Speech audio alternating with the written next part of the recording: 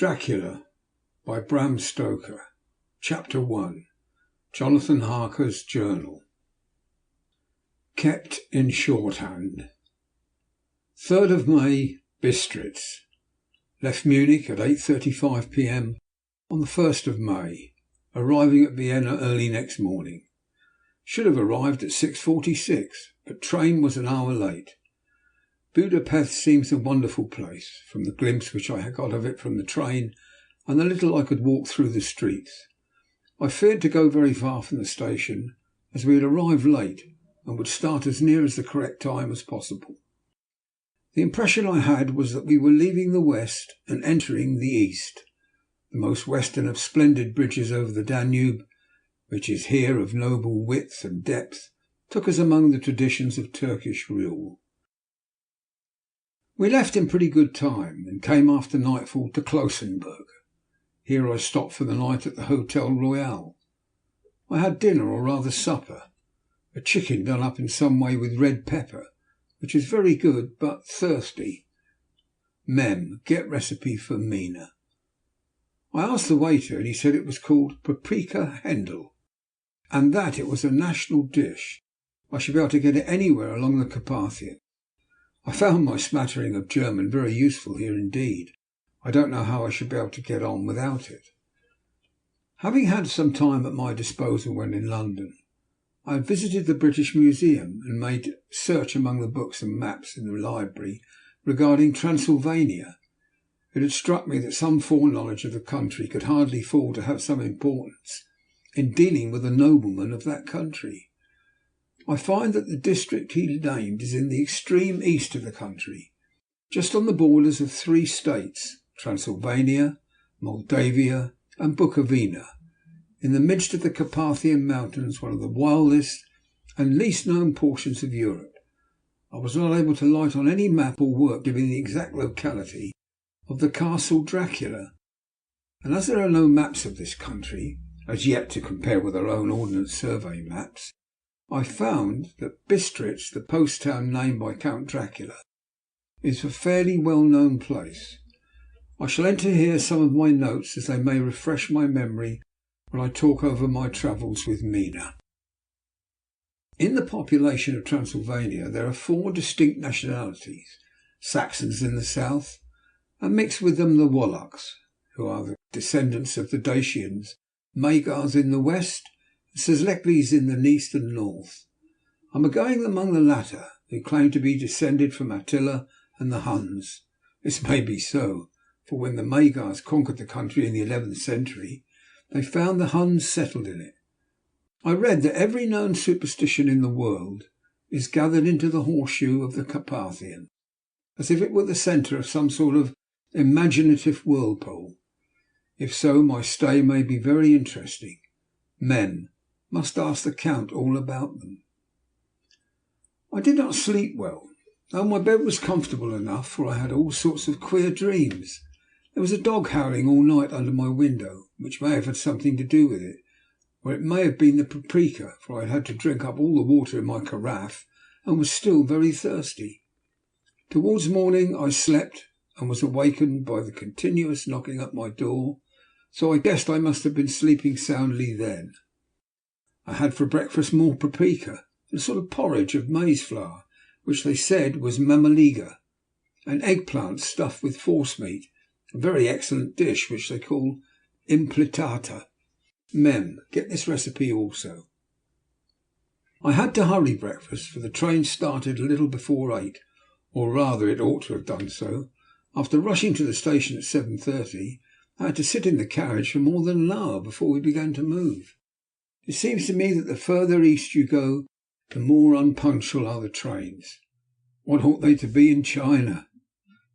All day long we seemed to dawdle through a country which was full of beauty of every kind. Sometimes we saw little towns or castles on the top of steep hills, such as we see in old missals. Sometimes we ran by rivers and streams, which seemed from the wide stony margin on each side of them to be subject to great floods. It takes a lot of water and running strong to sweep the outside edge of a river clear. At every station there were groups of people, sometimes crowds, and in all sorts of attire. Some of them were just like the peasants at home, or those I saw coming through France and Germany, with short jackets and round hats and homemade trousers. But others were very picturesque. The women looked pretty, except when you got near them, but they were very clumsy about the waist.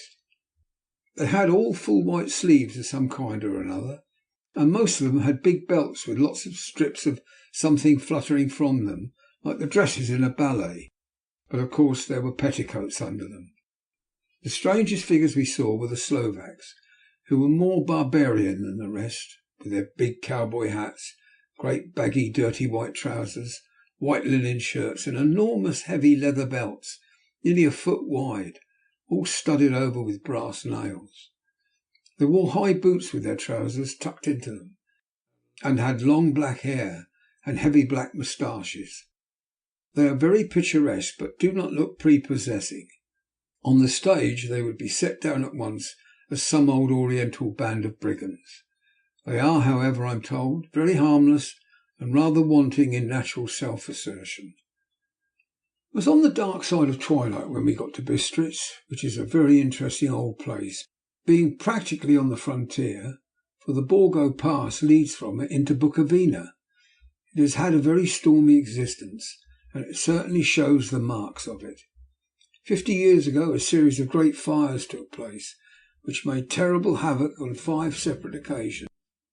At the very beginning of the 17th century it underwent a siege of 3 weeks and lost 13,000 people, the casualties of war proper being assisted by famine and disease.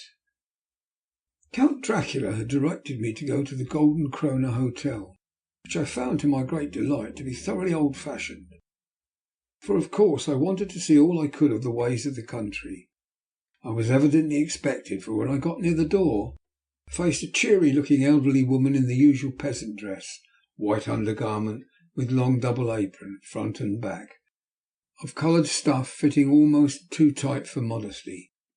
When I came close she bowed and said, "The Herr Englishman?" "Yes," I said, "Jonathan Harker." She smiled and gave some message to an elderly man in a white shirt sleeves who had followed her to the door. He went, but immediately returned with a letter. "My friend, welcome to the Carpathians. I am anxiously expecting you. Sleep well tonight. At 3 tomorrow the diligence will start for Bukovina. A place in it is kept for you. At the Borgo Pass my carriage will await you, and will bring you to me. I trust that your journey from London has been a happy one, and that you will enjoy your stay in my beautiful land. Your friend, Dracula." 4th of May. I found that my landlord had got a letter from the Count directing him to secure the best place on the coach for me. But on making inquiries as to details he seemed somewhat reticent, and pretended that he could not understand my German. This could not be true, because up to then he had understood it perfectly. At least he answered my questions exactly as if he did. He and his wife, the old lady who had received me, looked at each other in a frightened sort of way. He mumbled out that the money had been sent in a letter, and that was all he knew. When I asked him if he knew Count Dracula and could tell me anything of his castle, both he and his wife crossed themselves, and saying that they knew nothing at all, simply refused to speak further. It was so near the time of starting that I had no time to ask anyone else, for it was all very mysterious and not by any means comforting. Just before I was leaving, the old lady came up to my room and said in a very hysterical way, "Must you go? Oh, young Herr, must you go?" She was in such an excited state that she seemed to have lost her grip of what German she knew, and mixed it all up with some other language which I did not know of at all. I was just able to follow her by asking many questions, when I told her that I must go at once, and that I was engaged on important business. She asked again, "Do you know what day it is?" I answered that it was the 4th of May. She shook her head as she said again, "Oh yes, I know that, but do you know what day it is?" On my saying that I did not understand, she went on, "It is the eve of St. George's Day. Do you not know that tonight, when the clock strikes midnight, all the evil things in the world will have full sway? Do you know where you are going, or what you are going to?" She was in such evident distress that I tried to comfort her, but without effect, Finally she went down on her knees and implored me not to go, at least to wait a day or two before starting. It was all very ridiculous, but I did not feel comfortable. However, there was business to be done, and I could allow nothing to interfere with it. I therefore tried to raise her up, and said as gravely as I could that I thanked her, but my duty was imperative, and that I must go. She then rose and dried her eyes, and taking a crucifix from her neck, offered it to me. I didn't know what to do, for as an English churchman I had been taught to regard such things as in some measure idolatrous, and yet it seemed so ungracious to refuse an old lady meaning so well and in such a state of mind. She saw, I suppose, the doubt in my face, for she put the rosary round my neck and said, "For your mother's sake," and went out of the room. I'm writing up this part of the diary whilst I am waiting for the coach, which is, of course, late, and the crucifix is still round my neck. Whether it is the old lady's fear, or the many ghostly traditions of this place, or the crucifix itself, I do not know, but I am not feeling nearly as easy in my mind as usual. If this book should ever reach Mina before I do, let it bring my goodbye. Here comes the coach. 5th of May. The Castle. The grey of the morning has passed, and the sun is high over the distant horizon, which seems jagged, whether with trees or hills that I know not, for it is so far off that big things and little are mixed. I am not sleepy, and as I am not to be called till I awake, naturally I write till sleep comes. There are many odd things to put down, and unless who reads them may fancy that I dined too well before I left Bistritz, let me put down my dinner exactly. I dined on what they call robber steak, bits of bacon, onion and beef, seasoned with red pepper and strung on sticks and roasted over the fire, in the simple style of the London cat's meat. The wine was a golden Madeiash, which produces a queer sting on the tongue, which is, however, not disagreeable. I had only a couple of glasses of this and nothing else. When I got on the coach, the driver had not taken his seat, and I saw him talking with the landlady. They were evidently talking of me, for every now and then they looked at me, and some of the people who were sitting on the bench outside the door, which they called by a name meaning word bearer, came and listened and looked at me, most of them pityingly. I could hear a lot of words often repeated, queer words, for there were many nationalities in the crowd. So I quietly got my polyglot dictionary from my bag and looked them out. I must say they were not cheering to me, for amongst them were Ordog, Satan, Pokol, Hell, Stregoica, Witch, Rolock and Vilkosak, both of which mean the same thing, one being Slovak, the other Serbian, for something that is either werewolf or vampire. Mem. I must ask the Count about these superstitions. When we started, the crowd round the inn door, which had by this time swelled to a considerable size, all made the sign of the cross and pointed two fingers towards me. With some difficulty I got a fellow passenger to tell me what they meant. He would not answer at first, but on learning that I was English, he explained that it was a charm or guard against the evil eye. This was not very pleasant for me, just starting for an unknown place to meet an unknown man, but everyone seemed so kind-hearted and so sorrowful, so sympathetic, that I could not but be touched. I shall never forget the last glimpse of which I had of the inn yard and its crowd of picturesque figures, all crossing themselves as they stood round the wide archway, with its background of rich foliage of oleander and orange trees in green tubs clustered in the centre of the yard. Then our driver, whose wide linen drawers covered the whole front of the box seat, Gothic they call them, cracked his big whip over the four small horses, which ran abreast, and we set off on our journey. I soon lost sight and recollection of ghostly fears in the beauty of the scene as we drove along. Although I had known the language, or rather languages, which my fellow passengers were speaking, I might not have been able to have thrown them off so easily. Before us lay a green sloping land full of forests and woods, with here and there steep hills crowned with clumps of trees, or with farmhouses, the blank gable end to the road. There was everywhere a bewildering mass of fruit blossom, apple, plum, pear, cherry, and as we drove by I could see the green grass under the trees, spangled with the fallen petals. In and out amongst these green hills of what they call here Mittelland ran the road, losing itself as it swept round the grassy curve, or was shut out by the straggling ends of pine woods, which here and there ran down the hillside like tongues of flame. The road was rugged, but still we seemed to fly over it with a feverish haste. I could not understand then what the haste meant, but the driver was evidently bent on losing no time in reaching Borgo Prund. I was told that this road in summer time is excellent, but that it had not yet been put in order after the winter snows. In this respect it is different from the general run of roads in the Carpathians, for it is an old tradition that they are not to be kept in too good order.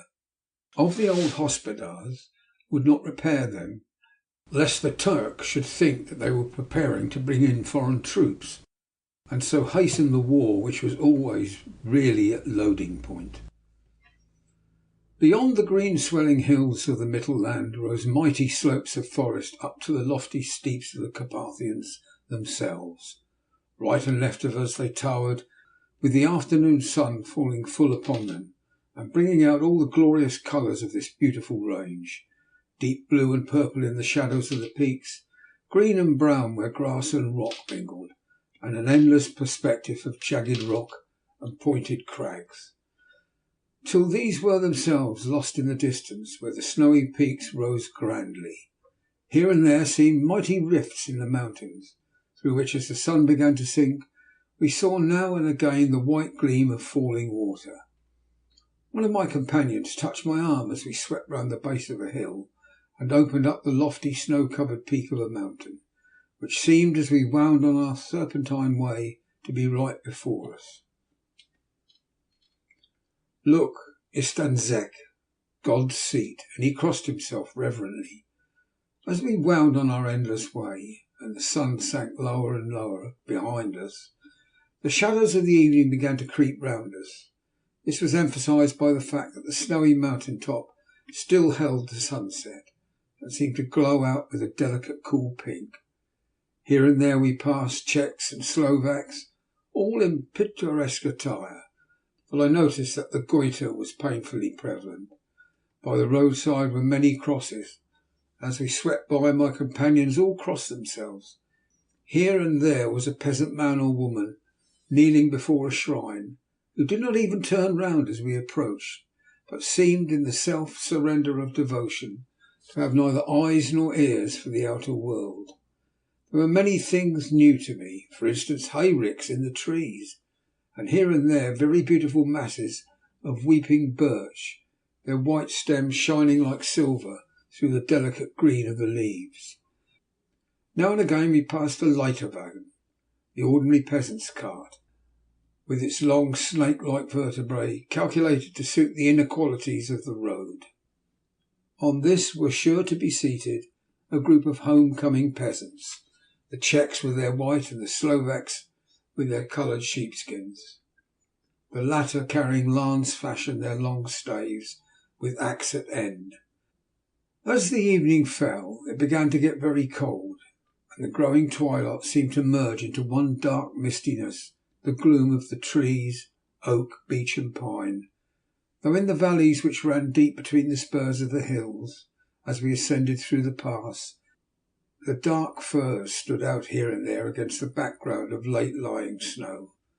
Sometimes, as the road was cut through the pine woods that seemed in the darkness to be closing down upon us, great masses of greyness, which here and there bestrewed the trees, produced a peculiarly weird and solemn effect, which carried on the thoughts and grim fancies engendered earlier in the evening, when the falling sunset threw into strange relief the ghost-like clouds, which amongst the Carpathians seemed to wind ceaselessly through the valleys.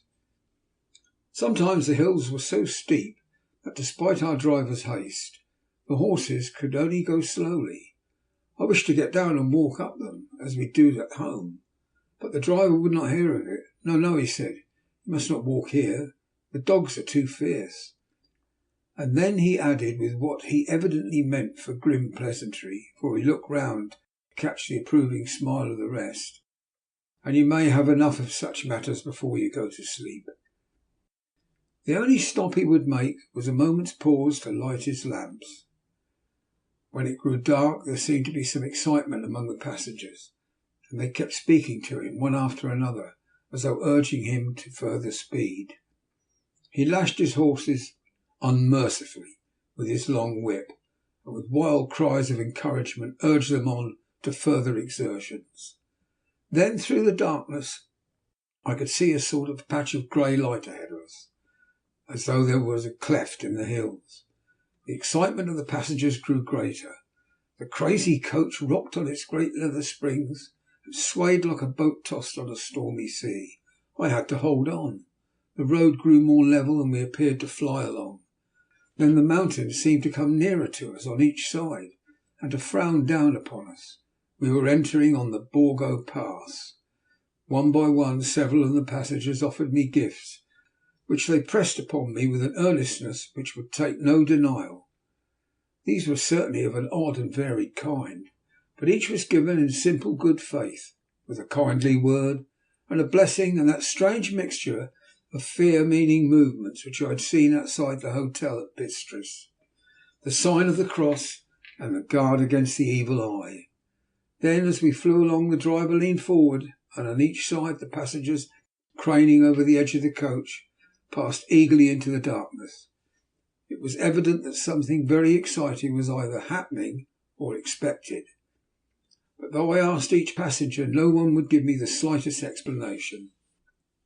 The state of excitement kept on for some little time, and at last we saw before us the pass opening out onto the eastern side. There were dark rolling clouds overhead, and in the air the heavy oppressive sense of thunder.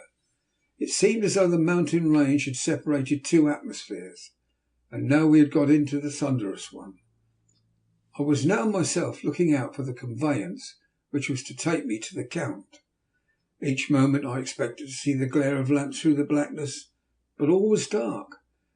The only light was the flickering rays of our own lamps, in which the stream from our hard-driven horses rose in a white cloud. We could see now the sandy road lying white before us, but there was no sign of a vehicle. The passengers drew back with a sigh of gladness, which seemed to mock my own disappointment. I was already thinking what I had best do, when the driver, looking at his watch, said to the others something which I could hardly hear. It was spoken so quietly and in so low a tone, I thought it was an hour less than the time. And then turning to me, he said in German worse than my own, "There's no carriage here. The Herr is not expected after all. He will now come on to Bukovina and return tomorrow or the next day. Better the next day." While he was speaking, the horses began to neigh and snort and plunge wildly, so that the driver had to hold them up. Then, amongst a chorus of screams from the peasants and a universal crossing of themselves, a caleche with 4 horses drove up behind us, overtook us, and drew up beside the coach. I could see from the flash of our lamps, as the rays fell on them, that the horses were coal black and splendid animals. They were driven by a tall man with a long brown beard and a great black hat, which seemed to hide his face. I could only see the gleam of a pair of very bright eyes, which seemed red in the lamplight. As he turned to us, he said to the driver, "You are early tonight, my friend." The man stammered in reply, "The Herr English was in a hurry." To which the stranger replied, "That is why, I suppose, you wished him to go on to Bukovina." "You cannot deceive me, my friend. I know too much, and my horses are swift." As he spoke he smiled, and the lamplight fell on a hard-looking mouth, with very red lips and sharp-looking teeth as white as ivory. One of my companions whispered to another the line from Burger's Leonore, "Denn die Toten reiten schnell, for the dead travel fast." The strange driver evidently heard the words, for he looked up with a gleaming smile. The passenger turned his face away at the same time, putting out his two fingers and crossing himself. "Give me the hare's luggage," said the driver, and with exceeding alacrity my bags were handed out and put in the caliche. Then I descended from the side of the coach as the caliche was close up alongside, the driver helping me with a hand which caught my arm in a grip of steel. His strength must have been prodigious. Without a word he shook his reins, the horses turned, and we swept into the darkness of the pass. A wild howling began, which seemed to come from all over the country, as far as the imagination could grasp it through the gloom of the night.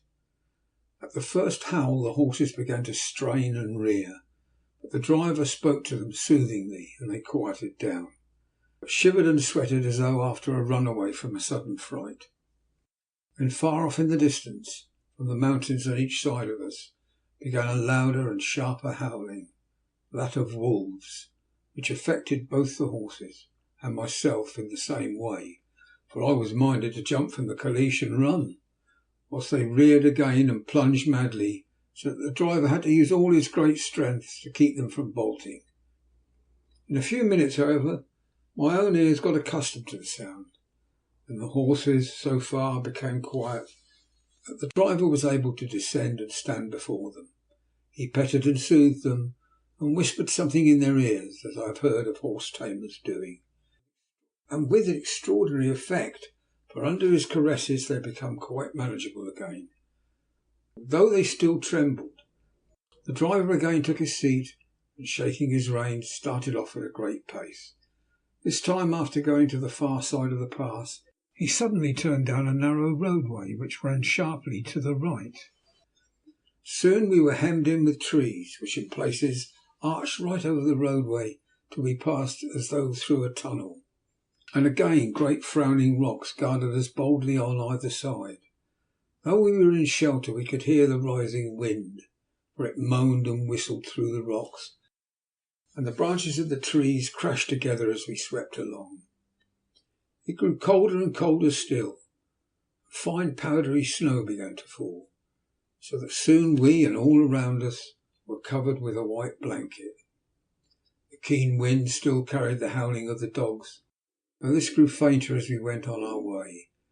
The baying of the wolves sounded nearer and nearer, as though they were closing on us from every side. I grew dreadfully afraid, and the horses shared my fear. The driver, however, was not in the least disturbed. He kept turning his head to left and right, but I could not see anything through the darkness. Suddenly, away on our left, I saw a faint flickering blue flame. The driver saw it at the same moment. He at once checked the horses, and jumping to the ground, disappeared into the darkness. I did not know what to do, the less as the howling of the wolves grew closer. But while I wondered, the driver suddenly appeared again, and without a word took his seat, and we resumed our journey. I think I must have fallen asleep and kept dreaming of the incident, for it seemed to be repeated endlessly. And now looking back, it's like a sort of awful nightmare. Once the flame appeared so near to the road that even in the darkness around us I could watch the driver's motions. He went rapidly to where the blue flame rose. It must have been very faint, for it did not seem to illumine the place around it at all. And gathering a few stones, formed them into some device. Once there appeared a strange optical effect. When he stood in between me and the flame, he did not obstruct it, for I could see its ghostly flicker all the same. This startled me, but as the effect was only momentary, I took it that my eyes deceived me, straining through the darkness.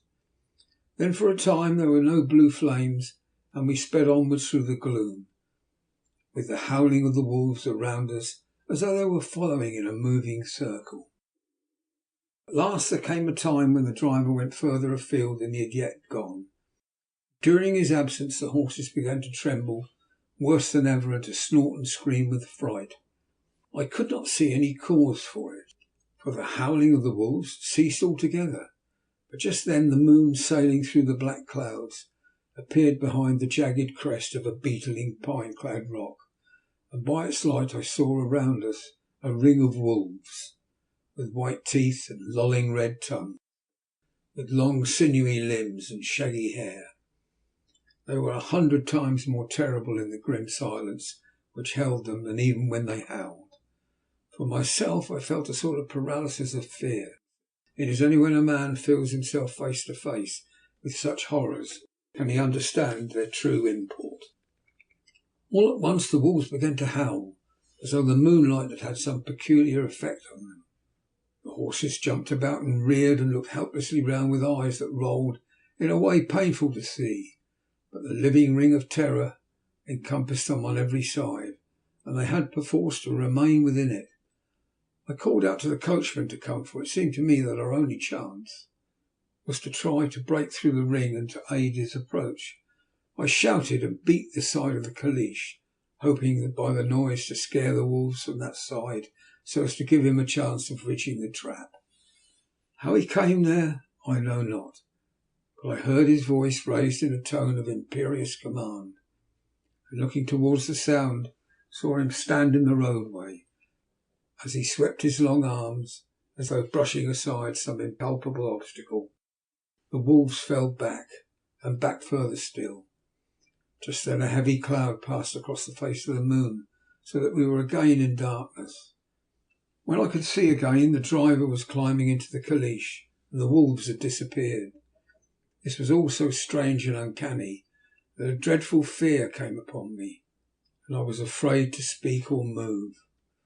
The time seemed interminable as we swept on our way, now in almost complete darkness, for the rolling clouds obscured the moon. We kept on ascending with occasional periods of quick descent, but in the main always ascending.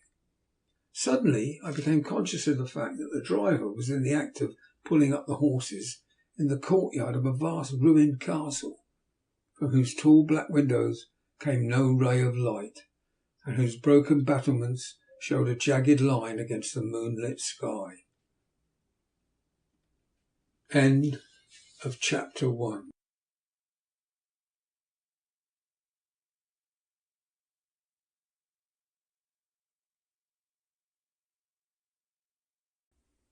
Chapter 2. Jonathan Harker's Journal, continued. 5th of May. I must have been asleep, for certainly if I had been fully awake I must have noticed the approach of such a remarkable place. In the gloom the courtyard looked of considerable size, and as several dark ways led from it under great round arches, perhaps seemed bigger than it really is. I have not yet been able to see it by daylight. When the caleche stopped, the driver jumped down and held out his hand to assist me to alight.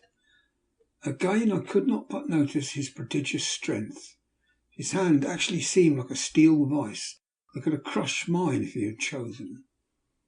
When he took out my traps and placed them on the ground beside me, as I stood close to a great door, old and studded with large iron nails, and set in a projecting doorway of massive stone, I could see even in the dim light that the stone was massively carved, but that the carving had been much worn by time and weather. As I stood, the driver jumped again into his seat and shook the reins. The horses started forward, and trap and all disappeared down one of the dark openings. I stood in silence where I was, for I did not know what to do. Of bell or knocker there was no sign. Through these frowning walls and dark window openings it was not likely that my voice would penetrate. The time I waited seemed endless, and I felt doubts and fears crowding upon me. What sort of place had I come to, and among what kind of people? What sort of grim adventure was it on which I had embarked? Was this a customary incident in the life of a solicitor's clerk sent out to explain the purchase of a London estate to a foreigner? Solicitor's clerk, Mina would not like that. Solicitor, for just before leaving London I got word that my examination was successful, and I am now a full-blown solicitor. I began to rub my eyes and pinch myself to see if I were awake. It all seemed like a horrible nightmare to me, and I expected that I should suddenly awake and find myself at home, with the dawn struggling in through the windows, as I had now and again felt in the morning after a day of overwork. But my flesh answered the pinching test, and my eyes were not to be deceived. I was indeed awake and among the Carpathians. All I could do now was to be patient and to wait the coming of the morning. Just as I had come to this conclusion, I heard a heavy step approaching behind the great door, and saw through the chinks the gleam of a coming light. Then there was the sound of rattling chains and the clanking of massive bolts drawn back. The key was turned with a loud grating noise of long disuse, and the great door swung back. Within stood a tall old man, clean shaven save for a long white moustache, and clad in black from head to foot, without a single speck of colour about him anywhere. He held in his hand an antique silver lamp, in which the flame burned without chimney or globe of any kind, throwing long quivering shadows as it flickered in the draught of the open door. The old man motioned me in with his right hand, with a courtly gesture, saying in excellent English, but with a strange intonation, "Welcome to my house. Enter freely and of your own free will." He made no motion of stepping to meet me, but stood like a statue, as though his gesture of welcome had fixed him into stone. The instant, however, that I had stepped over the threshold, he moved impulsively forward, and holding out his hand, grasped mine with strength which made me wince, which was not lessened by the fact that it seemed as cold as ice, more like the hand of a dead than a living man. Again he said, "Welcome to my house. Come freely, go safely, and leave something of the happiness you bring." The strength of the handshake was so much akin to that which I had noticed in the driver, whose face I had not seen, that for a moment I doubted if it were not the same person to whom I was speaking. So to make sure I said interrogatively, "Count Dracula?" He bowed in a courtly way as he replied, "I am Dracula, and I bid you welcome, Mr. Harker, to my house. Come in. The night air is chill, and you must need to eat and rest." As he was speaking, he put the lamp on the bracket on the wall, and stepping out took my luggage. He had carried it in before I could forestall him. I protested, but he insisted. "Nay, sir, you are my guest. It is late, and my people are not available. Let me see to your comfort myself." He insisted on carrying my traps along the passage, then up a great winding stair and along another great passage, on whose stone floor our steps rang heavily. At the end of this he threw open a heavy door, and I rejoiced to see within a well-lit room in which a table was spread for supper, and on whose mighty hearth great fire of logs, freshly replenished, flamed and flared. The Count halted, putting down my bags, closed the door, crossing the room opened another door, which led into a small octagonal room lit by a single lamp, and seemingly without a window of any sort. Passing through this, he opened another door, and motioned me to enter. It was a welcome sight, for here was a great bedroom, well lighted, and warmed with another log fire, also added to but lately, for the top logs were fresh, which sent a hollow roar up the wide chimney. The Count himself left my luggage inside, and withdrew, saying before he closed the door, "You will need after your journey to refresh yourself by making your toilet. I trust you will find all you wish. When you are ready, come into the other room, where you will find your supper prepared." The light and warmth of the Count's courteous welcome seemed to have dissipated all my doubts and fears. Having then reached my normal state, I discovered that I was half famished with hunger, so making a hasty toilet, I went into the other room. I found supper already laid out. My host, who stood on one side of the great fireplace, leaning against the stonework, made a graceful wave of his hand to the table, and said, "I pray you, be seated and sup how you please. You will, I trust, excuse me that I do not join you, but I have dined already, and I do not sup."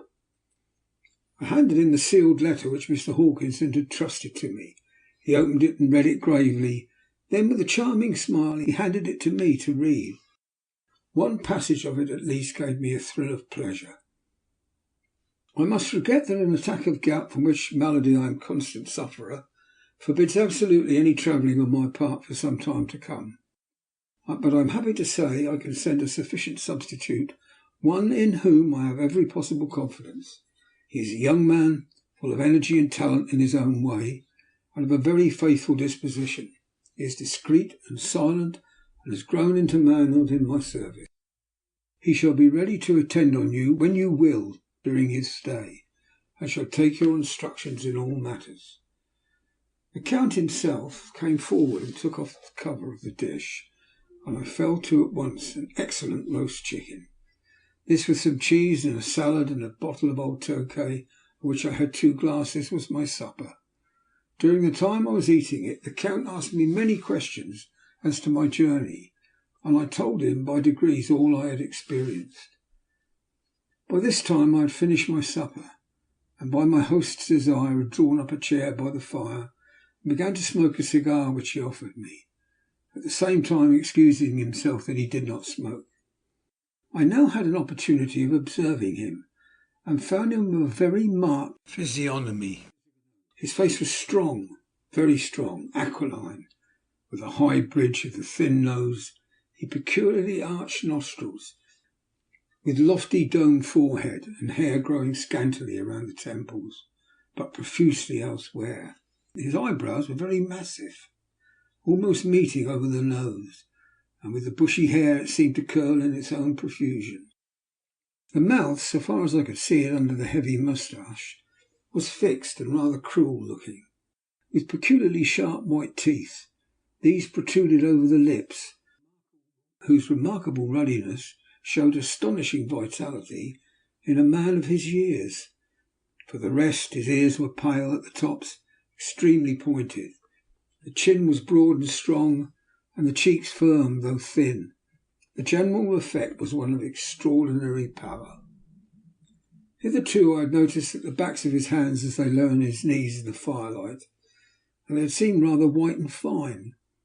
But seeing them now close to me, I could not help but notice that they were rather coarse, broad, with squat fingers. Strange to say, there were hairs in the centre of the palm. The nails were long and fine, and cut to a sharp point. As the Count leaned over me and his hands touched me, I could not repress a shudder. It may have been that his breath was rank, but a horrible feeling of nausea came over me, which, do what I would, I could not conceal.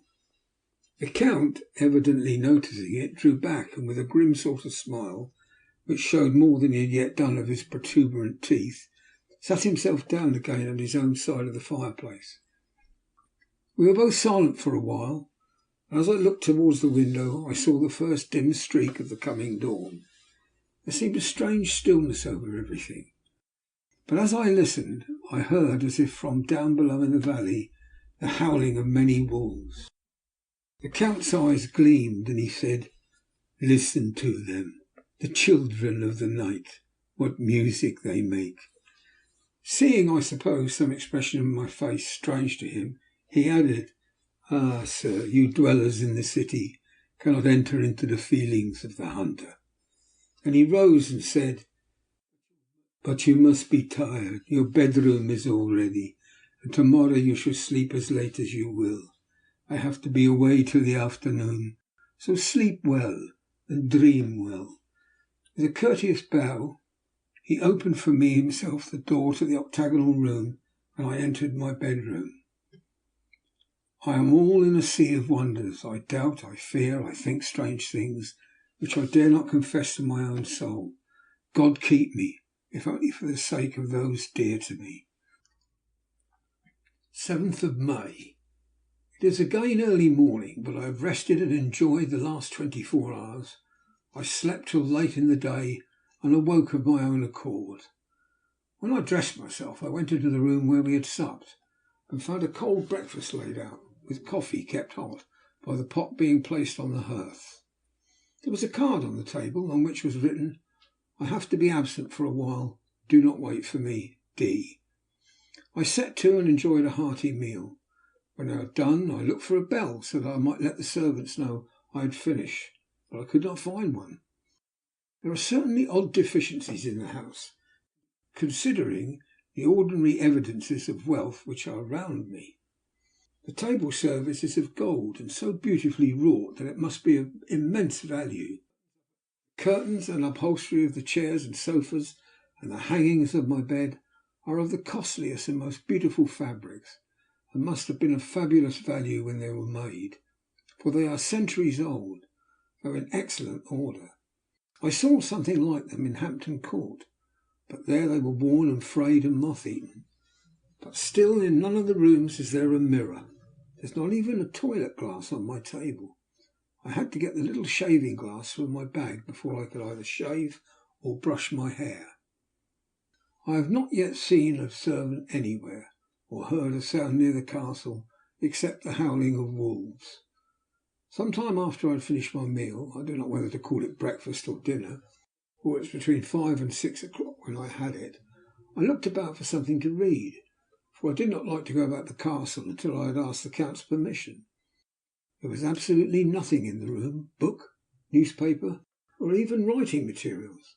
So I opened another door in the room and found a sort of library. The door opposite mine I tried, but found it locked. In the library I found to my great delight a vast number of English books, whole shelves full of them, with bound volumes of magazines and newspapers. The table in the centre was littered with English magazines and newspapers, though none of them were of very recent date. The books were of the most varied kind: history, geography, politics, political economy, botany, geology, law, all relating to England and English life and customs and manners. There were even such books of reference as the London Directory, the Red and Blue books, Whitaker's Almanac, the Army and Navy lists. It somehow gladdened my heart to see it, the Law List. Whilst I was looking at the books, the door opened and the Count entered. He saluted me in a hearty way, and hoped that I had had a good night's rest. Then he went on. I am glad you found your way in here, for I am sure there's much that will interest you. These companions, and he laid his hand on some of the books, have been good friends to me, and for some years past, ever since I had the idea of going to London, have given me many hours of pleasure. Through them I have come to know your great England, and to know her is to love her.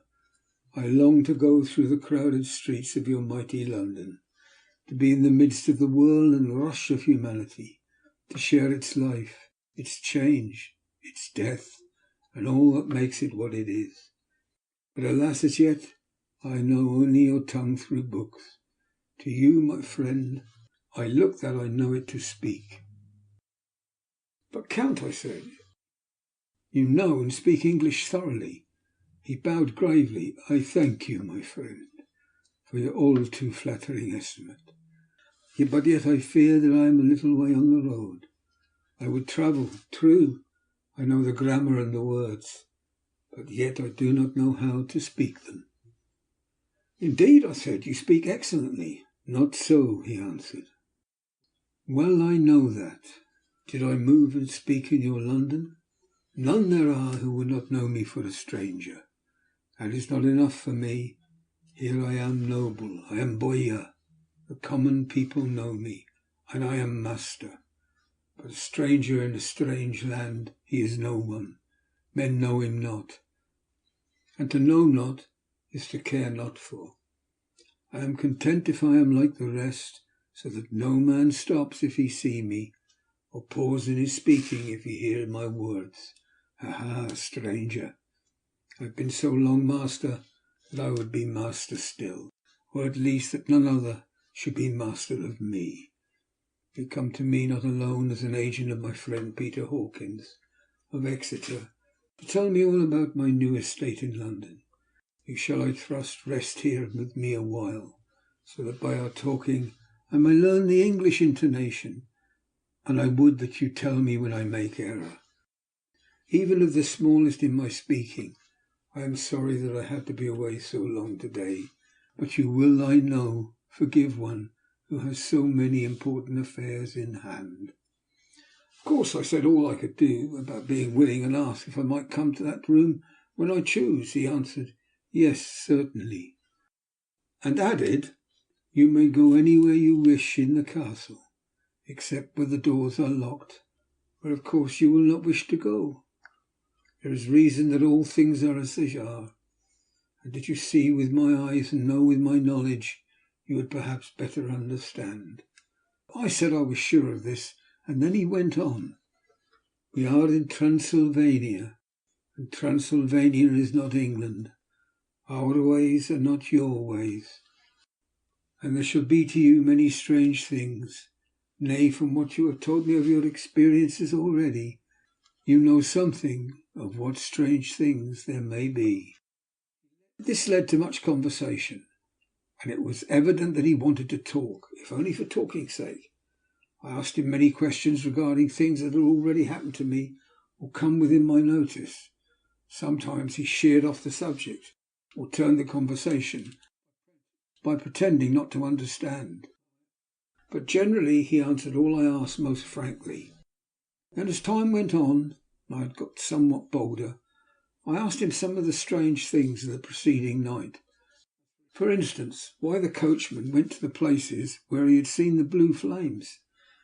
Then he explained to me that it was commonly believed that on a certain night of the year, last night in fact, when all the evil spirits are supposed to have been checked sway, a blue flame is seen over any place where treasure has been concealed. "That treasure has been hidden," he went on, "in the region through which you came last night. There can be little doubt, for it was the ground fought over for centuries by the Wallachian, the Saxon, and the Turk. Why, there is hardly a foot of soil in all this region that has not been enriched by the blood of men, patriots or invaders. In the old days there were stirring times, when the Austrian and the Hungarian came up in hordes, and the patriots went out to meet them, men and women, the aged and the children too, and waited their coming on the rocks above the passes, that they might sweep destruction on them with their artificial avalanches. When the invader was triumphant, he found but little, for what there was had been sheltered in the friendly soil."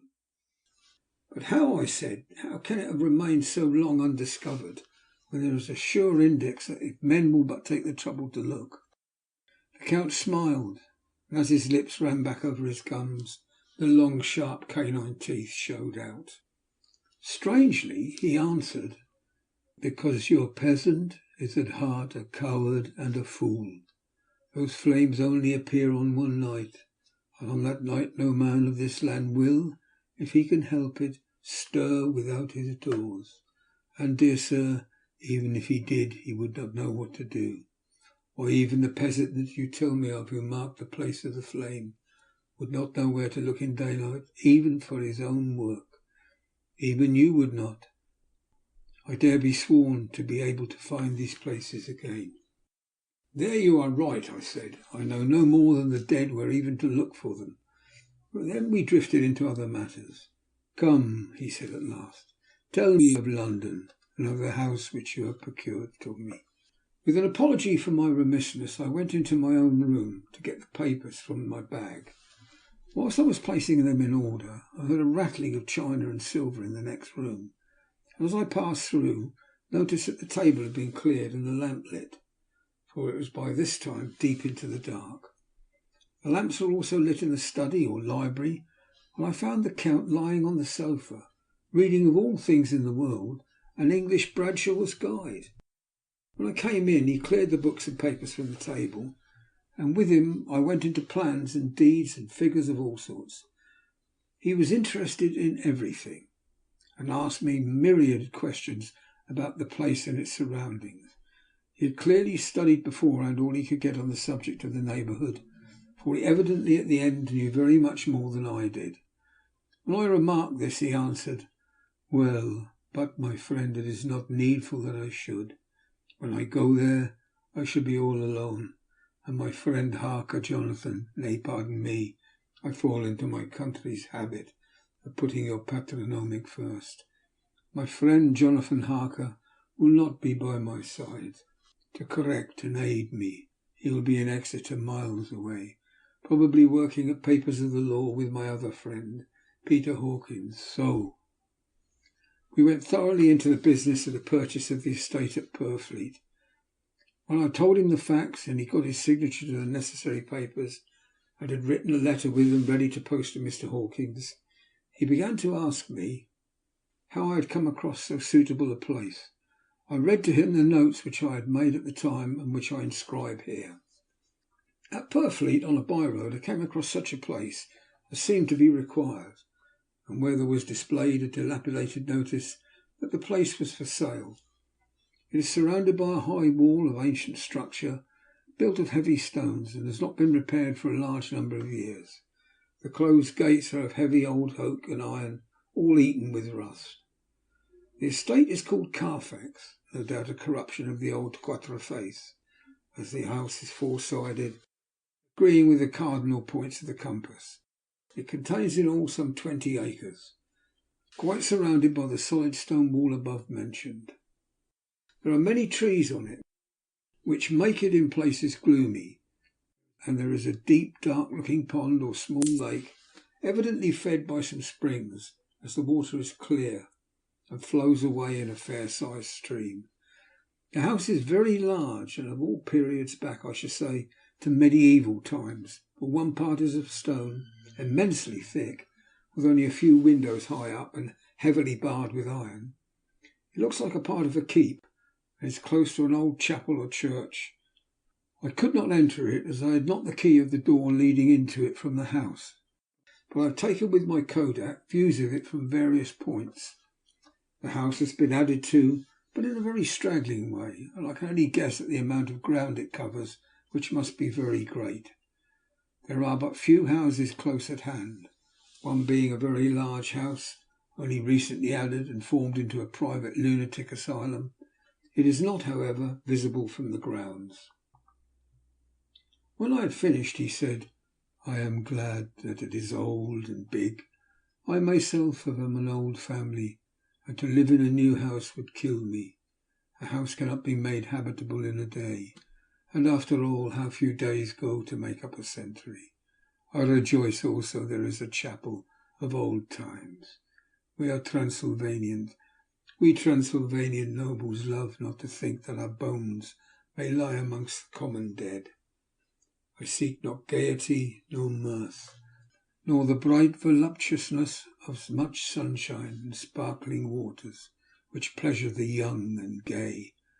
I am no longer young, and my heart, though weary for years of mourning over the dead, is not attuned to mirth. Moreover, the walls of my castle are broken, the shadows are many, and the wind breathes cold through the broken battlements and casements. I love the shade and the shadow, and would be alone with my thoughts when I may." Somehow his words and look did not seem to accord, or else it was that his cast of face made his smile look malignant and saturnine. Presently, with an excuse, he left me, asking me to put all my papers together. He was some little time away, and I began to look at some of the books around me. One was an atlas, and found it open naturally in England, as if that map had been much used. On looking at it, I found in certain places little rings marked, and on examining these I noticed one was near London, on the east side, manifestly where his new estate was situated. The other two were Exeter and Whitby on the Yorkshire coast. It was the better part of an hour when the Count returned. "Aha," he said, "still at your books. Good. But you must not work always. Come, I am informed that your supper is ready." He took my arm, and we went into the next room, where I found an excellent supper ready on the table. The Count again excused himself, as he had dined out on his being away from home, but he sat as on the previous night, and chatted whilst I ate. After supper I smoked as on the last evening, and the Count stayed with me, chatting and asking questions on every conceivable subject, hour after hour. I felt that it was getting very late indeed, but I did not say anything, for I felt under obligation to meet my host's wishes in every way. I was not sleepy, as the long sleep yesterday had fortified me, but I could not help experiencing a chill which comes over one at the coming of dawn. which is like, in its way, the turn of the tide. They say that people who are near death die generally at the change to dawn or at the turn of the tide.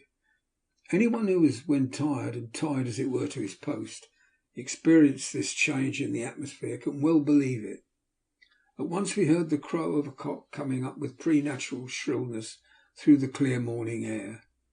Count Dracula, jumping to his feet, said, "Why, there is the morning again. How remiss I am to let you stay up so long. You must make your conversation regarding my dear new country of England less interesting, so that I may not forget how time flies by us." With a courtly bow, he quickly left me. I went to my own room and drew the curtains, but there was little to notice. My window opened into the courtyard. All I could see was the warm grey quickening sky, so I pulled the curtains again and have written of this day. 8th of May. I begin to fear as I wrote this book that I was getting too diffuse, but now that I am glad that I went into detail from the first. But there is something so strange about this place and all in it that I cannot but feel uneasy. I wish I was safe out of it, or that I'd never come. It may be that this strange night existence is telling on me, but would that that were all. If there were anyone to talk to, I could bear it, but there's no one. I have only the Count to speak with, and he, I fear I am myself, the only living soul within the place. Let me be prosaic so far as the facts can be. It will help me to bear up, and imagination must not run riot with me. If it does, I am lost. Let me say at once how I stand, or seem to. I only slept a few hours when I went to bed, and feeling that I could not sleep any more, got up. I'd hung my shaving glass by the window and was just beginning to shave. Suddenly I felt a hand on my shoulder, and I heard the Count's voice saying to me, "Good morning." I started, for it amazed me that I had not seen him since the reflection of the glass covered the whole room behind me. In starting I had cut myself slightly, but I did not notice it at the moment. Having answered the Count's salutation, I turned to the glass again to see how I had been mistaken. This time there could be no error, for the man was close to me, and I could see him over my shoulder, but there was no reflection of him in the mirror. The whole room behind me was displayed, but there was no sign of a man in it, except myself. This was startling, and coming on top of so many strange things, was beginning to increase that vague feeling of uneasiness which I always have when the Count is near. But at the instant I saw that the cut had bled a little, and the blood was trickling over my chin, I laid down the razor, turning as I did so half round to look for some sticking plaster. When the Count saw my face, his eyes blazed with a sort of demoniac fury, and he suddenly made a grab at my throat. I drew away, and his hand touched the string of beads which held the crucifix. It made an instant change in him, for the fury passed so quickly that I could hardly believe that it was ever there. "Take care," he said. "Take care how you cut yourself. It is more dangerous than you think in this country." And seizing the shaving glass, he went on. "And this is the wretched thing that has done the mischief. It is a foul bauble of man's vanity. Away with it." And opening the heavy window with one wrench of his terrible hand, he flung out the glass, which was shattered into 1,000 pieces on the stones of the courtyard below. Then he withdrew without a word. It is very annoying, for I do not see how I am to shave, unless in my watch case or the bottom of the shaving pot, which is fortunately made of metal. When I went into the dining room, breakfast was prepared. I could not find the Count anywhere, so I breakfasted alone. It is strange that as yet I have not seen the Count eat or drink. He must be a very peculiar man. After breakfast I did a little exploring in the castle, went out on the stairs, found a room looking towards the south. The view was magnificent, and from where I stood there was every opportunity of seeing it. The castle is on the very edge of a terrible precipice.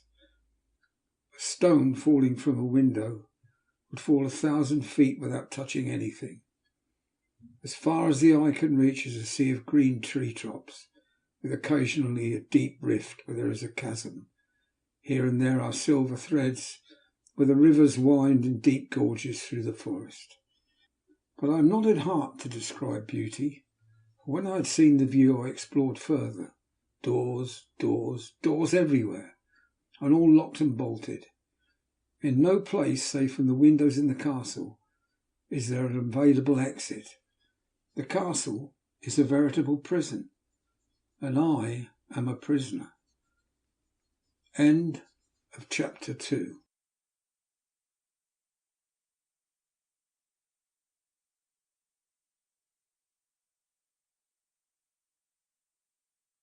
Chapter 3.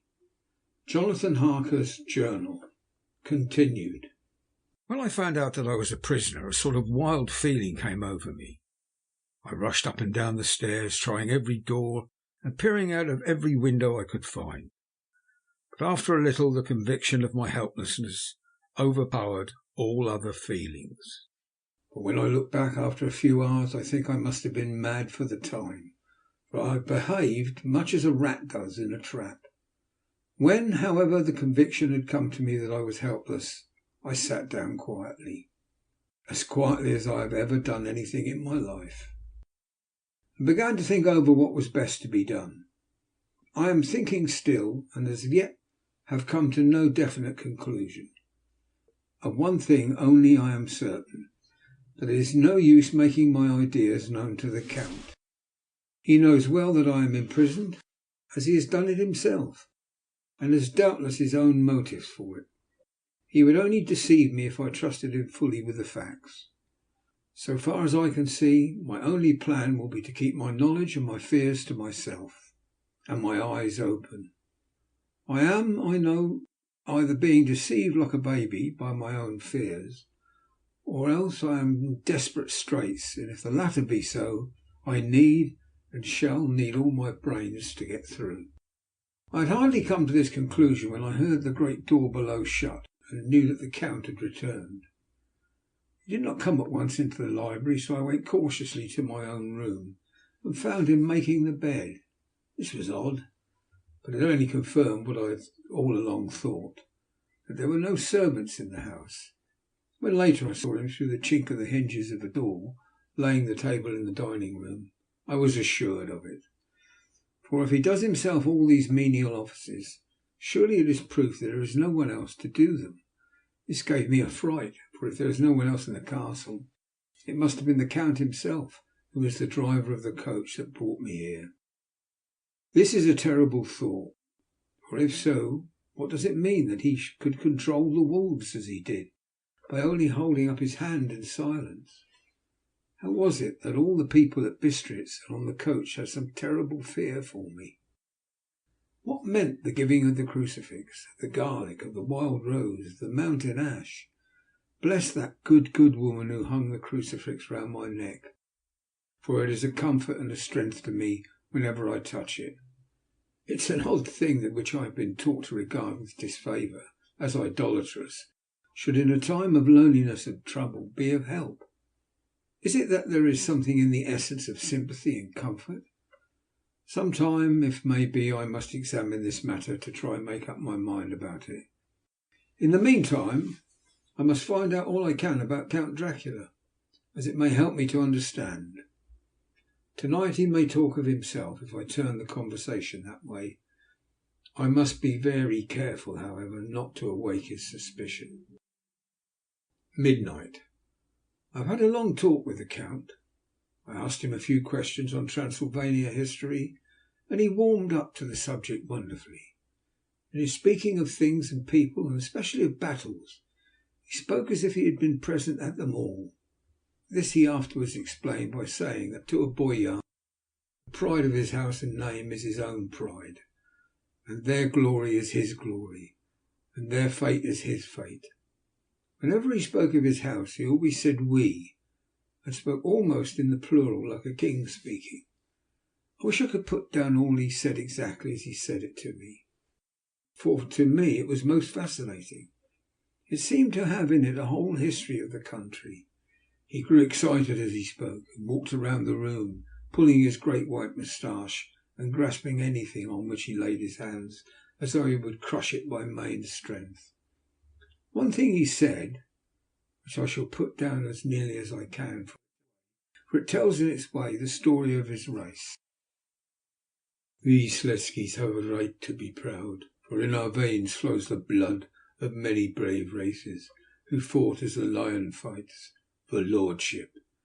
Here in the whirlpool of European races, the Ugric tribe bore down from the Iceland the fighting spirit which Thor and Woden gave them, which their berserkers displayed to such fell intent on the seaboards of Europe, aye, and of Asia and Africa too, till the peoples thought that the werewolves themselves had come. Here too, when they came, they found the Huns, whose warlike fury had swept the earth like a living flame, till the dying peoples held that in their veins ran the blood of those old witches who, expelled from Scythia, had mated with the devils in the desert. Fools, fools, what devil or what witch was ever so great as Attila, whose blood is in these veins? He held up his arms. Is it a wonder that we were a conquering race, that we were proud when the Magyar, the Lombard, the Avar, the Bulgar, or the Turk poured his thousands on our frontiers, we drove them back? Is it strange that when Arpad and his legions swept through the Hungarian fatherland, he found us here when he reached the frontier, and that the Onfogalas was completed there, and when the Hungarian flood swept eastward, the Szeklis were claimed as kindred by the victorious Magyars, and to us for centuries was trusted the guarding of the frontier of Turkeyland. Aye, more than that, endless duty of the frontier guard, for as the Turks say, water sleeps and an enemy is sleepless. Who more gladly than we throughout the four nations received the bloody sword, or at its warlike call flocked quicker to the standard of the king, when was redeemed after that great shame of my nation, the shame of Kosovo, when the flags of the Wallach and the Magyar went down beneath the crescent? Who was it but one of my own race, who as Voivode crossed the Danube and beat the Turk on his own ground? This was a Dracula indeed. Woe was it that his own unworthy brother, when he had fallen, sold his people to the Turk and brought the shame of slavery on them. Was it not this Dracula indeed who inspired that the other of his race, who in a later age again and again brought his forces over the great river into Turkeyland, who, when he was beaten back, came again and again and again, though he had to come himself? Ah, what good are peasants without a leader? Where ends the war without a brain and a heart to conduct it? Again, when after the battle of Mohics we threw off the Hungarian yoke, we of the Dracula blood were amongst their leaders, for our spirit would not brook that we were not free. Ah, young sir, the Szekelis and the Dracula is their heart's blood. Their brains and their swords can boast a record that mushroom growths like the Habsburgs and the Romanovs can never reach. The warlike days are over. Blood is too precious a thing in these days of dishonourable peace, and the glories of the great races are in a tale that is told. It was by this time close on morning, and we went to bed. Mem. This diary seems horribly like the beginning of the Arabian Nights, for everything has to break off at cockcrow, or like the ghost of Hamlet's father. 12th of May. Let me begin with facts, bare, meagre facts, verified by books and figures, and of which there can be no doubt. I must not confuse them with experiences which will have to rest on my own observation or my memory of them. Last evening, when the Count came from his room, he began by asking me questions on legal matters and on the doing of certain kinds of business. I had spent the day wearily over books, and, simply to keep my mind occupied, went over some of the matters I had been examined in at Lincoln's Inn. There was a certain method in the Count's inquiries, so I shall try to put them down in sequence, The knowledge may somehow or sometime be useful to me. First, he asked if a man in England might have 2 solicitors or more. I told him he might have a dozen if he wished, but that it would not be wise to have more than one solicitor engaged in one transaction, as only one could act at a time, and that the change would be certain to militate against his interest. He seemed thoroughly to understand, and went on to ask if there would be any practical difficulty in having one man to attend, say, to banking, and another to look after shipping, in case local help were needed in a place far from the home of the banking solicitor. I asked him to explain more fully so that I might not by any chance mislead him. So he said, "I shall illustrate. Your friend and mine, Mr. Peter Hawkins, from under the shadow of your beautiful cathedral at Exeter, which is far from London, buys for me through your good self my place at London. Good. Now here let me say frankly, lest you should think it strange that I have sought the services of one so far off from London instead of some one resident there, that my motive was no local interest might be served save my wish only, and that as one of London's residents might perhaps have some purpose of himself or friend to serve, I went thus afield to seek my agent, whose labours should be only to my interest. Now I suppose I, who have much affairs, wish to ship goods, say, to Newcastle, or Durham, or Harwich, or Dover. Might it not be that I could more ease be done by consigning to one in these ports?" I answered that certainly it would be most easy, but that we solicitors had a system of agency, one for the other, so that local work could be done locally on instruction from any solicitor, so that the client, simply placing himself in the hands of one man, could have his wishes carried out by him without further trouble. "But," said he, "I could be at liberty to direct myself. Is it not so?" "Of course," I replied, "and such often done by men of business who do not like the whole of their affairs to be known by any one person."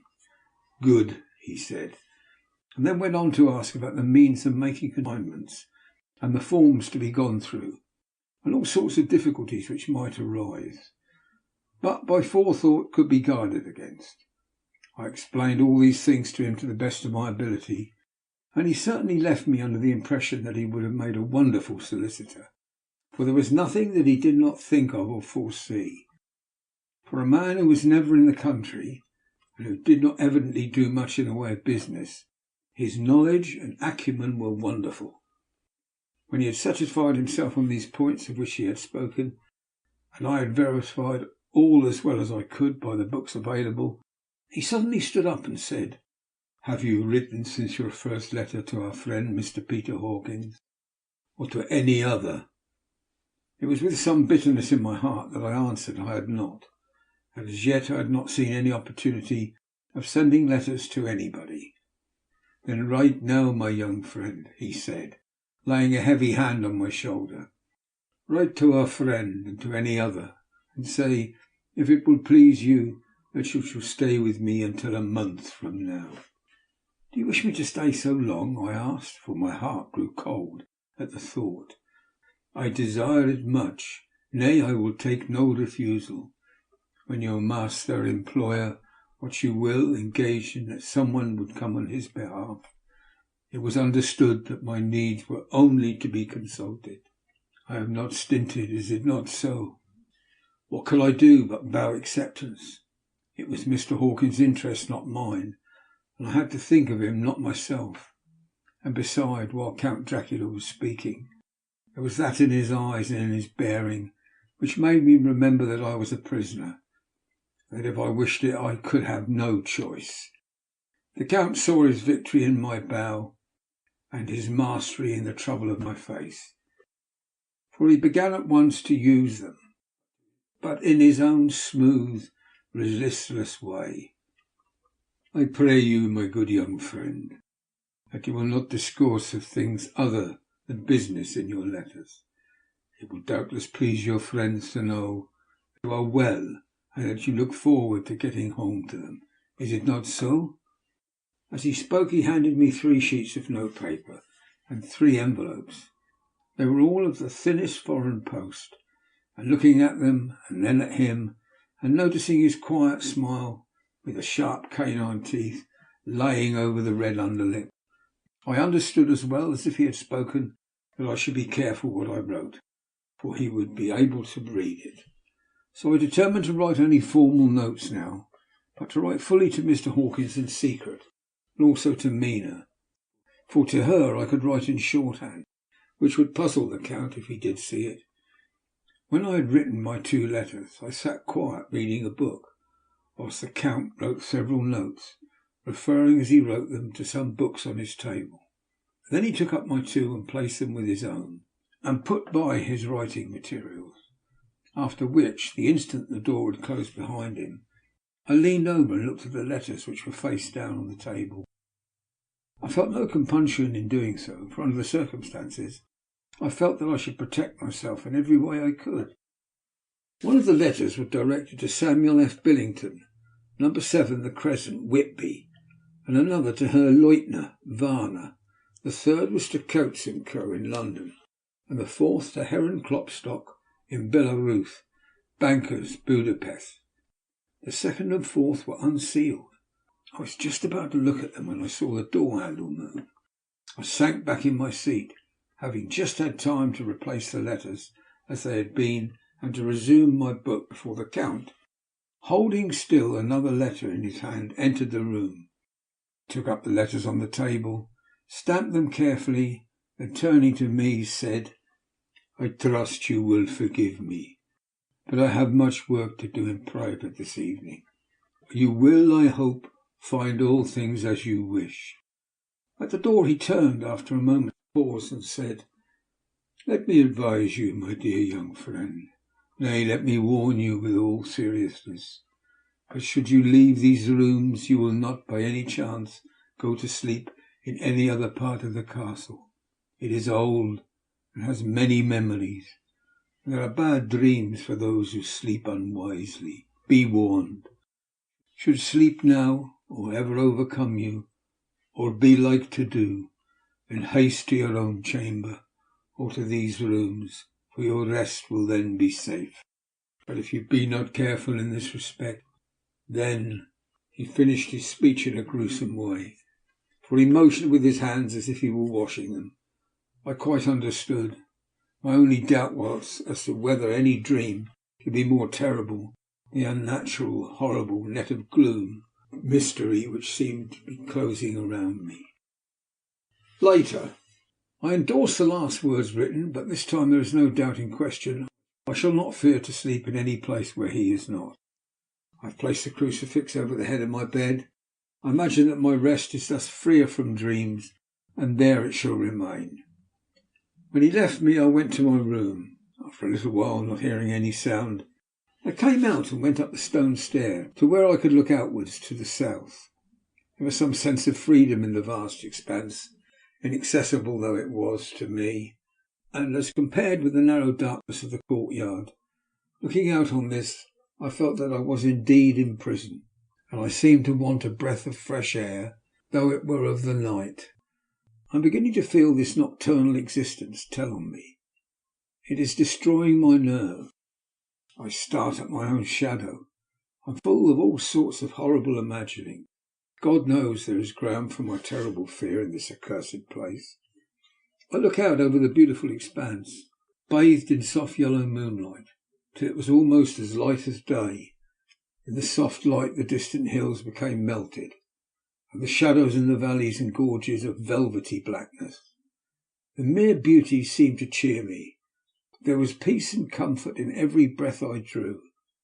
As I leaned from the window, my eye was caught by something moving a storey below me, somewhat to my left, for I imagined from the order of the rooms that the windows of the Count's own room would look out.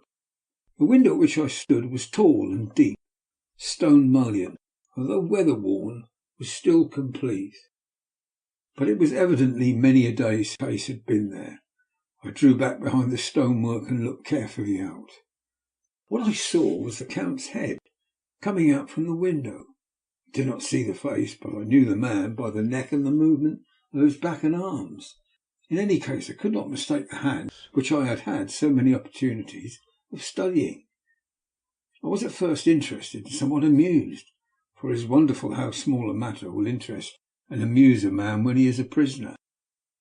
But my very feelings changed to repulsion and terror when I saw the whole man slowly emerge from the window and begin to crawl down the castle wall over that dreadful abyss, face down, with his cloak spreading out around him like great wings. At first I could not believe my eyes. I thought it was some trick of the moonlight, some weird effect of shadow. But I kept looking, and it could be no delusion. I saw the fingers and toes grasp the corners of the stones, worn clear of the mortar by the stress of years, and thus using every projection and inequality move downwards with considerable speed, just as a lizard moves along a wall. What manner of man is this, or what manner of creature is in the semblance of man? I feel the dread of this horrible place overpowering me. I am in fear, in awful fear, and there is no escape for me. I am encompassed about with terrors that I dare not think of. 15th of May. Once more I have seen the Count go out in his lizard fashion. He moved downwards in a sidelong way some 100 feet down, and a good deal to the left. He vanished into some hole or window. When his head had disappeared, I leaned out to try and see more, but without avail. The distance was too great to allow a proper angle of sight. I knew he had left the castle now, and thought to use the opportunity to explore more than I had dared to do as yet. I went back to the room, and taking a lamp, tried all the doors. They were all locked, as I had expected, and the locks were comparatively new. But I went down the stone stairs to the hall where I had entered originally. I found I could pull back the bolts easily and unhook the great chains, but the door was locked and the key was gone. That must be the key in the Count's room. I must watch should his door be unlocked so that I might get it and escape. I went on to make a thorough examination of the various stairs and passages, and to try the doors that opened from them. One or two small rooms near the hall were open, but there was nothing to see in them except old furniture, dusty with age and moth-eaten. At last, however, I found one door at the top of the stairway, which, though it seemed to be locked, gave a little under pressure. I tried it harder, and found that it was not really locked, but that the resistance came from the fact that the hinges had fallen somewhat, and the heavy door rested on the floor. Here was an opportunity which I might not have again, so I exerted myself, and with many efforts forced it back so that I could enter. I was now in a wing of the castle further to the right than the rooms I knew, and a story lower down. From the windows I could see that the suites of rooms laying along to the south of the castle, the windows of the end room looking out both west and south. On the latter side, as well as to the former, there was a great precipice. The castle was built on the corner of a great rock, so that on three sides it was quite impregnable, and great windows were placed here where sling or bow or culverin could not reach, and consequently light and comfort, impossible to a position which had to be guarded, were secured. To the west was a great valley, rising far away, great jagged mountain fastness, rising peak on peak, a sheer rock studded with mountain ash and thorn, whose roots clung in cracks and crevices and crannies of the stone. This was evidently the portion of the castle occupied by the ladies in bygone days, for the furniture had more an air of comfort than any I had seen. The windows were curtainless, and the yellow moonlight flooding in through the diamond panes enabled one to see even colours, whilst it softened the wealth of dust which lay over all, and disguised in some measure the ravages of time and the moth. My lamp seemed to be of little effect in the brilliant moonlight, but I was glad to have it with me, for there was a dread loneliness in the place which chilled my heart and made my nerves tremble. Still, it was better than living alone in the rooms which I had come to hate from the presence of the Count, and after trying a little to school my nerves, I found a soft quietude come over me. Here I am, sitting at a little oak table, where in old times possibly some fair lady sat to pen, with much thought and many blushes, her ill-spelt love letter, and writing in my diary in shorthand all that has happened since I closed it last. It is 19th century up to date with a vengeance, and yet, unless my senses deceive me, the old centuries had and have powers of their own, which mere modernity cannot kill. Later, the morning of the 16th of May, God preserve my sanity, for to this I am reduced. Safety and the assurance of safety are things of the past. Whilst I live on here, there is one thing to hope for, that I may not go mad, if indeed I be not mad already. If I be sane, then surely it is maddening to think of that all the foul things that lurk in this hateful place. The Count is the least dreadful to me, that to him alone I can look for safety, even though this be only whilst I can serve his purpose. Great God, merciful God, let me be calm, for out of that way lies madness indeed. I begin to get new lights on certain things which have puzzled me. Up to now I never quite knew what Shakespeare meant when he made Hamlet say, "My tablets, quick, my tablets, 'tis meet that I put it down," etc. For now, feeling as though my own brain were unhinged, or as if the shock had come which must end its undoing, I turned to my diary for repose. The habit of entering accurately must help to soothe me. The Count's mysterious warning frightened me at the time. It frightens me more now when I think of it, for in the future he has a fearful hold upon me. I shall fear, no doubt, what he may say. When I had written in my diary, and fortunately replaced the book and pen in my pocket, I felt sleepy. The Count's warning came into my mind, but I took a pleasure in disobeying it. The sense of sleep was upon me, and with it the obstinacy which sleep brings as an outrider. The soft moonlight soothed, and the wide expanse without gave a sense of freedom, which refreshed me. I determined not to turn tonight to the gloom-haunted rooms, but to sleep here, whereof ladies had sat and sung and lived sweet lives, whilst their gentle breasts were sad for their menfolk, away in the midst of remorseless wars. I drew a great couch out of its place near the corner, so that as I lay I could look at the lovely view to the east and south, and unthinking of and uncaring for the dust, composed myself for sleep. I suppose I must have fallen asleep, I hope so, but I fear, for all that followed was startlingly real, so real that now, sitting here in the broad full sunlight of the morning, I cannot in the least believe that it was all sleep. I was not alone. The room was the same, unchanged in any way since I came into it. I could see along the floor in the brilliant moonlight my own footsteps, marked where I had disturbed the long accumulation of dust. In the moonlight opposite me were three young women, ladies by their dress and manner. I thought at the time that I must be dreaming when I saw them, for, though the moonlight was behind them, they threw no shadow on the floor. They came close to me and looked at me for some time, and then whispered together. Two were dark, and had high aquiline noses like the Count, great dark piercing eyes that seemed to be almost red when contrasted with the pale yellow moon. The other was fair as can be, with great wavy masses of golden hair, and eyes like pale sapphires. I seemed somehow to know her face, and to know it in connection with some dreamy fear, but I could not recollect at the moment how or where. All three had brilliant white teeth that shone like pearls against the ruby of their voluptuous lips.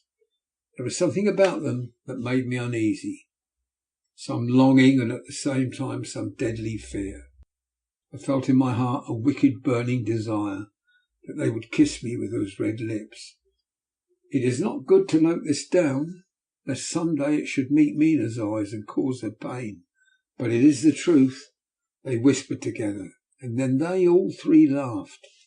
Such a silvery musical laugh, but as hard as though the sound never could have come through the softness of human lips. It was like the intolerable tingling of sweetness of water glasses when played on by a cunning hand. The fair girl shook her head coquettishly, and the other two urged her on. One said, "Go on, you are first, and we shall follow. Yours is the right to begin." The other added, "He is young and strong. There are kisses for us all." I lay quiet, looking out under my eyelashes in an agony of delightful anticipation. The fair girl advanced and bent over me till I could feel the movement of her breath.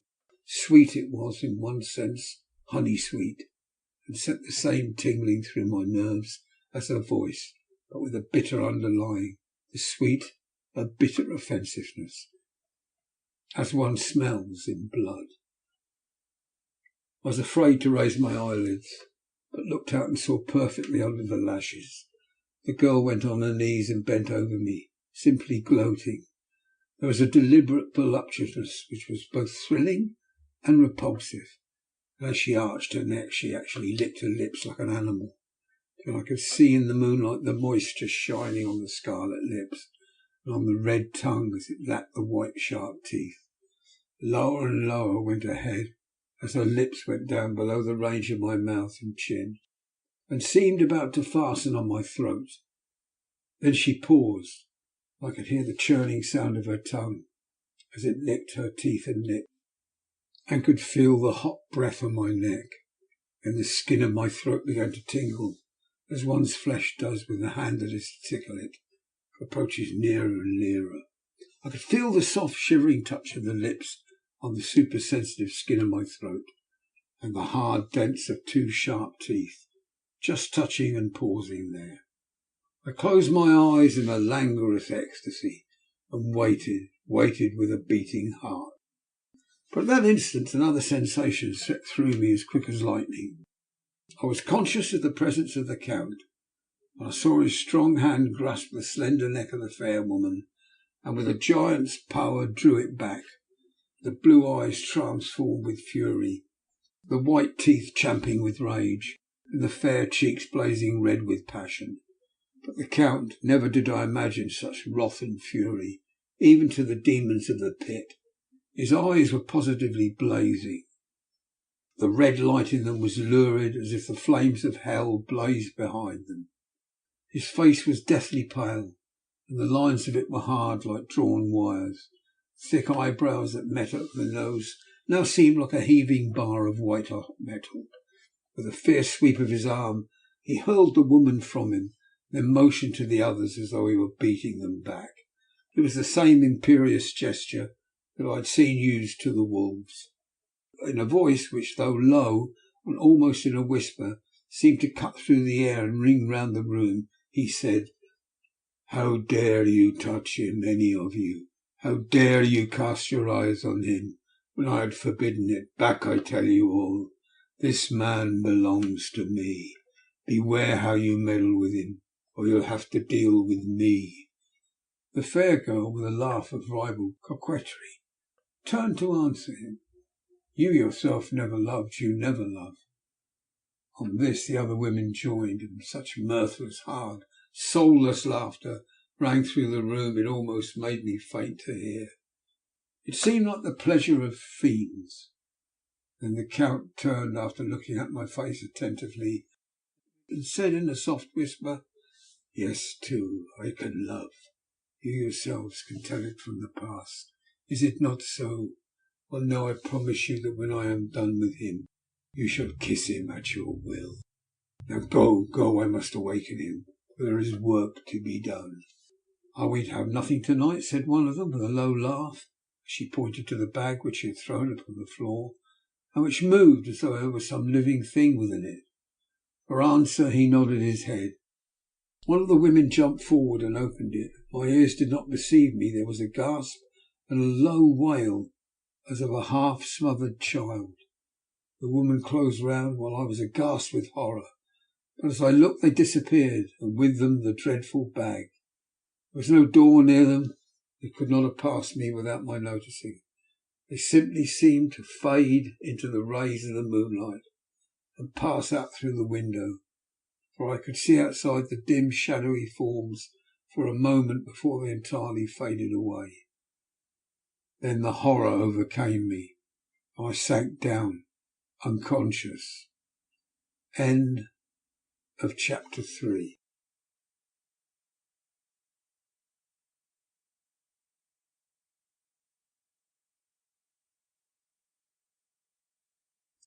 Chapter 4. Jonathan Harker's Journal, continued. I awoke in my own bed. If it be that I had not dreamt, the Count must have carried me here. I tried to satisfy myself on the subject, but could not arrive at any unquestionable result. To be sure, there were certain small evidences, such that my clothes were folded and laid by in a manner which was not my habit. My watch was still unwound, and I am rigorously accustomed to wind it in the last thing before going to bed, and many such details. But these things are no proof, for they may have been evidences that my mind was not as usual, and from some cause or another I had certainly been much upset. I must watch for proof. Of one thing I am glad, it was that the Count carried me here and undressed me. He must have been hurried in his task, for my pockets are intact. I am sure this diary would have been a mystery to him, which he would not have brooked. He would have taken or destroyed it. As I look around this room, although it has been to me so full of fear, it is now a sort of sanctuary, for nothing can be more dreadful than those awful women who are, waiting to suck my blood. 18th of May. I have been down to look at that room again in daylight, for I must know the truth. When I got to the doorway at the top of the stairs, I found it closed. It had been so forcibly driven against the jamb that part of the woodwork was splintered. I could see that the bolt of the lock had not been shot, but the door was fastened from the inside. I fear it was no dream, and I must act on this surmise. 19th of May. I am surely in the toils. Last night the Count asked me in the suavest tones to write 3 letters, one saying that my work here was nearly done, and that I should start for home within a few days, another that I was starting on the next morning from the time of the letter, and the third that I had left the castle and arrived at Bistritz. I would fain have rebelled, but felt that in the present state of things it would be madness to quarrel openly with the Count whilst I am so absolutely in his power, and to refuse would be to excite his suspicion and to arouse his anger. He knows that I know too much, and that I must not live, lest I be dangerous to him. My only chance is to prolong my opportunities. Something may occur which will give me a chance to escape. I saw in his eyes something of that gathering wrath which was manifest when he hurled that fair woman from him. He explained to me that the posts were few and uncertain, and that my writing now will ensure ease of mind to my friends, and he assured me with so much impressiveness that he would countermand the later letters, which would be held over at Bistritz until due time, in case chance would admit of my prolonging my stay, that to oppose him would have been to create a new suspicion. I therefore pretended to fall in with his views, and asked him what dates I should put on the letters. He calculated a minute, and then said, "The first should be the 12th of June, the second June the 19th, and the third June the 29th. I now know the span of my life. God help me." 28th of May. There is a chance of escape, or at any word being able to send word home. A band of Cingani have come to the castle and are encamped in the courtyard. These Cingani are gypsies. I have notes of them in my book. They are peculiar to this part of the world, though allied to the ordinary gypsies all the world over. There are thousands of them in Hungary and Transylvania, who are almost outside the law. They attach themselves as a rule to some great noble or boyar, and call themselves by his name. They are fearless and without religion, save superstition, and they talk only their own varieties of the Romany tongue. I shall write some letters home, and shall try to get them to have them posted. I have already spoken to them through my window to begin acquaintanceship. They took their hats off and made obeisance and many signs, which, however, I could not understand any more than I could their spoken language. I have written the letters. Mina's is in shorthand, and I simply asked Mr. Hawkins to communicate with her. To her I have explained my situation, but without the horrors which I may only surmise. It would shock and frighten her to death were I to expose my heart to her. Should the letters not carry, then the Count shall not yet know my secret or the extent of my knowledge. I have given the letters. I threw them through the bars of my window with a gold piece, and made what signs I could to have them posted. The man who took them pressed them to his heart and bowed, and then put them in his cap. I could do no more. I stole back into the study and began to read. As the Count did not come in, I have written here. The Count has come. He sat down beside me and said in his smoothest voice, as he opened two letters, "The Susgani have given me these, of which, though I know not whence they come, I shall of course take care. See, he must have looked at it. One is from you and to my friend, Peter Hawkins. The other—" Here he caught sight of the strange symbols as he opened the envelope, and the dark look came into his face, and his eyes blazed wickedly. "The other is a vile thing, an outrage upon friendship and hospitality. It is not signed. Well, so it cannot matter to us." And he calmly held the letter and envelope in the flame of the lamp until they were consumed. Then he went on. "The letter to Hawkins, that I shall of course send on, since it is yours. Your letters are sacred to me. Your pardon, my friend, and unknowingly I did break the seal. Will you not cover it again?" He held out the letter to me. With a courteous bow, handed me the green envelope. I could only redirect it and hand it to him in silence. When he went out of the room, I could hear the key turning softly. A minute later I went over and tried it, and the door was locked. When an hour or two after, the Count came quietly into the room. His coming awakened me, for I had gone to sleep on the sofa. He was very courteous and very cheery in his manner, and seeing that I had been sleeping, he said, "So, my friend, you are tired. Get to bed. There is the surest rest. I may not have the pleasure to talk to-night, since there are many labours to me. But you will sleep, I pray." I passed into my room and went to bed, and, strange to say, slept without dreaming. Despair has its own calms. 31st of May. This morning when I awoke I thought I would provide myself with some paper and envelopes for my bag, and keep them in my pocket, so that I might write in case I should get an opportunity.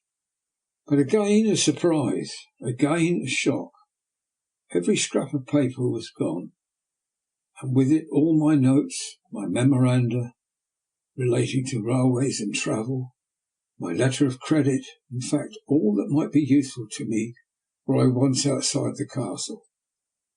I sat and pondered for a while, and then some thought occurred to me, and I made search of my portmanteau and in the wardrobe where I had placed my clothes. The suit in which I had travelled was gone, also my overcoat and rug. I could find no trace of them anywhere.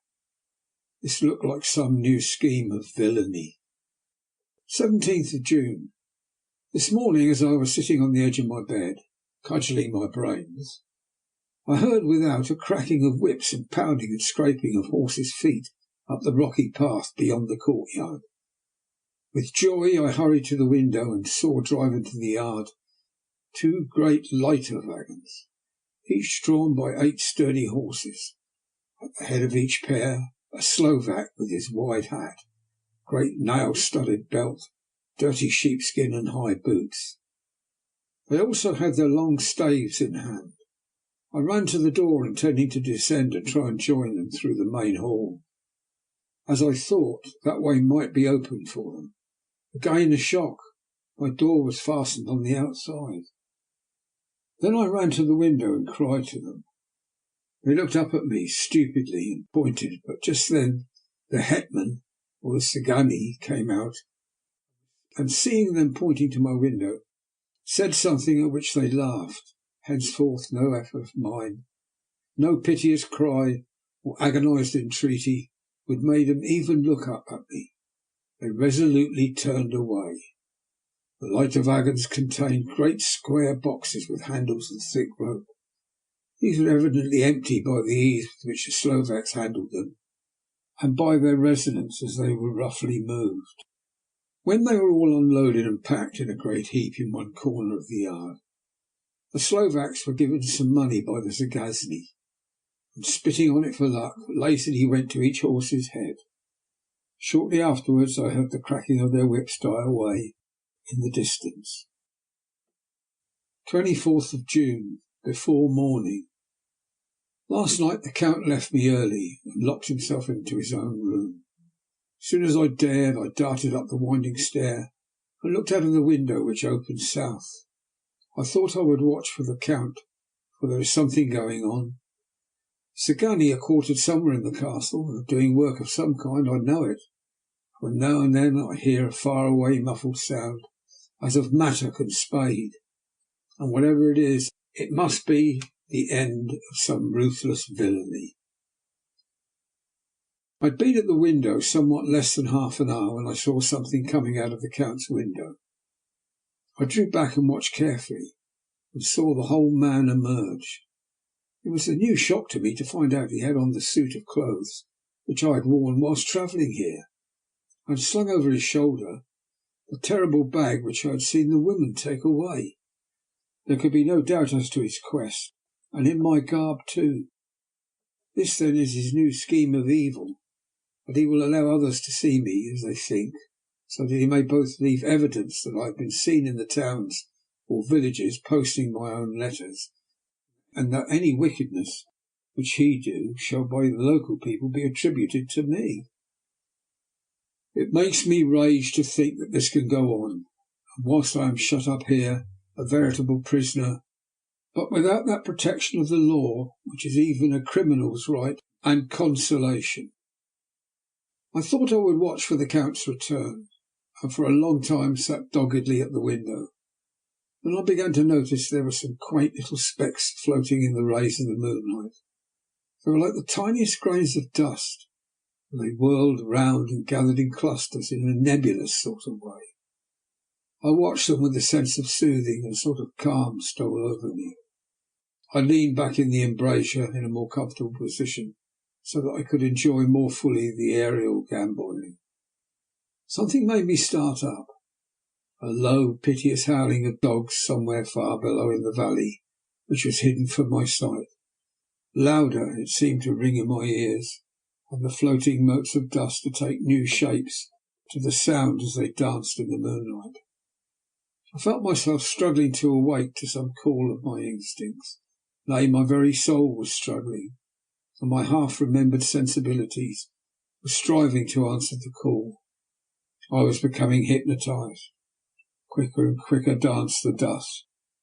The moonbeams seemed to quiver as they went by me in the mass of the gloom beyond. More and more they gathered till they seemed to take dim phantom shape. Then I started, broad awake and in full possession of my senses, and ran screaming from the place. The phantom shapes which were becoming gradually materialized from the moonbeams were those of three ghostly women to whom I was doomed. I fled, and I felt somewhat safer in my own room, where there was no moonlight and where the lamp was burning brightly. When a couple of hours had passed, I heard something stirring in the Count's room, something like a sharp wail quickly suppressed. Then there was silence, deep, awful silence, which chilled me. With a beating heart I tried the door, but I was locked in my prison and could do nothing. I sat down and simply cried. As I sat, I heard a sound in the courtyard without, the agonized cry of a woman. I rushed to the window, and throwing it up, peered out between the bars. There indeed was a woman with a dishevelled hair, holding her hands over her heart as one distressed with running. She was leaning against the corner of the gateway when she saw my face at the window, and threw herself forward and shouted in a voice laden with menace, "Monster, give me my child!"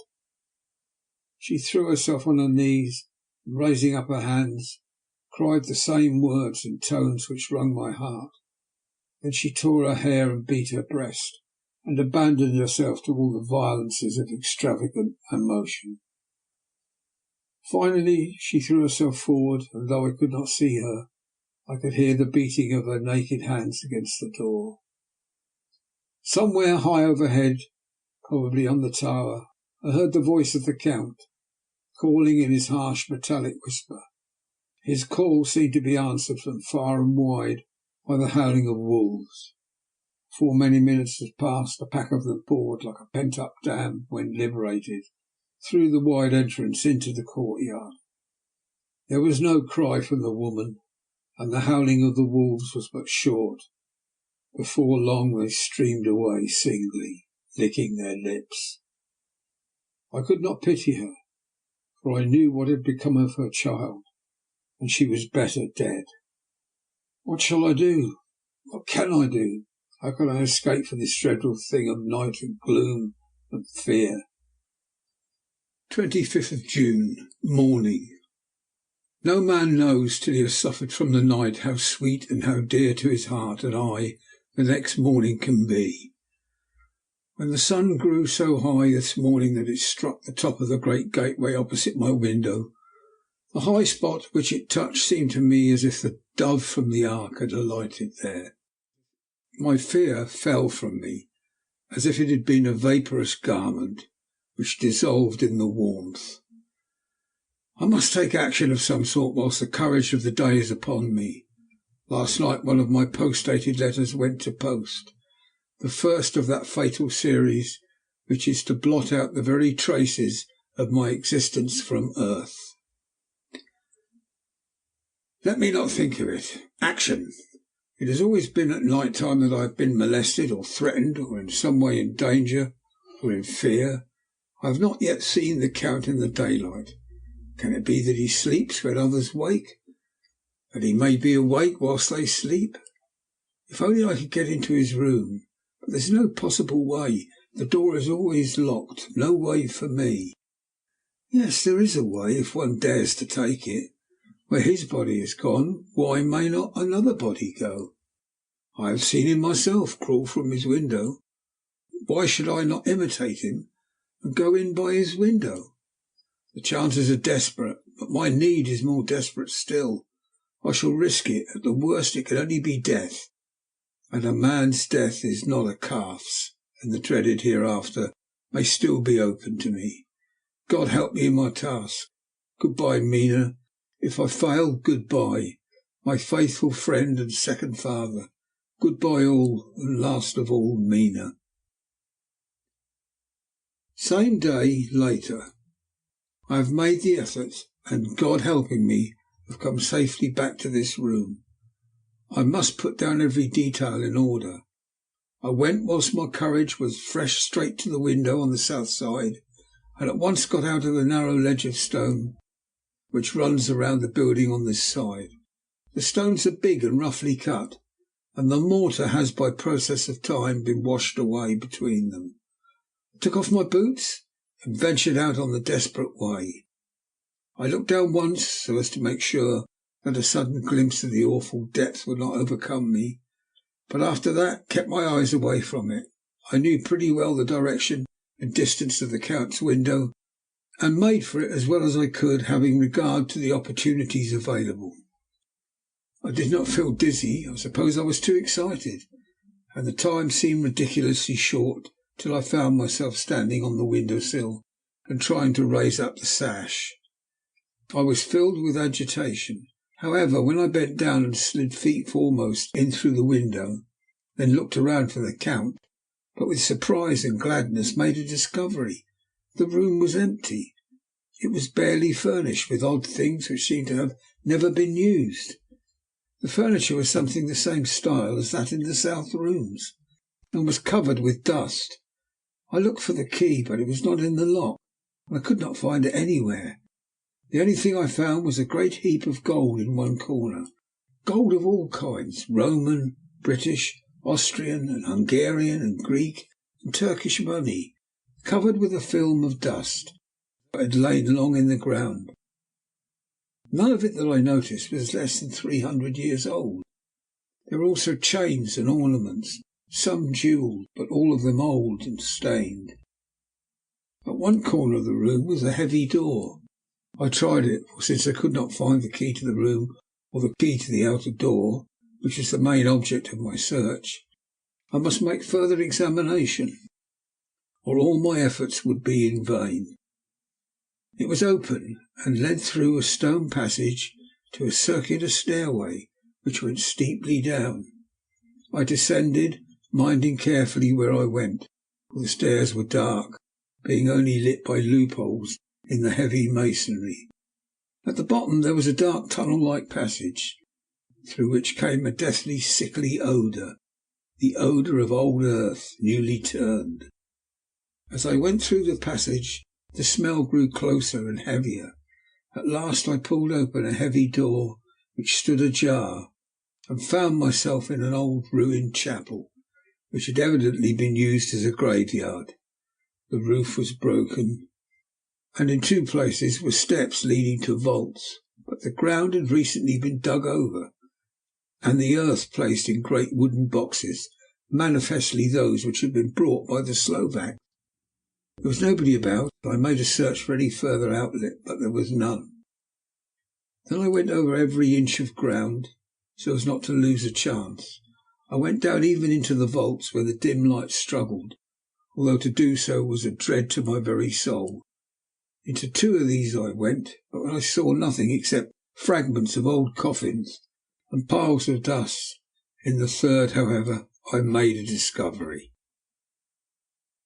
There, in one of the great boxes, of which there were 50 in all, on a pile of newly dug earth, lay the Count. He was either dead or asleep. I could not say which, for his eyes were open and stony, but without the glassiness of death, and the cheeks had warmth of life through all their pallor. The lips were as red as ever, but there was no sign of movement, no pulse, no breath, no beating of the heart. I bent over him and tried to find any sign of life, but in vain. He could not have lain there long, for the earthy smell would have passed away in a few hours. By the side of the box was its cover, pierced with holes here and there. I thought he might have the keys on him, but when I went to search I saw the dead eyes, and in them, dead though they were, such a look of hate, though unconscious of me or my presence, that I fled from the place, and leaving the Count's room by the window, crawled up against the castle wall. Regaining my room, I threw myself panting upon the bed and tried to think.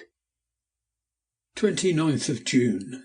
Today is the date of my last letter, and the Count has taken steps to prove that it was genuine, for again I saw him leave the castle by the same window, and in my clothes. As he went down the wall, lizard fashion, I wished I had a gun or some lethal weapon I might destroy him, but I fear that no weapon wrought alone by man's hand would have any effect on him. I dared not wait to see him return, for I feared to see those weird sisters. I came back to the library and read there till I fell asleep. I was awakened by the Count, who looked at me grimly as a man could look, as he said, "Tomorrow, my friend, we must part. You return to your beautiful England, I to some work which may have such an end that we may never meet. Your letter home has been dispatched. Tomorrow I shall not be here, but all shall be ready for your journey. In the morning come the Cigani, who have some labours of their own here, and also come some Slovaks. When they have gone, my carriage shall come for you, and shall bear you to the Borgo Pass, to meet the diligence from Bukovina to Bistritz. I am in hopes that I shall see more of you at Castle Dracula." I suspected him and determined to test his sincerity. Sincerity, it seems, is like a profanation of the word to write it in connection with such a monster, so I asked him point blank, "Why may I not go tonight?" "Because, dear sir, my coachman and horses are away on a mission." "But I would walk with pleasure. I want to get away at once." He smiled, such a soft, smooth, diabolical smile that I knew there was some trick behind his smoothness. He said, "And your baggage?" "I do not care about it. I can send for it some other time." The Count stood up and said with a sweet courtesy which made me rub my eyes, it seemed so real, "You English have a saying which is close to my heart, for its spirit is that which rules our boyars. Welcome the coming, speed the parting guest. Come with me, my dear young friend. Not an hour shall you wait in my house against your will. Though sad I am at your going, and that you so suddenly desire it. Come." With a stately gravity, he with the lamp preceded me down the stairs and along the hall. Suddenly he stopped. Hark! Close at hand came the howling of many wolves. It was almost as if the sound sprang up at the rising of his hand, just as the music of a great orchestra seemed to leap under the baton of the conductor. After a pause of a moment, he proceeded his stately way to the door, drew back the ponderous bolts, unhooked the heavy chains, and began to draw it open. To my intense astonishment, I saw that it was unlocked. Suspiciously I looked all round. I could see no key of any kind. As the door began to open, the howling of the wolves without grew louder and angrier. Their red jaws, with champing teeth, and their blunt clawed feet as they leapt, came in through the opening door. And I knew then that to struggle at that moment against the Count was useless. With such allies as these at his command I could do nothing. But still the door continued slowly to open, and only the Count's body stood in the gap. Suddenly it struck me this might be the moment and means of my doom. I was to be given to the wolves, and at my own instigation. There was a diabolical wickedness in the idea, great enough for the Count, and as a last chance I cried out, "Shut the door, I shall wait till morning," covered my face with my hands to hide my tears of bitter disappointment. With one sweep of his powerful arm the Count threw the door shut, and the great bolts clanged and echoed through the hall as they shot back into their places. In silence we returned to the library. After a minute or two I went to my own room. The last I saw of Count Dracula was his kissing his hand to me with a red light of triumph in his eyes, and with a smile that Judas in hell might be proud of. When I was in my room and about to lie down, I thought I heard a whispering at my door. I went to it softly and listened. Unless my ears deceived me, I heard the voice of the Count. "Back, back to your own place. Your time is not yet come. Wait, have patience. Tonight is mine. Tomorrow night is yours." There was a low, sweet ripple of laughter, and in a rage I threw open the door and saw without the three terrible women licking their lips.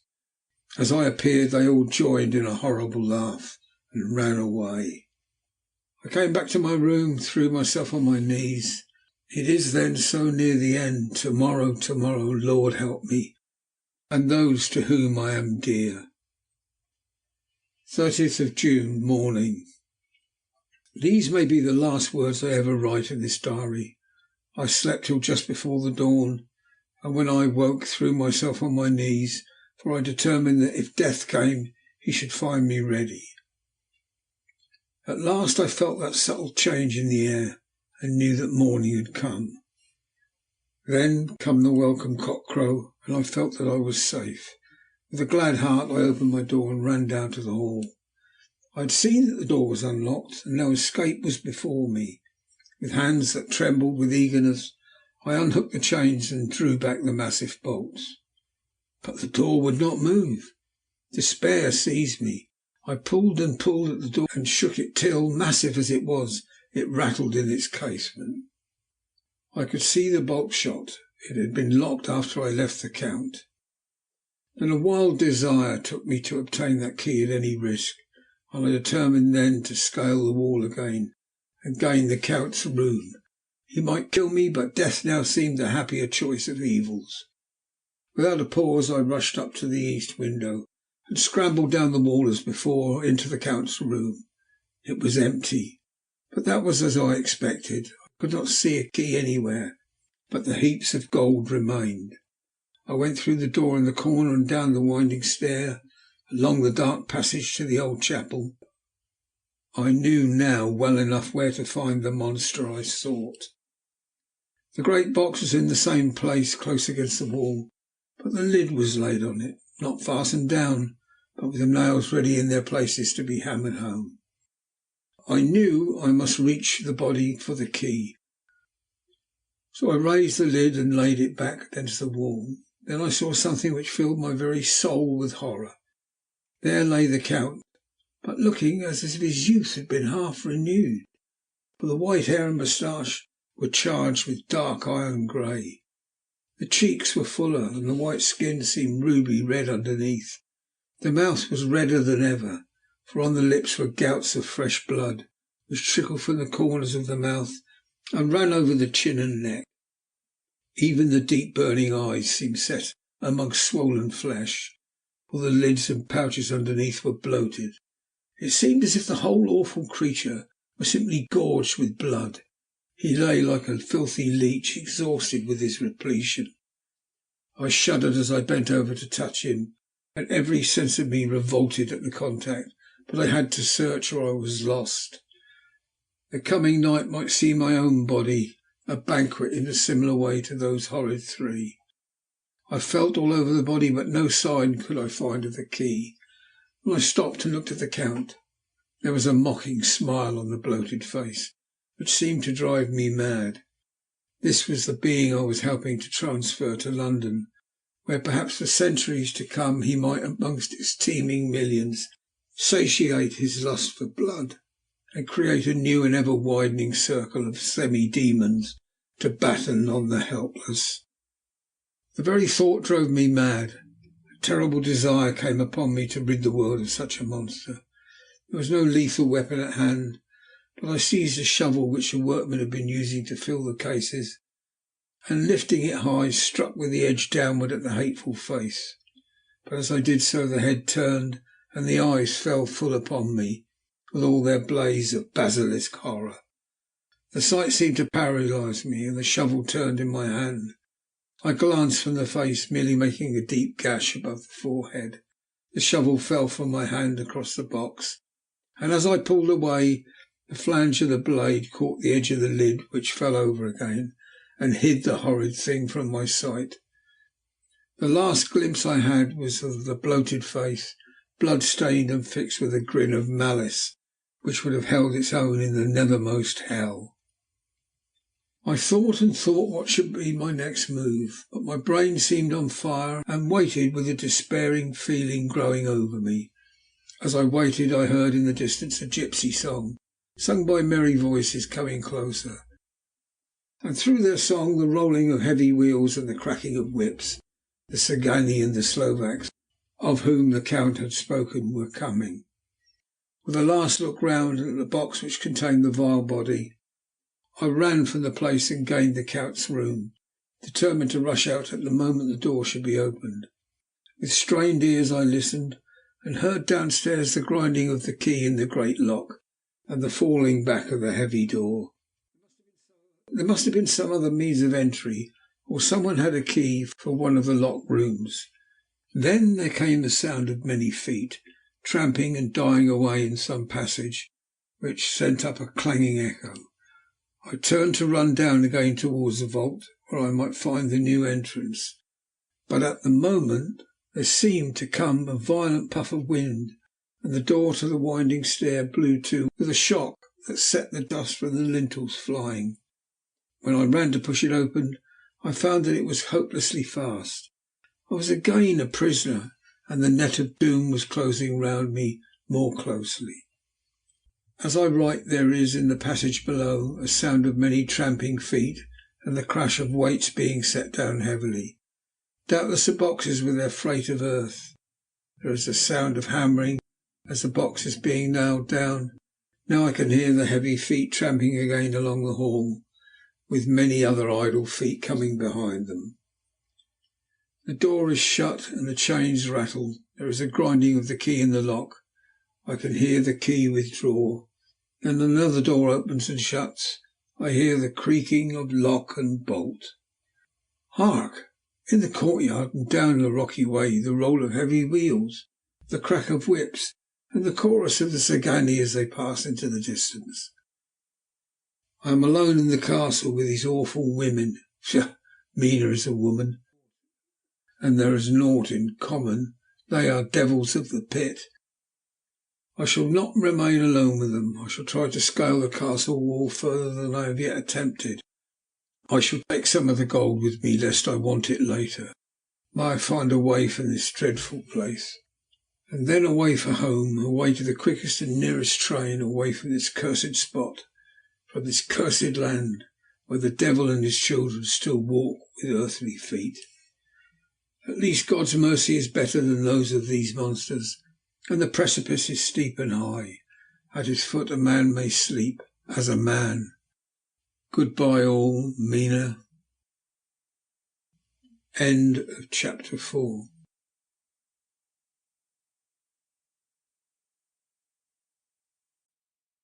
Chapter 5. Letter from Miss Mina Murray to Miss Lucy Weston. 9th of May. My dearest Lucy, forgive my long delay in writing, but I have been simply overwhelmed with work. The life of an assistant schoolmistress is sometimes trying. I am longing to be with you and by the sea, where we can talk together freely and build our castles in the air. I've been working very hard lately because I want to keep up with Jonathan's studies. I've been practising shorthand very assiduously. When we are married, I shall be able to be useful to Jonathan, and if I can stenograph well enough, I can take down what he wants to say in this way and write it out for him on the typewriter, at which also I am practising very hard. He and I sometimes write letters in shorthand, and he is keeping a stenographic journal of his travels abroad. When I am with you, I shall keep in the diary the same way. I don't mean one of those 2 pages to the week with Sunday squeezed in a corner diaries, but a sort of journal which I can write in whenever I feel inclined. I do not suppose there will be much of interest to other people, but it is not intended for them. I may show it to Jonathan some day if there is anything worth sharing, but it really is an exercise book.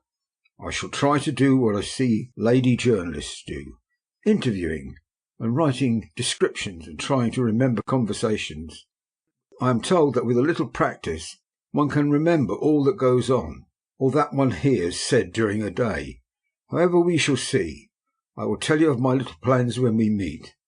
I just had a few hurried lines from Jonathan from Transylvania. He is well and will be returning in about a week. I am longing to hear all his news. It must be so nice to see strange countries. I wonder if we, Jonathan and I, shall ever see them together. There's the 10 o'clock bell ringing. Goodbye. Your loving Mina. Tell me all the news when you write. You have not told me anything for a long time. I heard rumours, and especially of a tall, handsome, curly-haired man. Letter. Lucy Weston to Mina Murray. 17 Chatham Street, Wednesday. My dearest Mina, I must say you tax me very unfairly with being a bad correspondent. I wrote to you twice since we parted, and your last letter was only your second. Besides, I have nothing to tell you. There really is nothing to interest you. Town is very pleasant just now, and we go a good deal to the picture galleries and for walks and rides in the park. As to the tall, curly-haired man, I suppose it was the one who was with me at the last pop. Someone has evidently been telling tales. That was Mr. Holmwood. He often comes to see us, and he and Mamma get on very well together. They have so many things to talk about in common. We met some time ago a man that would just do for you if you are not already engaged to Jonathan. He's an excellent party, being handsome, well off, and of good birth. He is a doctor and really clever. Just fancy, he is only 29, and he has an immense lunatic asylum all under his own care. Mr. Holmwood introduced him to me, and he called here to see us, and often comes now. I think he is one of the most resolute men I ever saw, and yet the most calm. He seems absolutely imperturbable. I fancy what a wonderful power he must have over his patients. He has a curious habit of looking one straight in the face, as if trying to read one's thoughts. He tries this on very much with me, but I flatter myself that he's got a tough nut to crack.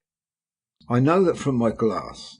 Do you ever try to read your own face? I do, and I can tell you that it is not a bad study, and gives you more trouble than you can well fancy if you have never tried it. He says that I afford him a curious psychological study, and I humbly think I do. I do not, as you know, take sufficient interest in dress to be able to describe the new fashions. Dress is a bore. That is a slang again, but never mind. Arthur says that every day. There it is, all out, Mina. We have told all our secrets to each other since we were children. We have slept together, eaten together, laughed and cried together. And now, though I have spoken, I would like to speak more. Oh, Mina, couldn't you guess? I love him. I am blushing as I write, for although I think he loves me, he has not told me so in words. But oh, Mina, I love him. I love him, I love him. There, that does me good. I wish I were you, dear, sitting by the fire undressing as we used to sit, and I would try to tell you what I feel. I do not know how I am writing this even to you. I am afraid to stop, or should I tear up the letter? I don't really want to stop, for I do so want to tell you all. Let me hear from you at once, and tell me all that you think about it. Mina, I must stop. Good night. Bless me in your prayers, and Mina, pray for my happiness. Lucy. P.S. I need not tell you this is a secret. Good night again, L. Letter, Lucy Westenra, to Mina Murray, 24th of May. My dearest Mina, thanks and thanks and thanks again for your sweet letter. It was so nice to be able to tell you and have your sympathy. My dear, it never rains but it pours. How true the old proverbs are. Here am I, who shall be 20 in September, and yet I never had a proposal until today, not a real proposal, and today I have had 3. Just fancy 3 proposals in one day. Isn't it awful? I feel sorry, really and truly, for 2 of the poor fellows. Oh, Mina, I am so happy that I don't know what to do with myself. And 3 proposals!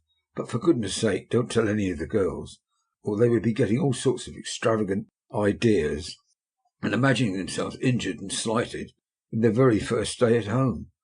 They did not get 6 at least. Some girls are so vain. You and I, Mina dear, who are engaged and are going to settle down soberly into old married women, can despise vanity. Well, I must tell you about the 3, but you must keep it a secret, dear, from everyone, except, of course, Jonathan. You will tell him, because I would if I were in your place. Certainly tell Arthur. A woman ought to tell her husband everything, don't you think so, dear? And I must be fair. Men like women, certainly their wives, to be quite as fair as they are. And women, I am afraid, are not always quite as fair as they should be. Well, my dear, number 1 came just before lunch. I told you of him. Dr. John Seward, the lunatic asylum man, with a strong jaw and a good forehead. He was very cool outwardly, but was nervous all the same. He had evidently been schooling himself as to all sorts of little things, and remembered them, but he almost managed to sit down on his silk hat, which men don't generally do when they are cool. And then, when he wanted to appear at ease, he kept playing with a lancet in a way that made me nearly scream. He spoke to me, Mina, very straightforwardly. He told me how dear I was to him, though he had known me so little, and what his life would be like with me to help and cheer him. He was going to tell me how unhappy he would be if I did not care for him. But when he saw me cry, he said that he was a brute and would not add to my present trouble. Then he broke off and asked if I could love him in time. When I shook my head, his hands trembled, and then, with some hesitation, he asked me if I cared already for anyone else. He put it very nicely, saying that he did not want to wring my confidence from me, but only to know, because if a woman's heart was free, a man might have hope. And then, Mina, I felt a sort of duty to tell him there was someone. I only told him that much, and then he stood up, and he looked very strong and very grave as he took both my hands in his, and said he hoped I would be happy, and that if I ever wanted a friend, I must count him one of my best. Oh, Mina, dear, I can't help crying, and you must excuse this letter for being all blotted. Being proposed to is all very nice and all that sort of thing, but isn't it all a happy thing when you have to see a poor fellow whom you know loves you honestly going away and looking all broken, and to know that no matter what he may say at the moment, you are passing quite out of his life? My dear, I must stop here at present. I feel so miserable, though I am so happy. Evening. Arthur has just gone, and I feel in better spirits than when I left off, so I can go on telling you about the day. Well, my dear, number 2 came after lunch. He's such a nice fellow, an American from Texas. He looks so young, so fresh, that it seems almost impossible that he has been to so many places and has had such adventures. I sympathised with poor Desdemona when she had such a dangerous stream poured in her ear, even by a black man. I suppose that we women are such cowards that we think a man will save us from fears, and we marry him. I know now what I would do if I were a man and wanted to make a girl love me. No, I don't, for there was Mr. Morris telling us his stories, and Arthur never told any, and yet, my dear, I am somewhat previous.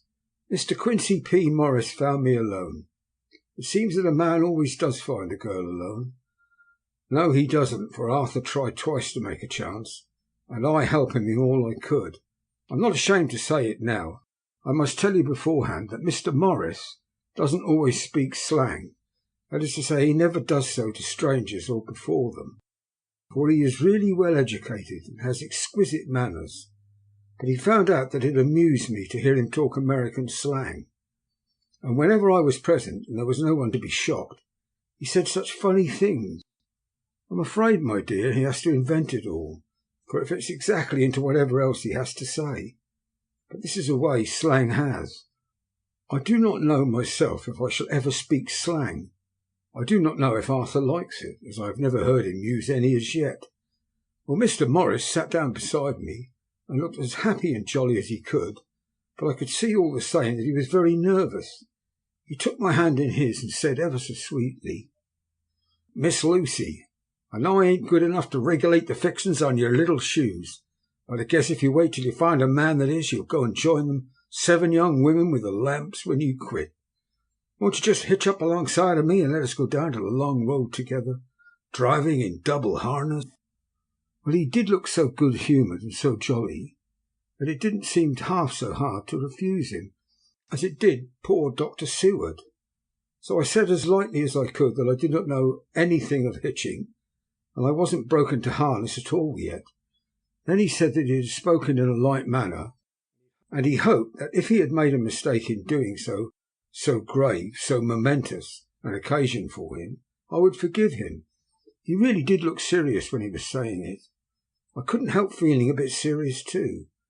I know, Mina, you will think me a horrid flirt, though I couldn't help feeling a sort of exultation that he was number 2 in one day. And then, my dear, before I could say a word, he began pouring out a perfect torrent of love-making, laying his very heart and soul at my feet. He looked so earnest over it that I shall never again think that a man must be playful always and never earnest, because he is merry at times. I suppose he saw something in my face which checked him, for suddenly he stopped, and said with a sort of manly fervour that I could have loved him for had I been free, "Lucy, you are an honest-hearted girl, I know. I should not be here speaking to you as I am now if I did not believe you, clean grit, right through to the very depths of your soul. Tell me like one good fellow to another, is there anyone else you care for? And if there is, I'll never trouble you a hair's breadth again. but will be, if you will let me, a very faithful friend. My dear Mina, why are men so noble when we women are so little worthy of them? Here I was almost making fun of this great-hearted true gentleman. I burst into tears. I'm afraid, my dear, you will think this is a very sloppy letter in more ways than one, and I really felt very badly. Why can't they let a girl marry 3 men or as many as want her, and save all this trouble? But this is heresy, and I must not say it. I am glad to say that though I was crying, I was unable to look into Mr. Morris's brave eyes, and I told him out straight. Yes, there is someone I love, though he has not told me yet that he even loves me. I was right to speak to him so frankly, for quite a light came into his face, and he put out both his hands and took mine. I think I put them into his, and said in a hearty way, "That's my brave girl. It's better worth being late for a chance of winning than you being in time for any other girl in the world. Don't cry, my dear, if it's for me. I'm a hard nut to crack. I'll take it standing up. If that other fellow doesn't know his happiness, well, he better look for it soon, or he'll have to deal with me. Little girl, your honesty and pluck have made me a friend, and that's rarer than a lover. It's more unselfish anyhow. My dear, I'm going to have a pretty lonely walk between this and Kingdom Come. Won't you give me one kiss? It'll be something to keep off the darkness now and then. You can, you know, if you like, for that other good fellow. He must be a good fellow, my dear, and a fine fellow, or you could not love him. Hasn't spoken yet. That quite won me, Mina, for it was brave and sweet of him, and noble too, to a rival, wasn't it? And he so sad. So I leant over and kissed him. He stood up with my 2 hands in his, and as he looked down into my face, I'm afraid I was blushing very much, he said, "Little girl, hold your hand, and you have kissed me. If these things don't make us friends, nothing ever will. Thank you for your sweet honesty to me, and good-bye." He wrung my hand, and taking up his hat, went straight out of the room without looking back, without a tear or a quiver or a pause. And I'm crying like a baby. Oh, why must a man like that be made unhappy when there are lots of girls about who would worship the very ground he trod on? I know I would if I were free, only I don't want to be free. My dear, this has quite upset me, and I feel I cannot write of happiness just at once, after telling you of it, and I don't wish to tell of the number 3 until it can be all happy. Ever your loving Lucy. P.S. Oh, about number 3. I needn't tell you of a number 3, need I? Besides, it was all so confused. It seemed only a moment from his coming into the room till both his arms were round me and he was kissing me. I am very, very happy, and I don't know what I have done to deserve it. I am not ungrateful to God for all his goodness to me in sending to me such a lover, such a husband, and such a friend. Goodbye. Dr. Seward's Diary. Kept in phonograph. 25th of May. Ebb tide in appetite today. Cannot eat, cannot rest, so diary instead. Since my rebuff of yesterday, I have a sort of empty feeling. Nothing in the world seems of sufficient importance to be worth the doing. As I knew that the only cure for this sort of thing was work, I went down among the patients. I picked out one who had afforded me a study of much interest. He is so quaint that I am determined to understand him as well as I can. Today I seem to get nearer than ever before to the heart of this mystery. I questioned him more fully than I have ever done, with a view to making myself master of the facts of his hallucination. In my manner of doing it there was now, I see, something of cruelty. I seemed to wish to keep him to the point of his madness, a thing which I avoid with the patients as I would the mouth of hell. Memo. Under what circumstances would I not avoid the pit of hell? Omnia Romane venulia sunt. Hell has its price. Verb. Sat. If there be anything between this instinct, it will be valuable to trace it afterwards, accurately. So I had better commence to do so. Therefore, R.M. Renfield, age 59. Sanguine temperament. Great physical strength. Morbidly excitable. Periods of gloom, ending in some fixed idea which I cannot make out. I presume that the sanguine temperament itself, and the disturbing influence end in a mentally accomplished finish. Possibly a dangerous man. Probably dangerous if I'm selfish. In selfish men, caution is as secure an armour for their foes as for themselves. What I think of on this point is, when self is the fixed point, the centripetal force is balanced with the centrifugal. When duty, cause, etc. is the fixed point, the latter force is paramount, and only an accident or a series of accidents can balance it. Letter, Quincy P. Morris to the Honourable Arthur Holmwood, 25th of May. My dear Art, we've told yarns by the campfire in the prairies, and dressed one another's wounds after trying a landing at the Marquises, and drunk health on the shore of Titicaca. There are more yarns to be told, and other wounds to be healed, and other health to be drunk. Won't you let this be at my campfire tomorrow night? I have no hesitation in asking you, as I know a certain lady is engaged to a certain dinner party, and that you are free. There will only be one other, our old pal in the career, Jack Seward. He's coming too, and we both want to mingle our weeps over the wine cup, and drink a health with all our hearts to the happiest man in the wide, wide world, who has won the noblest heart that God has made, and the best worth winning. We promise you a hearty welcome, and a loving greeting, and a health as true as your own right mind. We shall both swear to leave you at home if you drink too deep a certain pair of eyes. Come, yours as ever and always, Quincy P. Morris. Telegram from Arthur Holmwood to Quincy P. Morris, 26th of May. Count me in every time. I bear messages which will make both your ears tingle. Art. End of Chapter 5. Chapter 6. Mina Murray's Journal. 24th of July, Whitby. Lucy met me at the station, looking sweeter and lovelier than ever, and we drove up to the house at the Crescent in which they have rooms. This is such a lovely place. The little river, the Esk, runs through a deep valley, which broadens out as it comes near the harbour. A great viaduct runs across with high piers, through which the view seems somehow further away than it really is. The valley is beautifully green, and it is so steep that when you are on the high land on either side, you look right across it, unless you are near enough to see down.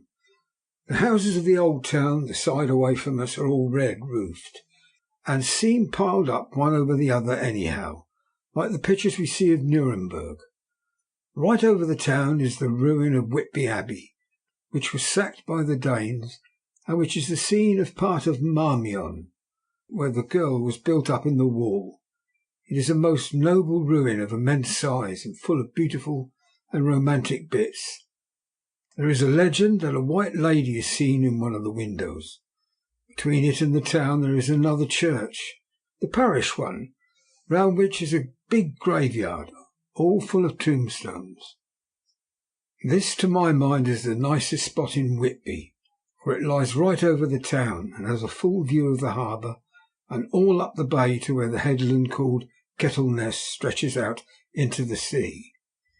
It descends so steeply over the harbour that part of the bank has fallen away, and some of the graves have been destroyed. In one place, part of the stonework of the graves stretches out over the sandy pathway far below. There are walks with seats beside them through the churchyard, and people go and sit there all day long, looking at the beautiful view and enjoying the breeze. I shall come and sit here very often myself and work. Indeed, I am writing now with my book on my knee, and listening to the talk of three old men who are sitting beside me. They seem to do nothing all day but sit up here and talk. The harbour lies below me, with on the far side one long granite wall stretching out into the sea, with a curve outwards at the end of it, in the middle of which is a lighthouse.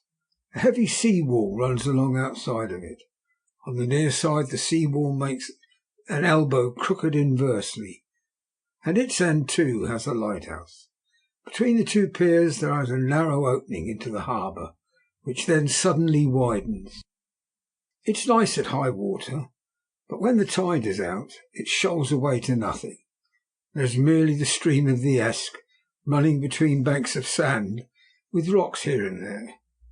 Outside the harbour on this side there rises for about half a mile a great reef, the sharp edge of which runs straight out from behind the south lighthouse. At the end of it is a buoy with a bell, which swings in bad weather and sends a mournful sound on the wind. They have a legend here that when a ship is lost, bells are heard out at sea. I must ask the old man about this. He's coming this way. He's a funny old man. He must be awfully old, for his face is all gnarled and twisted like the bark of a tree. He tells me that he's nearly 100, that he was a sailor in the Greenland fishing fleet when Waterloo was fought. He is, I am afraid, a very sceptical person, for when I asked him about the bells at sea and the White Lady at the Abbey, he said, very brusquely, "I wouldn't fash myself about them, miss. Them strings will all be wore out. Mind, I don't say there never was, but I do say there wasn't in my time. They'd be all very well for combers and trippers and the like, but not for a nice young lady like you. Them feet folks from York and Leeds that'll always be eating cured herrings and drinking tea and looking out to buy cheap jet would creed aught. I wonder, miss, who'd be bothered telling lies to them, even the newspapers, which is full of fool talk." I thought he would be a good person to learn interesting things from, so I asked him if he would mind telling me something about the whale fishing in the old days. He was just settling himself to begin when the clock struck 6, whereupon he laboured to get up and said, "I must gang againwards home now, miss. My granddaughter doesn't like to be kept waiting when tea is ready, for it takes me time to crummy about the grease. For there be many of 'em, miss. I lack belly timber, surely by the clock." He hobbled away, and I could see him hurrying as well as he could down the steps. The steps are a great feature on the place. They lead from the town up to the church. There are hundreds of them, I do not know how many, and they wind up in a delicate curve. The slope is so gentle that a horse could easily walk up and down them. I think they must have originally had something to do with the Abbey. I shall go home too. Lucy went out visiting with her mother, and as they were only duty calls, I did not go. They will be home by this time. 1st of August. I came up here an hour ago with Lucy. We had a most interesting talk with my old friend and the 2 others who always come and join him. He is evidently Sir Oracle of them, and I should think must have been in his time a most dictatorial person. He will not admit anything and downfaces everybody.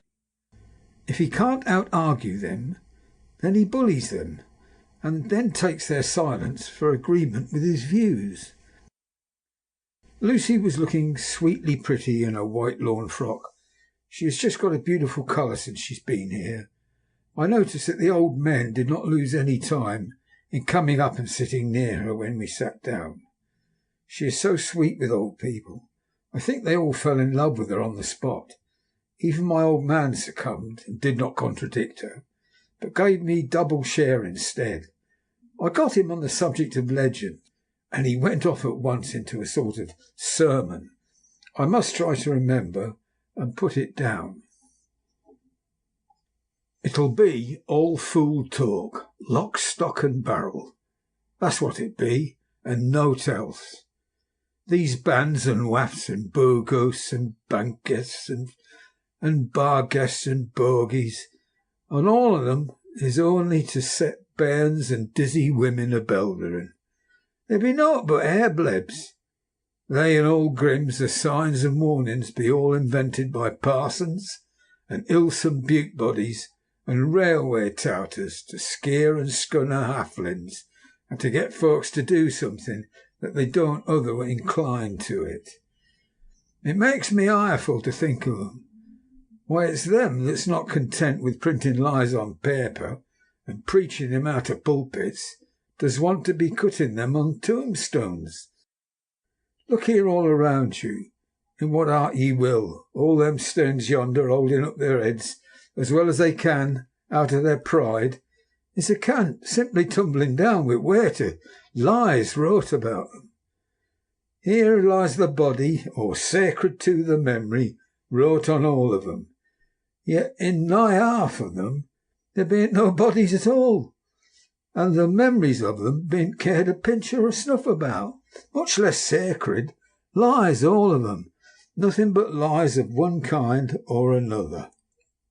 My God, but it'll be a queer scoldment on day of judgment when they come tumbling up in their death sarks, all grouped together, and trying to drag their tombstones with them to prove how good they was.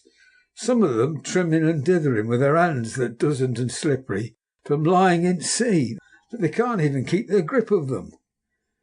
I could see from the old fellow's self-satisfied air, and the way in which he looked round for the approval of his cronies, that he was showing off, so I put in a word to keep him going. "Oh, Mr. Swales, you can't be serious. Surely these tombstones are not all wrong?" "Yabblins! There may be a poorish few not wrong, saving where they make out the people too good, for there be folk that do think a barn-board be like the sea, if only it be their own. The whole thing be only lies. Now look you here. You come here a stranger, and you see this Kirkgath." I nodded, for I thought it better to assent, though I did not quite understand his dialect. I knew it had something to do with the church. He went on, "And you can say that all these stones be about folk that apt here snog and snog." I assented again. "Then that be just where the lie comes in. Why, there be scores of these lay beds to be tombed as old Dunn's backer box on Friday night." He nudged one of his companions, and they all laughed. "And my God, how could they be otherwise? Look at that one. After Sabbath, the beer bank. Read it." I went over and read. "Edward Spenlow, master mariner, murdered by pirates off the coast of Andreas, April 1854. Age 30. When I came back, Mr. Swales went on. "Who brought him home, I wonder, to have him here? Murdered off the coast of Andreas? And you concerted his body lay under? Why, I could name you a dozen whose bones lie in the Greenland seas above." He pointed northwards. "Or where the currents may have drifted them.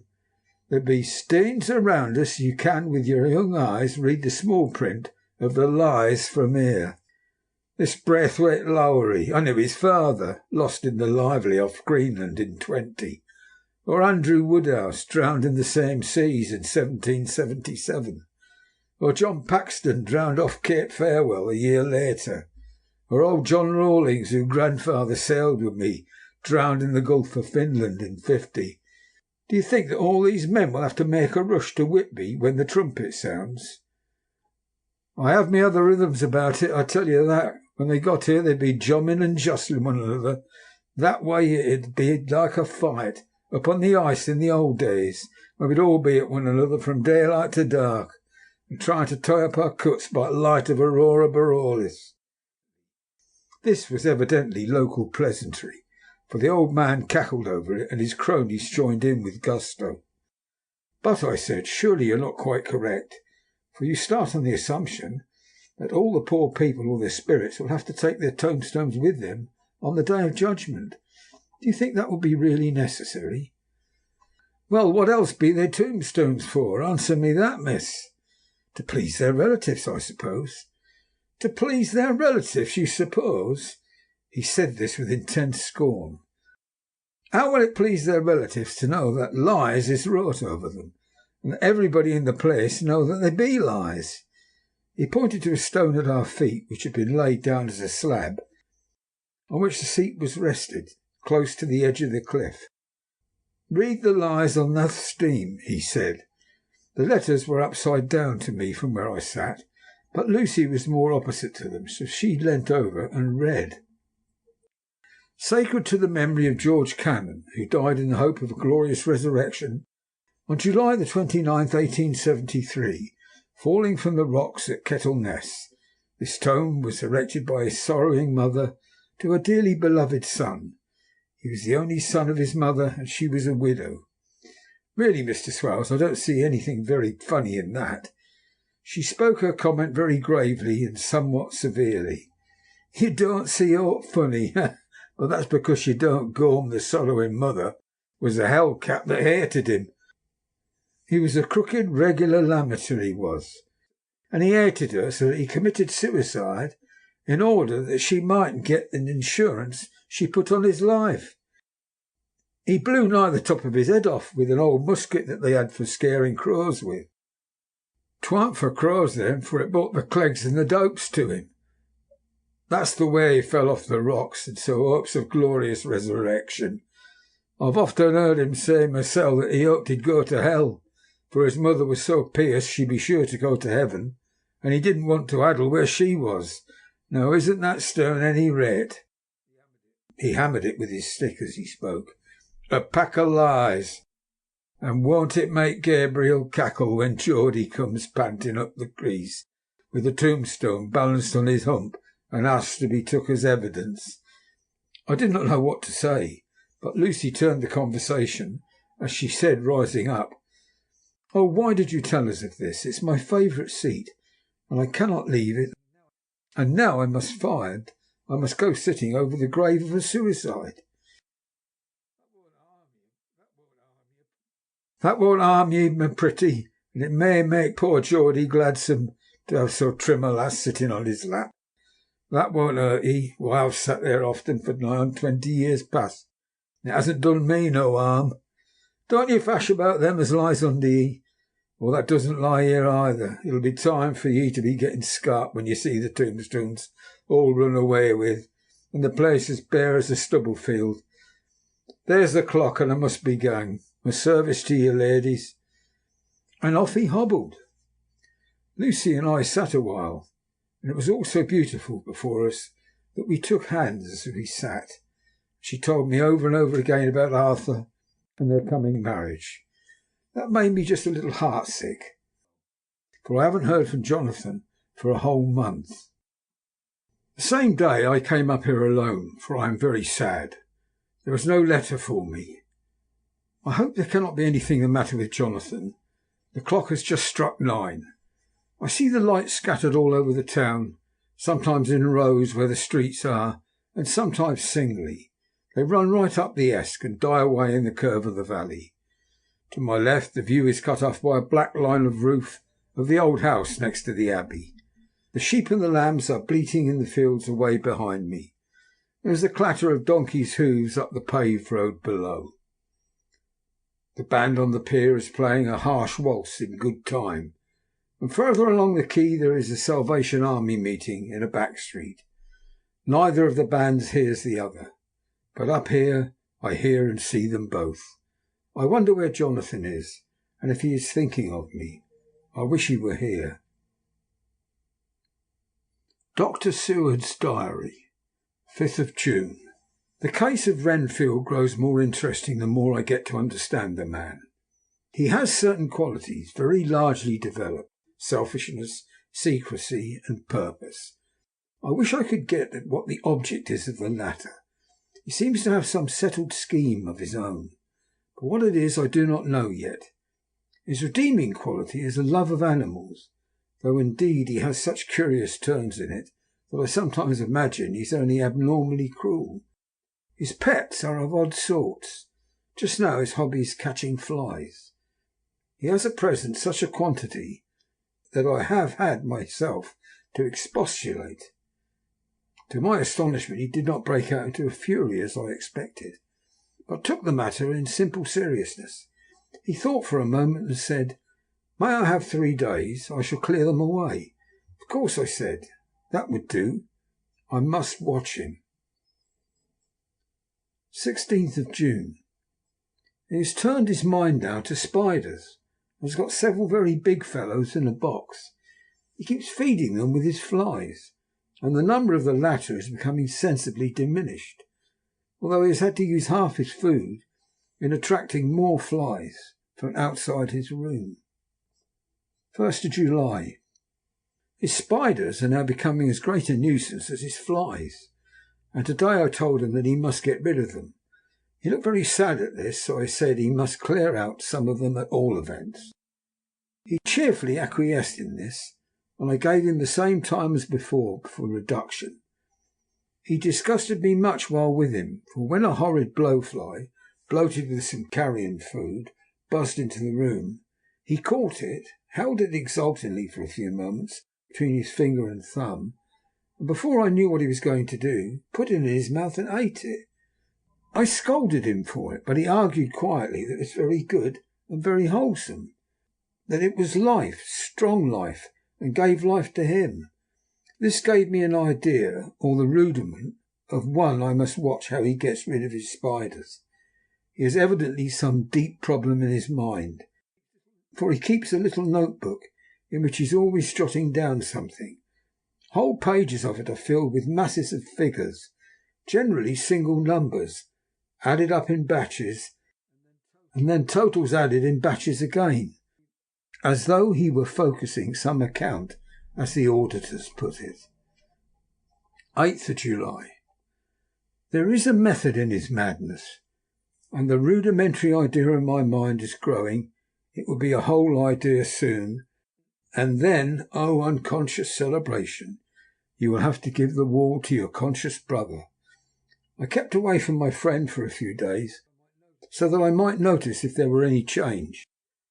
Things remain as they were, except that he has parted with some of his pets and got a new one. He's managed to get a sparrow, and has already partially tamed it. His means of taming is simple, for already the spiders have diminished, and those that do remain, however, are well fed, for he still brings in the flies by tempting them with his food. 19th of July. We are progressing. My friend has now a whole colony of sparrows, and its flies and spiders are almost obliterated.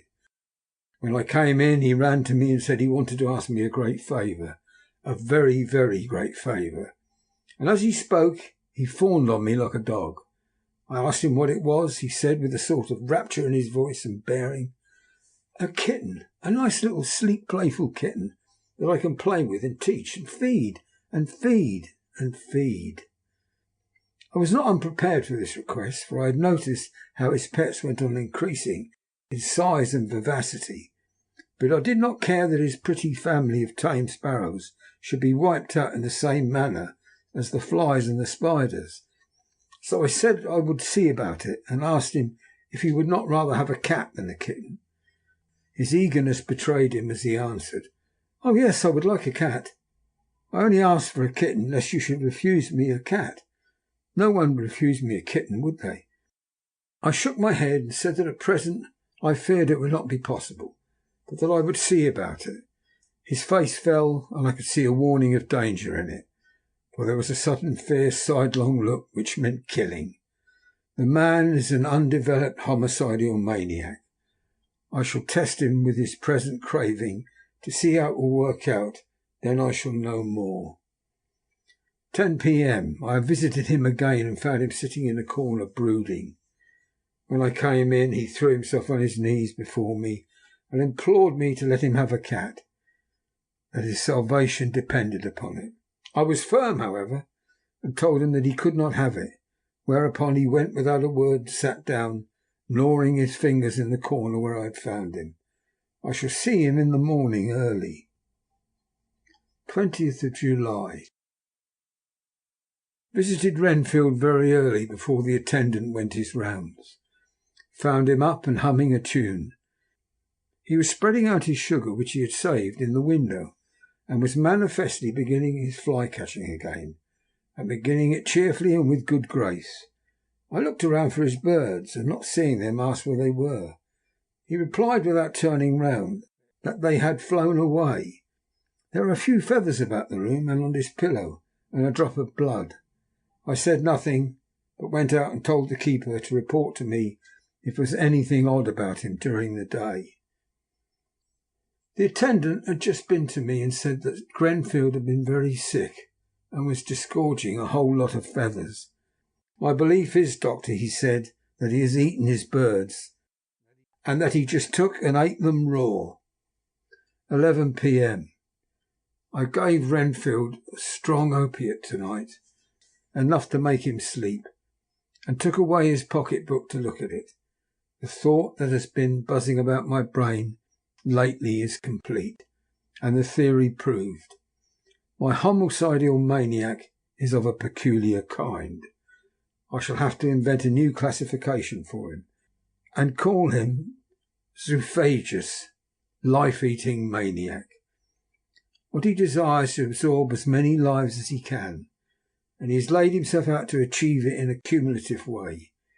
He gave many flies to one spider, and many spiders to one bird, and then wanted a cat to eat the many birds. What would have been his later step would almost be worthwhile to complete the experiment. It might have done if there were only a sufficient cause. Men sneered at vivisection, and yet look at the results today. Why not advance science in its most difficult and vital aspect, the knowledge of the brain? Had I even the secret of one such mind? Did I hold the key to the fancy of even one lunatic? I might advance my own branch of science to a pitch compared which Burton Sanderson's physiology or Ferrier's brain knowledge would be as nothing. If only there was a sufficient cause. I must not think too much of this, or I might be tempted. A good cause might turn the scale with me, for may I not too be of an exceptional brain, congenitally?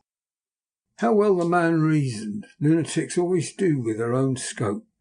I wonder how many lives he values a man, or if only one. Closed the account most accurately, and today began a new record. How many of us begin a new record with each day of our lives?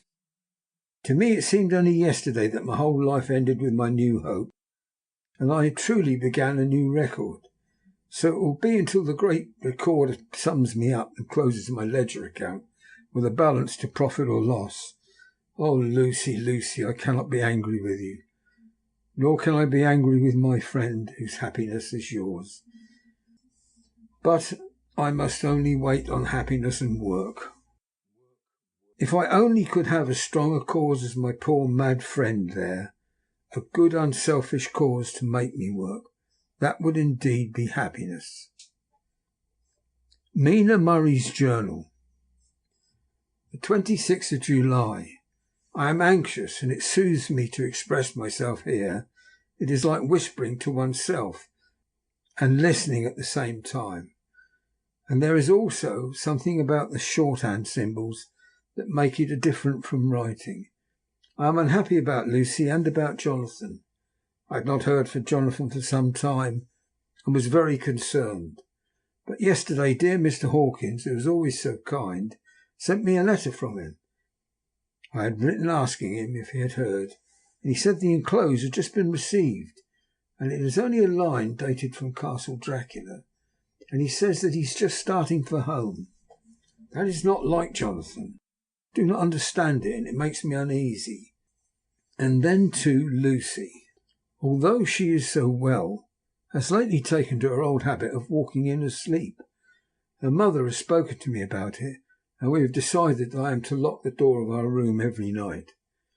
Mrs. Westenra has got the idea that sleepwalkers always go out on roofs of houses and along edges of cliffs, and then get suddenly wakened and fall over with a despairing cry that echoes all over the place. Poor dear, she is naturally anxious about Lucy. Lucy's father had the same habit, that he would get up in the night, dress himself and go out. But if he were not stopped, Lucy is to be married in the autumn, and she is already planning her dresses and how her house is to be arranged. I sympathize with her, for I do the same, only Jonathan and I will start in life in a very simple way, and I shall have to try to make both ends meet. Mr. Holmwood, he is the Honourable Arthur Holmwood, the only son of Lord Godalming, is coming up here very shortly, as soon as he can leave town, for his father is not well, and I think dear Lucy is counting the moments till he comes. She wants to take him up to the seat on the churchyard and show him off the beauty of Whitby. I dare say the waiting which disturbs her. She will be all right when he arrives. 27th of July. No news from Jonathan. I am getting quite uneasy about him, though why I should I do not know. But I do wish that he would write, if it were only a single line. Lucy walks more than ever, and each night I'm awakened by her moving about the room. Fortunately, the weather is so hot that she cannot get cold, but still the anxiety and the perpetually being awakened is beginning to tell on me, and I'm getting nervous and wakeful myself. Thank God Lucy's health keeps up. Mr. Holmwood has been suddenly called to ring to see his father, who has been taken seriously ill. Lucy frets at the postponement of seeing him, but it does not touch her looks. She is a trifle stouter, and her cheeks are a lovely rose pink. She's lost that anemic look which she had. I pray it will last. 3rd of August. Another week gone, and no news from Jonathan. Not even to Mr. Hawkins, from whom I have heard. Oh, I do hope he's not ill. He surely would have written. Look at the last letter of his, but somehow it does not satisfy me. It does not read like him, yet it is in his writing. There is no mistake of that. Lucy has not walked much in her sleep the last week, but there's an odd concentration about her which I do not understand. Even in her sleep she seems to be watching me. She tries the door, and finding it locked, goes about the room searching for the key. 6th of August. Another 3 days and no news. This suspense is getting dreadful. If I only knew where to write to or where to go to, I should feel easier. But no one has heard a word of Jonathan since the last letter. I must only pray to God for patience. Lucy is more excitable than ever, but is otherwise well. Last night was very threatening, and when the fishermen say that we are in for a storm, I must try to watch it and learn the weather signs. Today is a grey day, and the sun, as I write, is hidden in thick clouds high over Kettleness. Everything is grey except the green grass, which seems like an emerald amongst it. Grey earthy rock, grey clouds, tinged with sunburst at the far edge, hang over the grey sea, into which the sand points stretch like grey fingers. The sea is tumbling over in the shallows, and the sandy flats with a roar, muffled in the sea mists drifting inland. The horizon is lost in a grey mist. All is vastness. The clouds are piled up like giant rocks, and there is a brool over the sea that sounds like some presage of doom. Dark figures are on the beach here and there, sometimes half shrouded in the mist, and seem men like trees walking. The fishing boats are racing for home, and rise and dip in the groundswell as they sweep into the harbour, bending to the scuppers. Here comes old Mr. Swales. He's making straight for me. I can see by the way that he lifts his hat that he wants to talk. I've been quite touched by the change in the poor old man. When he sat down beside me, he said in a very gentle way, "I want to say something to you, miss."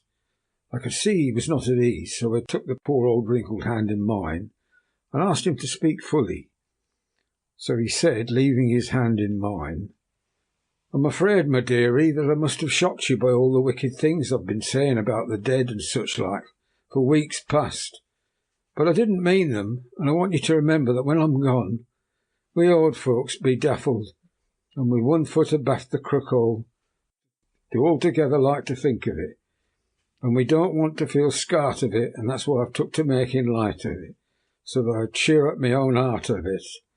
But Lord love ye, miss, I ain't afraid of dying, not a bit. Only I don't want to die if I can help it.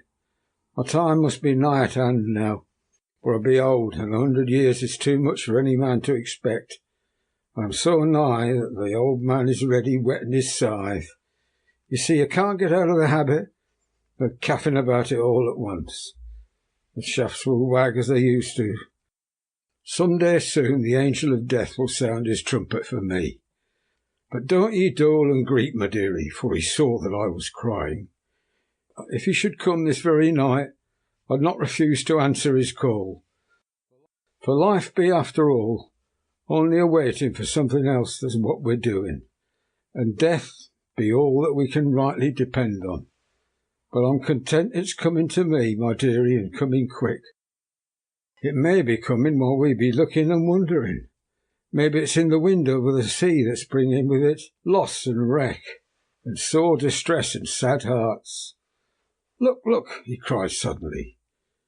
There was something in that wind in the house beyond that sounds, and looks and tastes and smells like death. It's in the air, I feel it coming. Lord, make me answer cheerful when my call comes. He held up his arms devoutly and raised his hat. His mouth moved as though he were praying. After a few minutes' silence he got up, shook hands with me and blessed me and said good-bye, and hobbled off. It all touched me and upset me very much. I was glad when the coastguard came along with his spyglass under his arm. He stopped to talk with me, as he always does, but all the time kept looking at a strange ship. "Can't make her out," he said. "She's a Russian by the look of her, but she's knocking about in the queerest way. She doesn't know her mind a bit. She seems to see storm coming, but can't decide whether to run up north in the open or to put in here. Look, there again, she steered mightily strangely, for she doesn't mind the hand on the wheel, changes about with every puff of wind. We'll hear more of her before this time tomorrow." End of chapter 6.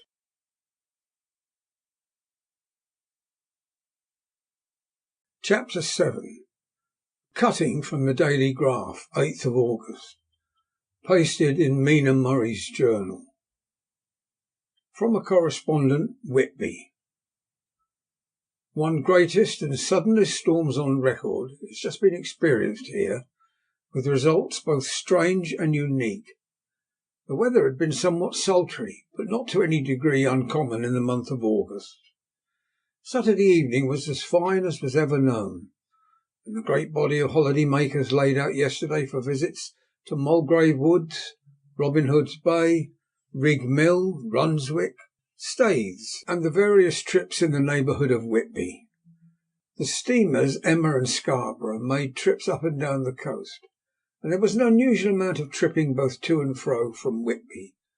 The day was unusually fine till the afternoon, and some of the gossips who frequent the East Cliff churchyard, and from that commanding eminence watch the wide sweep of sea visible to the north and east, called attention to a sudden show of mares' tails high in the sky to the northwest. The wind was then blowing from the southwest in the mild degree which in barometrical language is ranked number 2, light breeze. The coastguard on duty at once made a report, and one old fisherman, who for more than half a century has kept watch on weather signs from the East Cliff, foretold in an emphatic manner the coming of a sudden storm. The approach of sunset was so very beautiful, so grand in its masses of splendidly coloured clouds, that there was quite an assemblage on the walk along the cliff of the old churchyard to enjoy the beauty. Before the sun dipped below the black mass of Kettle Ness, standing boldly athwart the western sky, its downward way was marked by myriad clouds of every sunset colour, flame purple, pink, green, violet, and all the tints of gold, with here and there masses not large but of seemingly absolute blackness in all sorts of shapes, as well outlined as colossal silhouettes. The experience was not lost on the painters, and doubtless some of the sketches of the prelude to the great storm will grace the R.A. and R.I. walls in May next. More than one captain made up his mind then and there that his cobble, or his mule, as they term the different classes of boats, would remain in the harbour till the storm had passed. The wind fell away entirely during the evening, and at midnight there was a dead calm. A sultry heat, and that prevailing intensity which on the approach of thunder affects persons of a sensitive nature. There were but few lights in sight at sea. Even the coasting steamers, which usually hug the shore so closely, kept well to seaward, and but a few fishing boats were in sight. The only sail noticeable was a foreign schooner, with all sails set, which was seemingly going westwards. The foolhardiness or ignorance of her officers was the prolific theme for comment while she remained in sight, and efforts were made to signal her to reduce sail in face of her danger. Before the night shut down she was seen with sails idly flapping as she gently rolled on the undulating swell of the sea, as idle as a painted ship upon a painted ocean.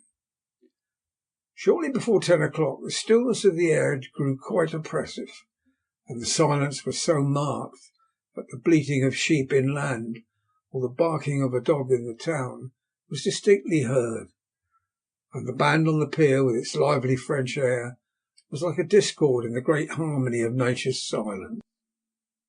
A little after midnight came a strange sound from over the sea, and high overhead the air began to carry a strange, faint, hollow booming. Then without warning the tempest broke, with a rapidity which at the time seemed incredible, and even afterwards it is impossible to realise. The whole aspect of nature at once became convulsed. The waves rose in growing fury, each overtopping its fellow, till in a very few minutes the lately glassy sea was like a roaring and devouring monster. White-crested waves beat madly on the level sands and rushed up the shelving cliffs. Others broke over the piers, and with their spume-swept lanterns of the lighthouses, which rise from the end of either pier of Whitby harbour, the wind roared like thunder, and blew with such a force that it was difficult even that strong men kept their feet, or clung with grim grasp to the iron stanchions. It was found necessary to clear the entire piers from the mass of onlookers, or else the fatalities of the night would have been increased manifold. To add to the difficulties and dangers of the time, masses of sea fog came drifting inland, white wet clouds which swept by in ghostly fashion, so dank and damp and cold that it needed but little effort of imagination to think that the spirits of those lost at sea were touching their living brethren with clammy hands of death. And many a one shuddered as the wreaths of sea mist swept by.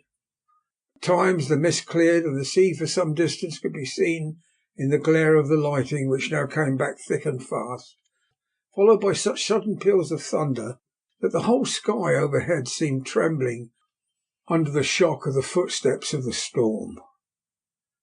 Some of the scenes thus revealed were of immeasurable grandeur and of absorbing interest, the sea running mountains high, through skywards with each wave mighty masses of white foam, which the tempest seemed to snatch at and whirl away into space, here and there a fishing boat with a rag of sail running madly for shelter before the blast, now and again the white wings of a storm-tossed sea-bird on the summit of the east cliff.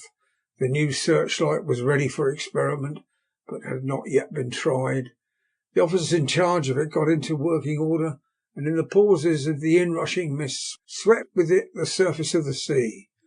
Once or twice its service was most effective, as when a fishing boat, with a gunwale under water, rushed into the harbour, able, by the guidance of the sheltering light, so as to avoid the danger of dashing against the piers.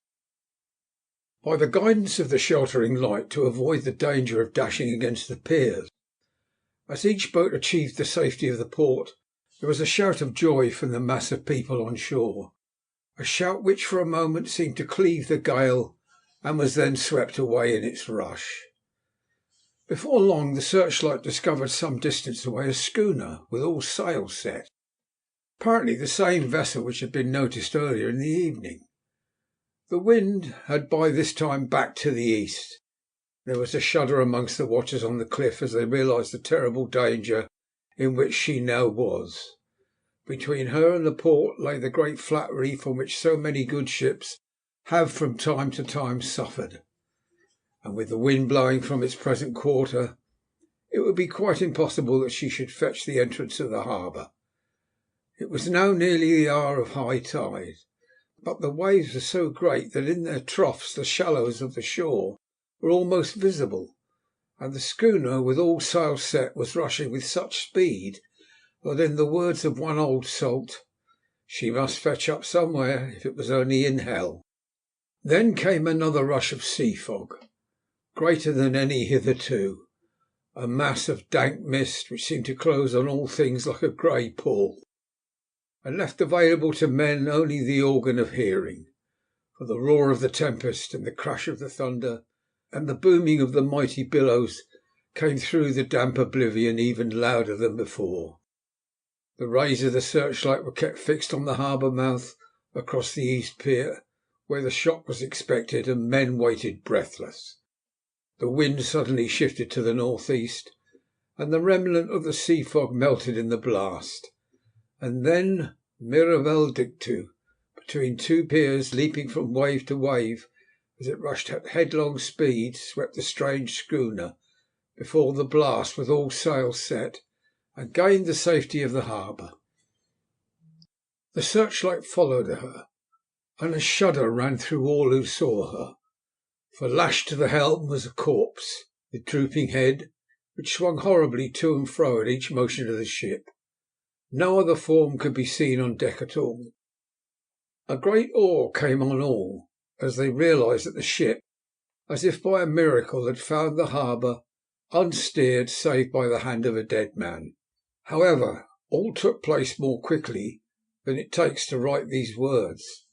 The schooner paused not, but rushing across the harbour, pitched herself onto that accumulation of sand and gravel, washed by many tides and many storms, into the southeast corner of the pier, jutting under the east cliff, known locally as Tate Hill Pier. There was, of course, a considerable concussion as the vessel drove up on the sand heap.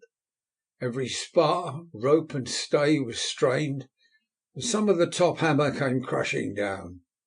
But strangest of all, the very instant the shore was touched, an immense dog sprang up on deck from below, as if shot up by the concussion, and running forward jumped from the bow onto the sand, making straight for the steep cliff where the churchyard hangs over the laneway to the east pier, so steeply that some of the flat tombstones, thruststeins, or through-stones as they call them in the Whitby vernacular, actually project over where the sustaining cliff is falling away.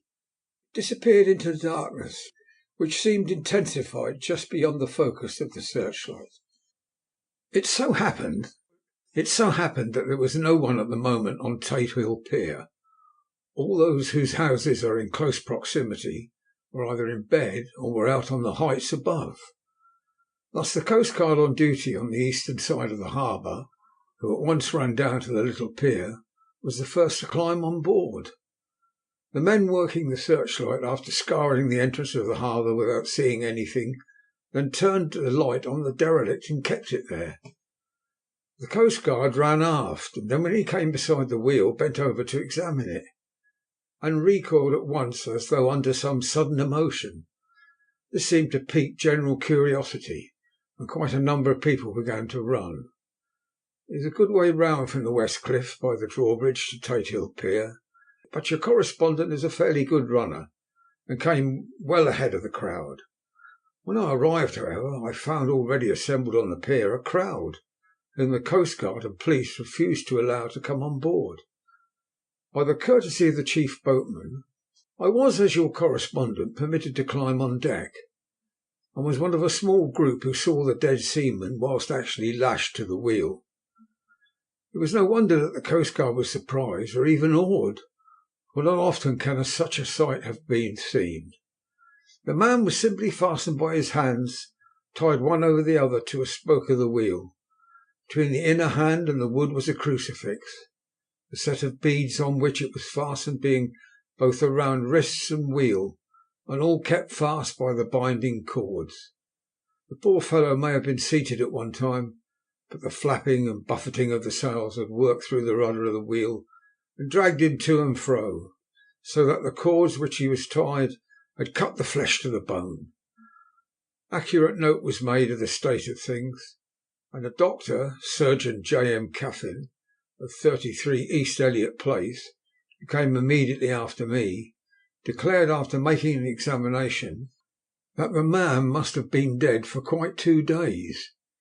In his pocket was a bottle of carefully corked empty, save for a little roll of paper, which proved to be the addendum to the log. The coastguard said the man must have tied up his own hands, fastening the knots with his teeth. The fact that a coastguard was the first on board may save some complications later on in the Admiralty Court. But coastguards cannot claim the salvage, which is the right of the first civilian entering on a derelict.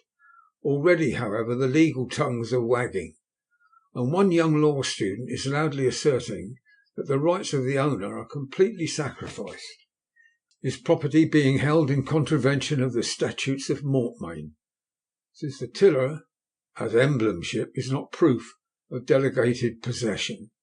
It is held in a dead hand. It is needless to say that the dead steersman had been reverently removed from the place where he held his honourable watch and ward till death, a steadfastness as noble as that of the young Casabianca, and placed in the mortuary to wait inquest. Already the sudden storm is passing, and its fierceness is abating. Crowds are scattering homeward, and the sky is beginning to redden over the Yorkshire wolds. I shall send in time for your next issue further details of the derelict ship which found her way so miraculously into harbour in the storm. Whitby, 9th of August. The sequel to the strange arrival of the derelict in the storm last night is almost more startling than the thing itself. It turns out that the schooner is a Russian from Varna, and is called the Demeter. She is almost entirely in ballast of silver sand, with only a small amount of cargo, a number of great wooden boxes filled with mould. This cargo was consigned to a Whitby solicitor, Mr. S.F. Billington of 17 the Crescent, who this morning went aboard and formally took possession of the goods consigned to him. The Russian consul, too, acting for the charter party, took formal possession of the ship and paid all harbour dues, etc. Nothing is talked about here today except the strange coincidence.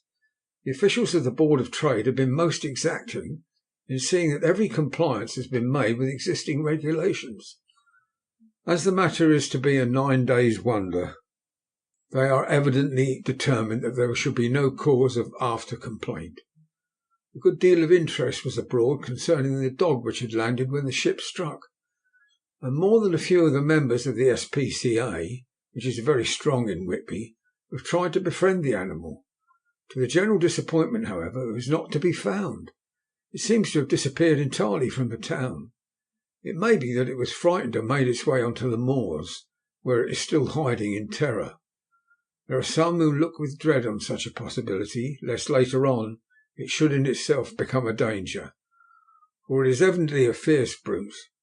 Early this morning a large dog, a half-bred mastiff belonging to a coal merchant close to Tate Hill Pier, was found dead in the roadway opposite his master's yard. It had been fighting, and manifestly it had a savage opponent, for its throat was torn away, and its belly was slit open as if with a savage claw. Later. By the kindness of the Board of Trade Inspector, I have been permitted to look over the logbook of the Demeter, which was in order up to within 3 days, but contained nothing of special interest, except as to facts of missing men. The greatest interest, however, was with regard to the paper found in the bottle, which was today produced at the inquest, and a more strange narrative than the two between them unfold it has not been my lot to come across. As there is no motive for concealment, I am permitted to use them, and accordingly send you a rescript simply omitting technical details of seamanship and supercargo. It almost seems as though the captain had been seized with some kind of mania before he got well into blue water, and that this had developed persistently throughout the voyage. Of course, my statement must be taken cum grano, since I am writing from the dictation of a clerk of the Russian consul, who kindly translated for me, time being short. The log of the Demeter, Varna to Whitby, written 18th July. Things so strange happening that I shall keep an accurate note henceforth till we land. On 6th of July we finished taking in cargo, silver sand and boxes of earth. At noon set sail, east wind, fresh. Crew 5 hands, 2 mates, cook and myself, captain. On 11th of July at dawn entered Bosphorus, boarded by Turkish customs officers, Baksheesh all correct. Underway at 4 p.m. On 12th of July, through Dardanelles, more custom officers and a flagboat guarding squadron. Baksheesh again. Work of officers thorough but quick. Want us off soon. Dark, passed into archipelago. On 13th of July we passed Cape Matapan. Crew dissatisfied about something. Seemed scared but would not speak out. On 14th of July, somewhat anxious about crew. Men all steady. Fellows who have sailed with me before. Mate could not make out what was wrong. They only told him there was something and crossed themselves. Mate lost temper with them that day and struck him. Expected a fierce quarrel, but all was quiet. On 16th July, mate reported in the morning that one of the crew, Petrovsky, was missing. Could not account for it. Took larboard watch 8 bells last night. Was relieved by Abumov. Did not go to bunk. Men more downcast than ever. All said they expected something of the kind, but would not say more than there was something aboard. Mate getting very impatient with them, feared some trouble ahead. On 17th of July, yesterday, one of the men, Olgarden, came to my cabin and in an awestruck way confided to me that he thought there was a strange man aboard the ship. He said that in his watch he had been sheltering behind the deckhouse as there was a rainstorm, when he saw a tall, thin man who was not like any of the crew come up the companionway and go along the deck forward and disappear. He followed cautiously, but when he had got to bows found no one, and the hatchways were all closed.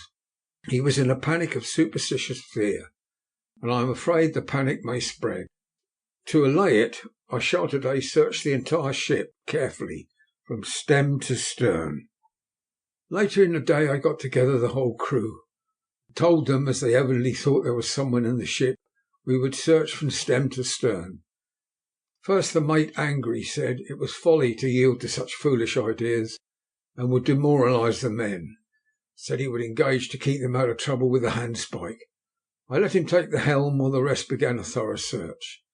All keeping abreast with lanterns, we left no corner unsearched, and there were only the big wooden boxes. There were no odd corners where a man could hide. Men much relieved when search over, and went back to work cheerfully.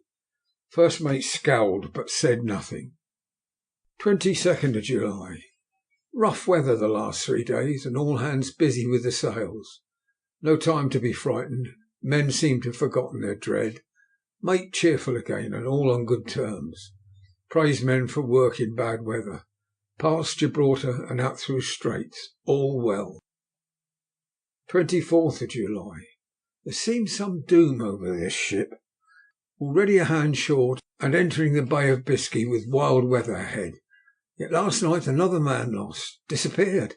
Like the first, he came off his watch and was not seen again. Men all in a panic of fear. Sent a round robin, asking to have double watch as they feared to be alone. Mate angry, fear there will be some trouble, as either he or the men will do some violence. 28th of July. Another tragedy. Had a single watch tonight, as crew too tired to double. When morning watch came on deck, he could find no one except steersman. Raised an outcry and all came on deck. Thorough search, but no one found. And now without second mate and crew in a panic. Mate and I agree to go armed henceforth and wait for any sign of cause. 30th of July. Last night rejoiced. We are nearing England. Weather fine, all sails set. Retired, worn out, slept soundly. Awakened by mate telling me that both men of the watch steersman are missing. Only self and mate and 2 hands left to work the ship. August the 1st. 2 days of fog and not a sail sighted. I'd hoped when in the English Channel to be able to signal for help or get in somewhere. Not having power to work sails, I have to run before the wind. Dare not lower, as could not raise them again. We seem to be drifting into some terrible doom. Mate now more demoralised than either of the men. His stronger nature seems to have worked inwardly against himself. Men are beyond fear, working stolidly and patiently with minds made up. They are Russian, he a Romanian. 2nd August, midnight. Woke up from a few minutes' sleep by hearing a cry, seemingly outside my port. I could see nothing in the fog. Rushed on deck and ran against the mate. Tells me he heard a cry and ran, but no sign of the man on watch. One more gone. Lord help us. Mate says we must be past the Straits of Dover. As in a moment of fog lifting he saw North Foreland, just as he heard the man cry out. So we are now off in the North Sea, and only God can guide us in the fog, which seems to move with us, and God seems to have deserted us. 3rd of August. At midnight I went to relieve the man at the wheel, and when I got to it found no one there. The wind was steady, and as we ran before it there was no yawing. I dared not leave it, so shouted for the mate. After a few minutes he rushed up on deck in his flannels. He looked wild-eyed and haggard, and I greatly fear his reason had given way. He came close to me and whispered hoarsely with his mouth to my ear, as though fearing the very air might hear. It is here. I know it now. On the watch last night I saw it, like a man, tall and thin and ghastly pale. It was in the bows looking out. I crept up behind it and gave it my knife, but the knife went through it, empty as the air. As he spoke he took his knife and drove it savagely into space. Then he went on, but it is here, and I'll find it. It is in the hold, perhaps in one of those boxes. I'll unscrew them one by one and see. You work the helm. And with a warning look and his finger on his lip, he went below. There was springing up a choppy wind, and I could not leave the helm. I saw him come out on deck again with a tool chest and a lantern, and go down the forward hatchway. He is mad, stark raving mad, and it is no use my trying to stop him. He can't hurt those big boxes, they are invoiced as clay, and to pull them about is as harmless a thing as he could do. So here I stay and mind the helm and write these notes. I can only trust in God and wait until the fog clears. Then if I can't steer into any harbour, with the wind that is, I shall cut down the sails and lie by and signal for help. It is nearly all over now, just as I was beginning to hope that the mate would come out calmer, for I heard him knocking away at something in the hold, and work is good for him. There came up the hatchway a sudden startled scream, which made my blood run cold, and up on the deck he came as if shot from a gun, a raging madman with his eyes rolling, his face convulsed with fear. Save me, he cried.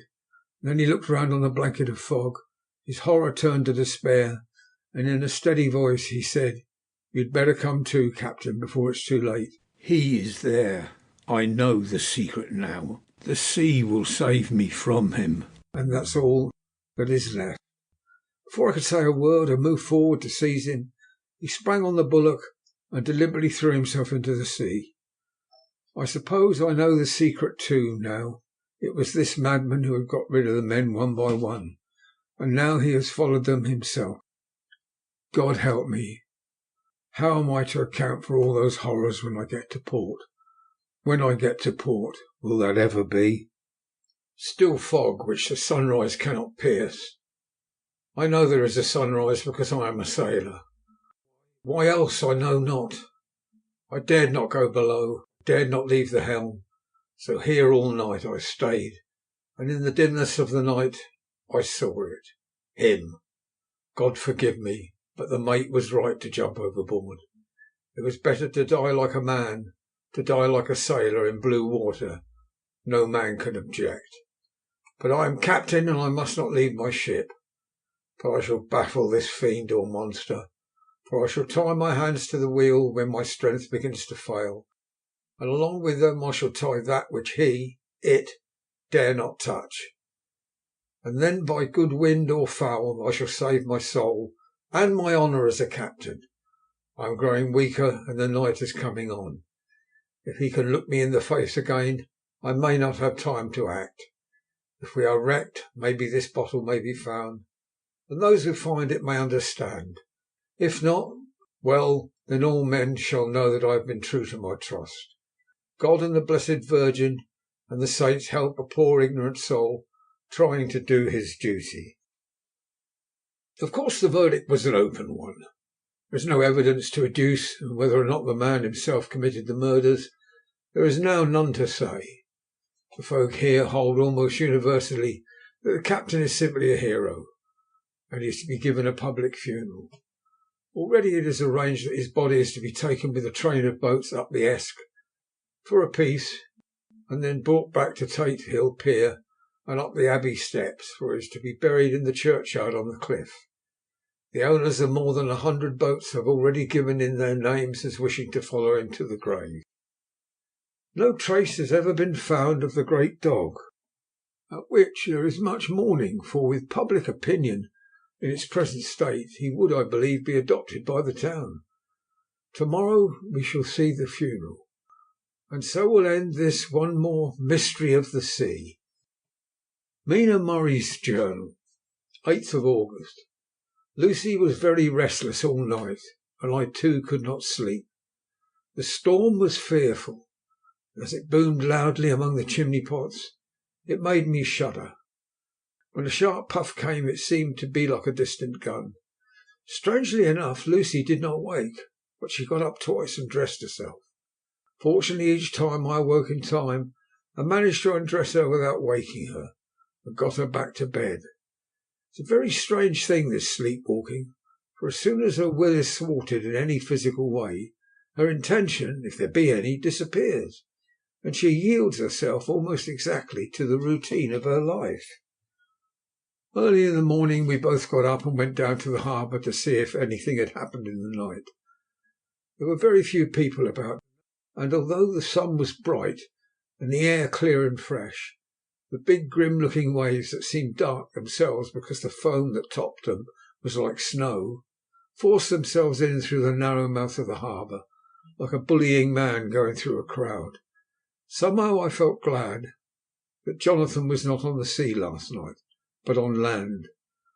But oh, is he on land or sea? Where is he, and how? I am getting fearfully anxious about him.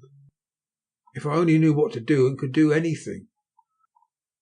10th of August. The funeral of the poor sea captain today was most touching. Every boat in the harbour seemed to be there, and the coffin was carried by captains all the way from Tate Hill Pier up to the churchyard. Lucy came with me, and we went early to our old seat, whilst a cortege of boats went up the river to the viaduct and came down again.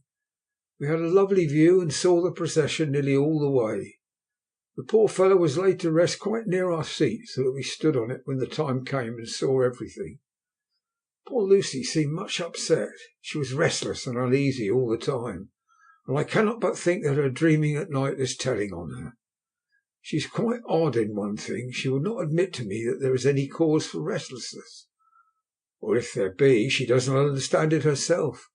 There is an additional cause in that. Poor old Mr. Swales was found dead this morning on our seat. His neck had been broken. He had evidently, as the doctor said, fallen back in the seat in some sort of fright, for there was a look of fear and horror on his face that men said made them shudder. Poor dear old man! Perhaps he had seen death with his dying eyes. Lucy is so sweet and sensitive that she feels the influences more acutely than other people do. Just now she was quite upset by a little thing which I did not much heed, though I am myself very fond of animals. One of the men who came up here often to look for the boats was followed by his dog. The dog is always with him. They are both quiet persons, and I never saw the man angry nor heard the dog bark. During the service the dog would not come to its master, who was on the seat, but kept a few yards off, barking and howling. His master spoke to it gently, and then harshly, and then angrily, but it would neither come nor cease to make a noise. It was in a sort of fury, with its eyes savage, and all its hair bristling out like a cat's tail when puss is on the warpath. Finally the man too got angry, and jumped down and kicked the dog, and took it by the scruff of the neck, and half dragged and half threw it on the tombstone on which the seat is fixed. The moment it touched the stone, the poor thing became quiet, and fell into a tremble. It did not try to get away, but crouched down, quivering and cowering, and was in such a pitiable state of terror, although I tried, though without effect, to comfort it. Lucy was full of pity too, but she did not attempt to touch the dog, but looked at it in an agonized sort of way. I greatly fear she is too supersensitive for nature to go through the world without trouble. She will be dreaming of this tonight, I am sure. The whole agglomeration of things. The ship steered into port by a dead man, his attitude tied to the wheel with a crucifix and beads, the touching funeral, the dog, now furious, now in terror, will afford material for her dreams. I think it would be best for her to go to bed tired out physically, so I shall take her for a long walk by the cliffs to Robin Hood's Bay and back. She ought not to have much inclination for sleepwalking then. End of Chapter 7. Chapter 8. Mina Murray's Journal. Same day, 11 o'clock. Oh, but I am tired. If it were not that I had made my diary a duty, I should not open it tonight. We had such a lovely walk with Lucy.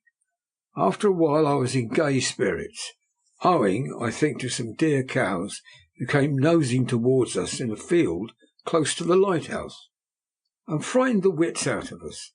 I believe we forgot everything except, of course, personal fear, and it seemed to wipe the slate clean and give us a fresh start. We had a capital severe tea at Robin Hood's Bay in a sweet little old-fashioned inn, with a bow window right over the seaweed-covered rocks of the strand. I believe we should have shocked the new woman with our appetites. Men are more tolerant, bless them. Then we walked home, with some or rather many stoppages to rest, and with our hearts full of a constant dread of wild bulls. Lucy was really tired, and we intended to creep off to bed as soon as we could. The young curate came in, however, and Mrs. Westenra asked him to stay for supper. Lucy and I had both a fight for it with the dusty miller. I knew it was a hard fight on my part, but I am quite heroic. I think that some day the bishops must get together and see about breeding up a new class of curates who don't take supper, no matter how they may be pressed to, and who will know when girls are tired. Lucy is asleep and breathing softly. She has more colour in her cheeks than usual, and looks oh so sweet.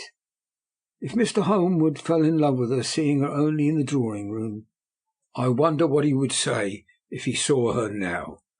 Some of the new women writers will some day start an idea that men and women should be allowed to see each other asleep before proposing or accepting, but I suppose that the new woman wouldn't condescend in future to accept. She will do the proposing herself, and a nice job she will make of it too. There's some consolation in that. I am so happy tonight because dear Lucy seems better. I really believe she has turned the corner, and that we're over her troubles with dreaming. I should be quite happy if I only knew if Jonathan, God bless and keep him. 11th of August, 3 a.m.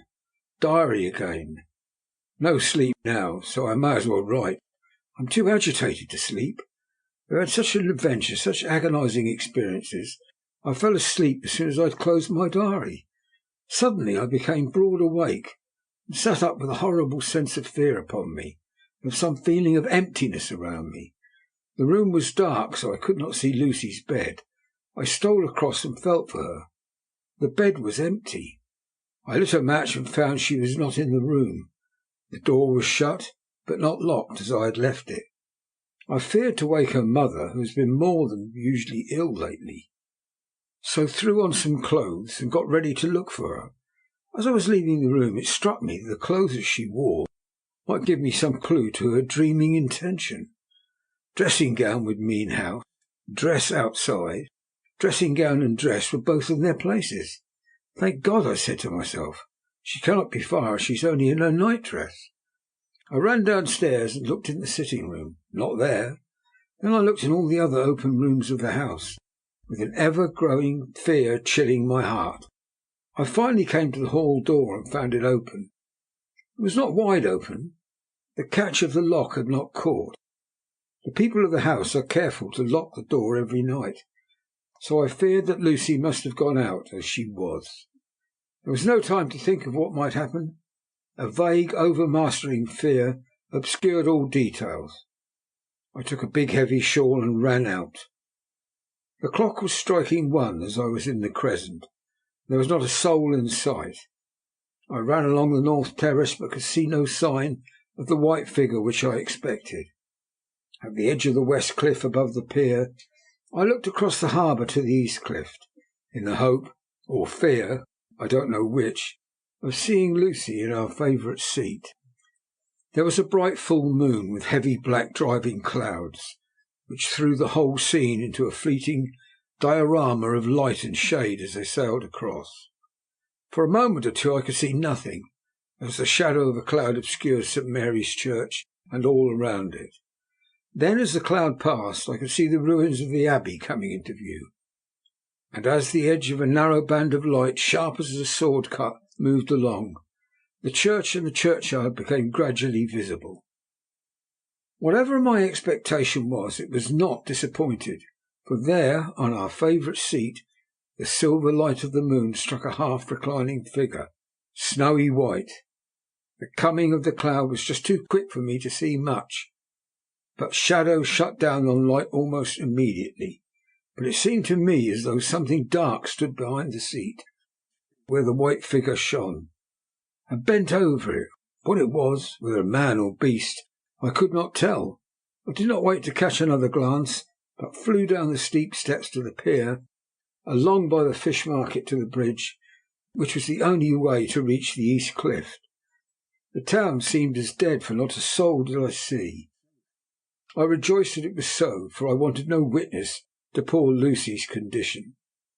Time and distance seemed endless, and my knees trembled, and my breath became laboured as I toiled up the endless steps to the abbey. I must have gone fast, yet it seemed to me as if my feet were weighted with lead, and as though every joint in my body were rusty. When I got almost to the top, I could see the seat and the white figure, for I was now close enough to distinguish it, even through the spells of shadow. There was undoubtedly something long and black bending over the half-reclining white figure. I called in fright, "Lucy, Lucy!" and something raised a head, and from where I was I could see a white face and red gleaming eyes. Lucy did not answer. I ran into the entrance of the churchyard. As I entered, the church was between me and the seat, and for a minute or so I lost sight of her. When I came in view again, the cloud had passed, and the moonlight struck so brilliantly that I could see Lucy half reclining, with her head lying over the back of the seat. She was quite alone, and there was not a sign of any living thing about. When I bent over her, I could see that she was still asleep. Her lips were parted, and she was breathing, not softly as usual with her, but in long, heavy gasps, as though striving to get her lungs full at every breath. As I came close, she put up her hand in her sleep and pulled the collar of her nightdress close around her throat. While she did so, there came a little shudder through her, as though she felt the cold. I flung the warm shawl over her and drew the edges tight round her neck, for I dreaded lest she should get some deadly chill from the night air, unclad as she was. I feared to wake her all at once, so in order to have my hands free that I might help her, I fastened the shawl at her throat with a big safety pin. But I must have been clumsy in my anxiety, and pinched or pricked her with it, for by and by, when her breathing became quieter, she put her hand to her throat again and moaned. When I had her carefully wrapped up, I put my shoes on her feet, and then began very gently to wake her. At first she did not respond, but gradually she became more uneasy in her sleep, moaning and sighing occasionally. At last, as time was passing fast, and for many other reasons I wished to get her home at once, I shook her more forcibly, till finally she opened her eyes and awoke. She did not seem surprised to see me, as of course she did not realize all at once where she was. Lucy always wakes prettily, and even at such a time, when her body must have been chilled with cold, and her mind somewhat appalled at waking unclad in the churchyard at night, she did not lose her grace. She trembled a little, and clung to me when I told her to come at once with me home. She rose without a word, with the obedience of a child. As we passed along, the gravel hurt my feet, and Lucy noticed me wince. She stopped and wanted to insist upon my taking my shoes, but I could not. However, when we got to the pathway outside the churchyard, there was a puddle of water remaining from the storm. I daubed my feet with mud, using each foot in turn, so that as we went home, no one, in case we should meet anyone, should notice my bare feet. Fortune favoured us, and we got home without meeting a soul. Once we saw a man who seemed not quite sober passing along the street in front of us, but we hid in a door till he had disappeared up an opening such as there are here, steep little closes, or wynds as they call them in Scotland. My heart beat so loud all the time that sometimes I thought I should faint. I was filled with anxiety about Lucy, not only for her health, lest she should suffer from the exposure, but for her reputation, in case the story should get wind. When we got in and had washed our feet, and had said a prayer of thankfulness together, I tucked her into bed. Before falling asleep, she asked, even implored me, not to say a word to anyone, even her mother, about her sleepwalking adventure. I hesitated at first to promise, but on thinking of the state of her mother's health, and how the knowledge of such a thing would fret her, and thinking too of how such a story might become distorted, nay, infallibly would, in case it should leak out, I thought it wiser to do so. I hope I did right. I have locked the door and the key is tied to my wrist, so perhaps I shall not be again disturbed. Lucy is sleeping soundly. The reflex of the dawn is high and far over the sea. Same day, noon. All goes well. Lucy slept till I woke her and seemed not to have even changed her side. The adventures of the night does not seem to have harmed her. On the contrary, it has benefited her, for she looks better this morning than she has done for weeks. I was sorry to notice that my clumsiness with the safety pin hurt her. Indeed, it might have been serious, for the skin of her throat was pierced. I must have pinched up a piece of loose skin and transfixed it, for there are two little red points like pinpricks, and on the band of her nightdress was a drop of blood. When I apologized and was concerned about it, she laughed and petted me, and said she did not even feel it. Fortunately, it cannot leave a scar, as it is so tiny. Same day, night. We passed a happy day. The air was clear, the sun bright. There was a cool breeze. We took our lunch to Mulgrave Woods, Mrs. Westenra driving by the road, and Lucy and I walking by the cliff path, and joining her at the gate. I felt a little sad myself, for I could not feel but how absolutely happy it would have been had Jonathan been with me. But there I must only be patient. In the evening we strolled in the casino terrace and heard some good music by Spohr and Mackenzie, and went to bed early.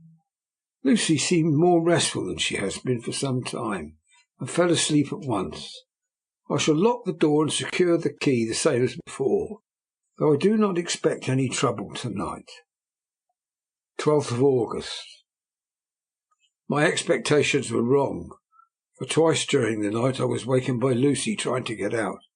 She seemed even in her sleep to be a little impatient at finding the door shut, and went back to bed under a sort of protest. I woke with the dawn and heard the birds chirping out of the window.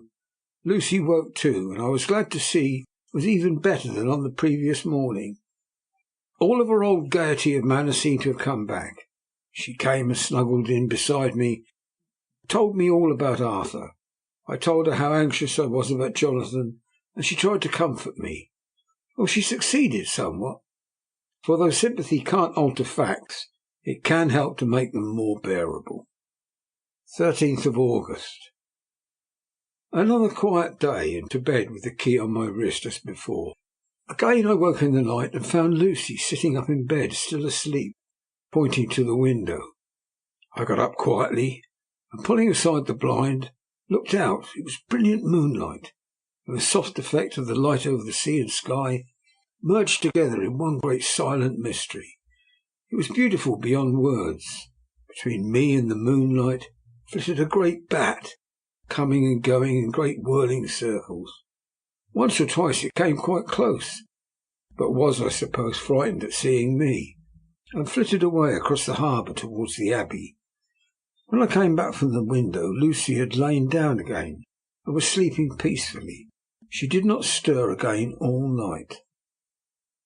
14th of August.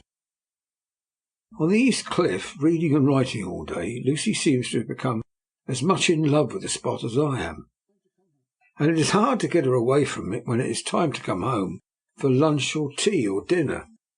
This afternoon she made a funny remark. We were coming home for dinner and just come to the top of the steps up from the West Pier and stopped to look at the view, as we generally do. The setting sun lay low down in the sky, was just dropping behind Kettleness. The red light was thrown over the East Cliff, and the old Abbey seemed to bathe everything in beautiful rosy glow. We were silent for a while, and suddenly Lucy murmured, as if to herself, "His red eyes again. They are just the same."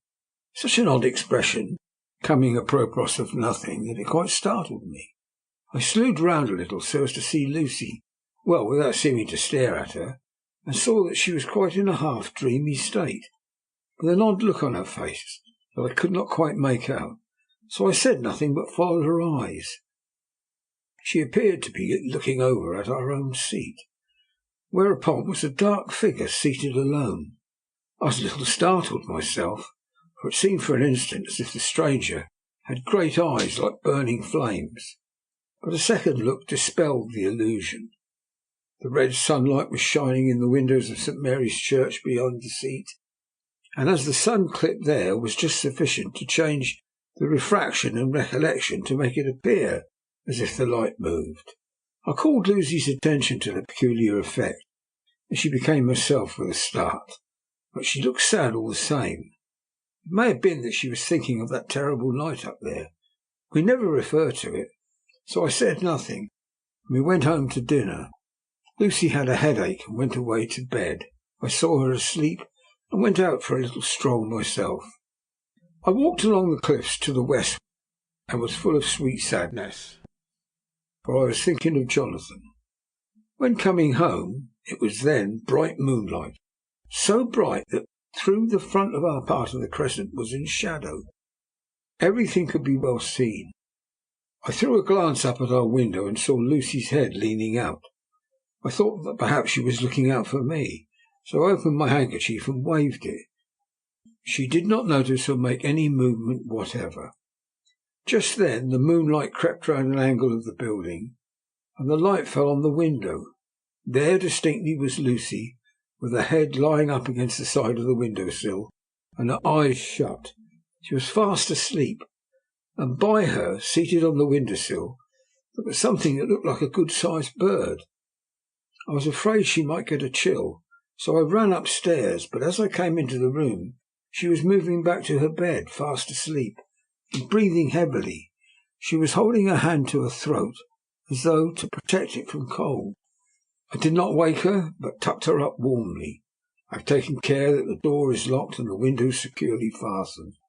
She looks so sweet as she sleeps, but she is paler than is her wont.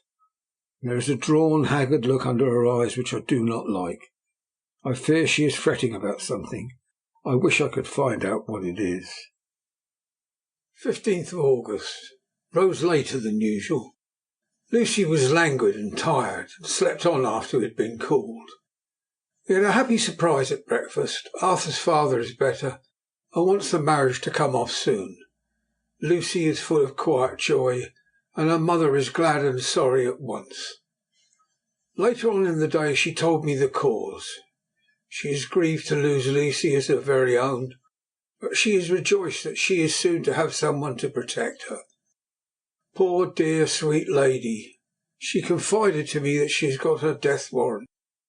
She has not told Lucy, and made me promise secrecy. Her doctor told her that within a few months at most she must die, for her heart is weakening. At any time, even now, a sudden shock would be almost sure to kill her. Ah, we were wise to keep from her the affair of the dreadful night of Lucy's sleepwalking. 17th of August. No diary for 2 whole days. I have not had the heart to write. Some sort of shadowy pall seems to be coming over our happiness. No news from Jonathan, and Lucy seems to be growing weaker, whilst her mother's hours are numbering to a close. I do not understand Lucy's fading away as she is doing. She eats well, she sleeps well, and enjoys the fresh air, but all the time the roses in her cheeks are fading, and she gets weaker and more languid day by day. At night I hear her gasping as if for air. I keep the key of our door always fastened to my wrist at night, but she gets up and walks around the room and sits at the open window. Last night I found her leaning out when I woke up, and when I tried to wake her I could not. She was in a faint. When I managed to restore her she was as weak as water, and cried silently between long painful struggles for breath. When I asked her how she came to be at the window, she shook her head and turned away. I trust her feeling ill may not be from that unlucky prick of the safety pin. I looked at her throat just now as she lay asleep, and the tiny wounds seem not to have healed. They are still open, and if anything, larger than before. The edges of them are faintly white. They are like little white dots with red centres. Unless they heal within a day or two, I shall insist on the doctor seeing about them. Letter, Samuel F. Billington and Son, Solicitors, Whitby, to Messrs. Carter, Patterson and Co., London, 17th of August. Dear Sirs, herewith please receive invoice of goods sent by Great Northern Railway. Same are to be delivered at Carfax, near Purfleet, immediately on receipt at goods station, King's Cross. The house is at present empty, but enclosed please find all keys, all of which are labelled. You will please deposit the boxes, 50 in number, which form the consignment of the partially ruined building forming part of the house, and marked A on a rough diagram enclosed. Your agent will easily recognise the locality, as it is the ancient chapel of the mansion. The goods leave by the train at 9:30 tonight, and will be due at King's Cross at 4:30 tomorrow afternoon. As our client wishes the delivery made as soon as possible, we shall be obliged by your having teams ready at King's Cross at the time named, and forthwith conveying the goods to the destination. In order to obviate any delays possible through any routine requirements payment in your departments, we enclose a cheque herewith of £10, receipt of which please acknowledge.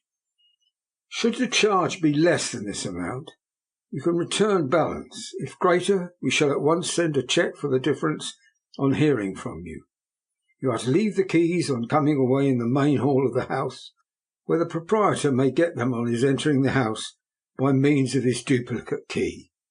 Pray do not take us as exceeding the bounds of business courtesy in pressing you in all ways to use the utmost expedition.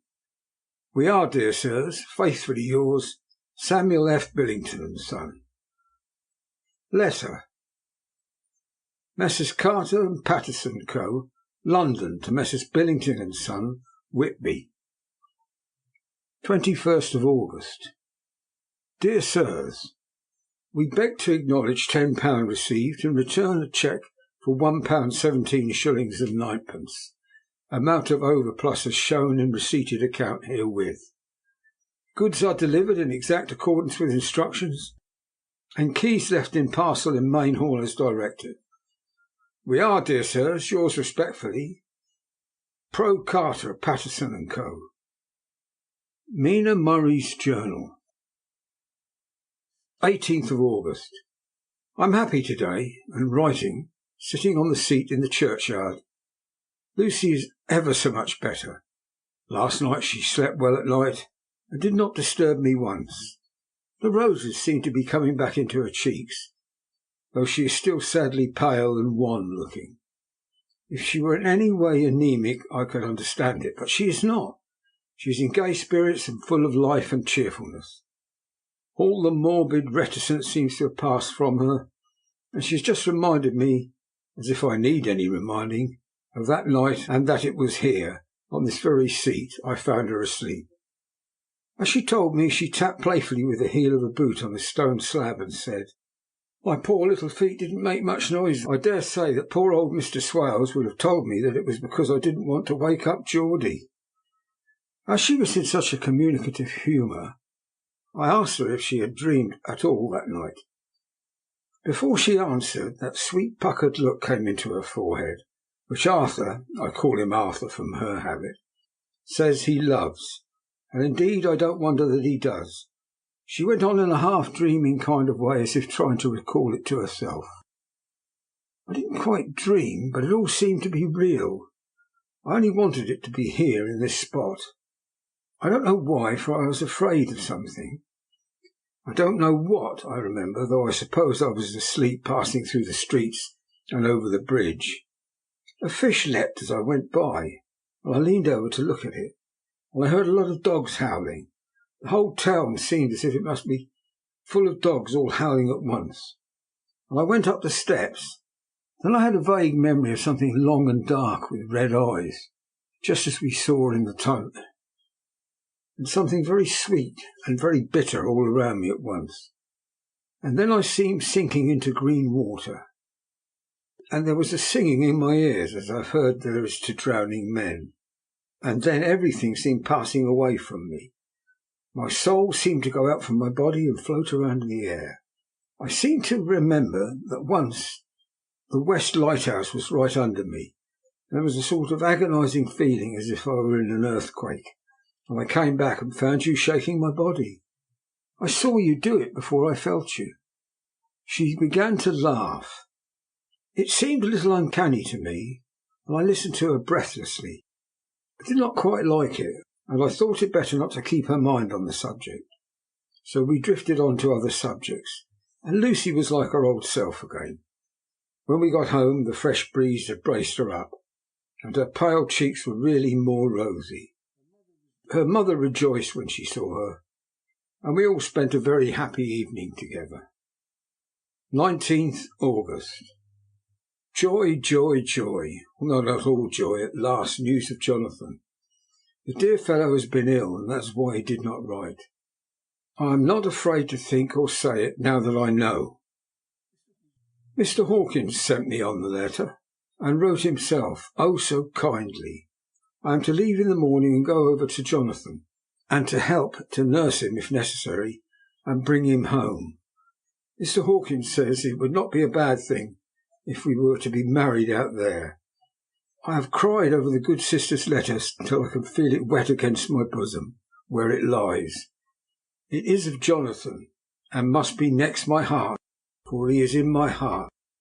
My journey is all mapped out, and my luggage ready. I am only taking one change of dress. Lucy will bring my trunk to London, and keep it till I send for it. For it may be that I must write no more. I must keep it to say to Jonathan, my husband. The letter that he has seen and touched must comfort me till we meet. Letter, Sister Agatha, Hospital of St. Joseph and St. Mary, Budapest, to Miss Wilhelmina Murray, 12th of August. Dear Madam, I write by desire of Mr. Jonathan Harker, who is himself not strong enough to write, although progressing well, thanks to God and St. Joseph and St. Mary. He has been under our care for near 6 weeks, suffering from a violent brain fever. He wishes me to convey his love, and to say that by this post I write for him to Mr. Peter Hawkins, Exeter, to say with all his dutiful respects that he is sorry for his delay, and that all of his work is completed. He will require some few weeks' rest in our sanitarium in the hills, but will then return. He wishes me to say that he has not sufficient money with him, and that he would like to pay for his staying here, so that others who need shall not be wanting for help. Believe me, yours with sympathy and all blessings, Sister Agatha. P.S. My patient being asleep, I open this to let you know something more. He has told me about you and that you are shortly to be his wife. All blessings to you both. He has had some fearful shocks, so says our doctor, and his delirium, his ravings have been dreadful, of wolves and poison, of blood, of ghosts and demons. And I fear to say that be careful with him. And I fear to say of what? Be careful with him always, that there may be nothing to excite him of this kind for a long time to come. The traces of such an illness do not lightly die away. We should have written long ago, but we knew nothing of his friends, and there was on him nothing that anyone could understand. He came in the train from Klausenburg, and the guard was told by the station master that he rushed into the station shouting for a ticket for home. Seeming from his violent demeanour that he was English, they gave him a ticket for the furthest station on the way thither that the train reached. Be assured he is well cared for. He has won all our hearts by his sweetness and gentleness. He is truly getting on well, and I have no doubt will in a few weeks be all himself. But be careful of him for safety's sake. There are, I pray God and St. Joseph and St. Mary, many, many happy years for you both. Dr. Seward's Diary, 19th of August. Strange and sudden change in Renfield last night. About 8 o'clock he began to get excited and sniff about, as a dog does when setting. The attendant was struck by his manner, and knowing my interest in him, encouraged him to talk. He is usually respectful to the attendant, and at times servile, but tonight the man tells me he was quite haughty, would not condescend to talk with him at all. All he would say was, "I don't want to talk to you. You don't count now. The master is at hand." The attendant thinks it's some sudden form of religious mania which has seized him. If so, we must look out for squalls, for a strong man with a homicidal and religious mania at once might be dangerous. The combination is a dreadful one. At 9 o'clock I visited him myself. His attitude to me was the same as that to the attendant. In his sublime self-feeling, the difference between myself and the attendant seemed to him as nothing. It looks like a religious mania, and he will soon think that he himself is God. These infinitesimal distinctions between man and man are too paltry for an omnipotent being. How these madmen give themselves away! The real God taketh heed lest a sparrow fall. But the God created from human vanity sees no difference between an eagle and a sparrow. Oh, if men only knew! For half an hour or more Renfield kept getting excited in a greater and greater degree. I did not pretend to be watching him, but I kept strict observation all the same. All at once that shifty look came into his eyes, which we always see when a madman has seized an idea, and with it the shifty movement of the head and back, which asylum attendants come to know so well. He became quite quiet, and went and sat on the edge of his bed resignedly, and looked into space with lacklustre eyes. I thought I would find out if his apathy were real or only assumed, and tried to lead him to talk of his pets, a theme which had never failed to excite his attention. At first he made no reply, but at length said testily, "Bother them all, I don't care a pin about them." "What?" I said. "You don't mean to tell me you don't care about spiders?" Spiders are at present his hobby, and the notebook is filling up with columns of small figures. To this he answered enigmatically, "The bride-maidens rejoice the eyes that wait the coming of the bride, but when the bride draweth nigh, then the maidens shine not to the eyes that are filled." He would not explain himself, but remained obstinately seated on his bed all the time I remained with him. I am weary to-night and low in spirits. I cannot but think of Lucy and how different things might have been. If I don't sleep at once, chloral, the modern Morpheus, C2HC130.H20, must be careful not to let it grow into a habit, nor shall I take none tonight. I have thought of Lucy, and I shall not dishonour her by mixing the two. If need be, tonight shall be sleepless. Later. Glad I made the resolution, gladder that I kept to it. I had lain tossing about and had heard the clock strike only once, when the night watchman came to me, sent up from my ward, to say that Renfield had escaped. I threw on my clothes, ran down at once. My patient is too dangerous a person to be roaming about. Those ideas of his might work out dangerously with strangers. The attendant was waiting for him. He said he had seen him not 10 minutes before, seemingly asleep in his bed, when he had through the observation trap in the door. His attention was called by the sound of the window being wrenched out. He ran back and saw his feet disappear through the window, and had at once sent up for me. He was only in his night gear and cannot be far off. The attendant thought it would be more useful to watch where he should go than to follow him, as he might lose sight of him whilst getting out of the building by the door. He is a bulky man and couldn't get through the window. I am thin, so with his aid I got out, but feet foremost, and, as we were only a few feet above ground, landed unhurt. The attendant told me the patient had gone to the left and had taken a straight line, so I ran as quickly as I could. As I got through the belt of trees, I saw a white figure scale the high wall which separates our grounds from those of the deserted house. I ran back at once and told the watchman to get 3 or 4 men immediately and follow me into the grounds of Carfax. In our case, our friend might be dangerous.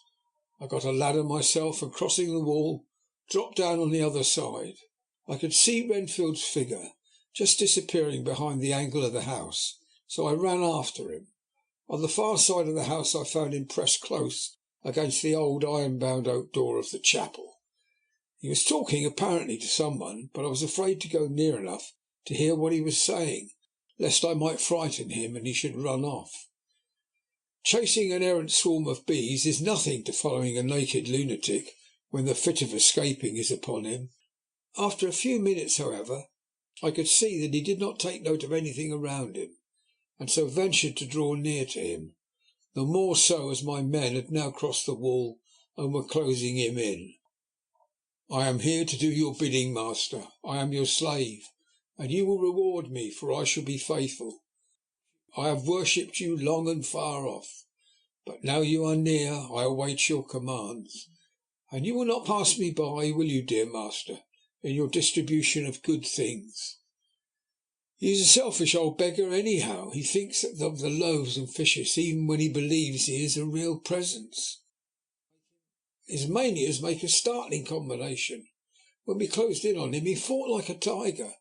He is immensely strong, for he was more like a wild beast than a man. I never saw a lunatic in such a paroxysm of rage before, and hope I shall not again. It is a mercy that we have found out his strength and his danger in good time. With strength and determination like his, he might have done wild work before he was caged. He is safe now at any rate. Jack Shepherd himself couldn't get free from the strait waistcoat that keeps him restrained, and he's chained to the wall in the padded room. His cries at times are awful, but the silences that follow are more deadly still, for he means murder in every turn and movement. Just now he spoke coherent words for the first time. I shall be patient, master. It is coming, coming, coming. So I took the hint and came too. I was too excited to sleep, but this diary has quieted me, and I feel I shall get some sleep tonight. End of chapter 8. Chapter 9. A letter. Mina Harker to Lucy Westenra. Budapest, 24th of August. My dearest Lucy, I know you will be anxious to hear all that has happened since we parted at the railway station at Whitby. Well, my dear, I got to Hull all right and caught the boat to Hamburg and then the train on here. I feel that I can hardly recall anything of the journey except that I knew I was coming to Jonathan, and but as I should have to do some nursing, I had better get all the sleep I could. I found my dear one, oh so thin and pale and weak looking. All the resolution had gone out of his dear eyes, and that quiet dignity which I told you was in his face has vanished. He is only a wreck of himself. He does not remember anything that has happened to him for a long time past. At least he wants me to believe so, and I shall never ask. He has had some terrible shock, and I fear it might tax his poor brain if he were to try to recall it. Sister Agatha, who is a good creature and a born nurse, tells me that he raved of dreadful things while he was off his head, but she would only cross herself and say she would never tell, that the raving of the sick were the secrets of God, that if a nurse through her vocation should hear them, she should respect her trust. She is a sweet, good soul, and the next day when she saw I was troubled, she opened up on the subject again, and after saying that she should never mention what my poor dear raved about, I can tell you this much, my dear, that it was not about anything which he has done wrong himself, and you, as his wife-to-be, have no cause to be concerned. He has not forgotten you or what he owes to you. His fear was of a great and terrible things, which no mortal can treat of. I do believe the dear soul thought I might be jealous, lest my poor dear should have fallen in love with any other girl. The idea of my being jealous about Jonathan. And yet, my dear, let me whisper, I felt a thrill of joy through me when I knew that no other woman was a cause of trouble. I am now sitting by his bedside, where I can see his face while he sleeps. He is waking. When he woke, he asked me for his coat, as he wanted to get something from the pocket. I asked Sister Agatha, and she brought all his things. I saw that amongst them was his notebook, and was going to ask him to let me look at it, for I knew then I might find some clue to his trouble. But I supposed he must have seen my wish in my eyes, for he sent me over to the window, saying he wanted to be quite alone for a moment. Then he called me back, and when I came he had his hand over the notebook, and he said to me very solemnly, Wilhelmina, I knew then that he was in deadly earnest, for he has never called me by that name since he asked me to marry him. You know, my dear, my ideas of the trust between husband and wife. There should be no secret, no concealment. I have had a great shock, and when I try to think of what it is I feel, my head spins round, and I do not know if it was all real or the dreaming of a madman. You know I have had brain fever, and that it is to be mad. The secret is here, and I do not want to know it. I want to take up my life here with our marriage. For, my dear, we have decided to be married as soon as the formalities are complete. Are you willing, Wilhelmina, to share my ignorance? Here is the book. Take it and keep it. Read it if you will, but never let me know, unless indeed some solemn duty should come upon me to go back to the bitter hours, asleep or awake, sane or mad, recorded here. He fell back exhausted, and I put the book under his pillow and kissed him, having asked Sister Agatha to beg the Superior to let our wedding be this afternoon, and I am waiting her reply. She has come and told me that the chaplain of the English Mission Church has been sent for. We are to be married in an hour, or as soon after as Jonathan awakes. Lucy, the time has come and gone. I feel very solemn, but very happy. Jonathan woke a little after the hour, and was all ready, and he sat up in bed, propped up with pillows. He answered his "I will" firmly and strongly. I could hardly speak. My heart was so full that even those words seemed to choke me. The dear sisters were so kind. Please God, I shall never forget them, nor the grave and sweet responsibilities I have taken upon me. I must tell you of my wedding present. When the chaplain and the sisters had left me alone with my husband, oh, Lucy, it is the first time I have written the words "my husband," left me alone with my husband, I took the book from under his pillow and wrapped it up in white paper, and tied it with a little bit of pale blue ribbon, which was round my neck, and sealed it over the knot with sealing wax. And for my seal I used my wedding ring. Then I kissed it and showed it to my husband, and told him that I would keep it so, and then it would be an outward and visible sign for us all our lives that we trusted each other, that I would never open it unless it were for his own dear sake, or for the sake of some stern duty. And he took my hand in his, and oh, Lucy, it was the first time he took his wife's hand, and said that it was the dearest thing in all the wide world, and that he would go through all that past again to win it if need be. The poor dear meant to have said a part of the past, but he cannot think of time yet, and I shall not wonder if at first he mixes up not only the month but the year. Well, my dear, what could I say? I could only tell him that I was the happiest woman in all the wide world, and that nothing to give him except myself, my life and my trust, and that with these went my love and duty for all the days of my life. And, my dear, when he kissed me and drew me to him with his poor weak hands, it was like a very solemn pledge between us. Lucy, dear, do you know why I tell you all this? It's not only because it's all sweet to me, but because you have been and are very dear to me. It was my privilege to be your friend and guide when you came to the schoolroom to prepare for the world of life. I want you to see now, and with the eyes of a very happy wife, whither duty has led me, so that in your own married life you too may be happy as I am.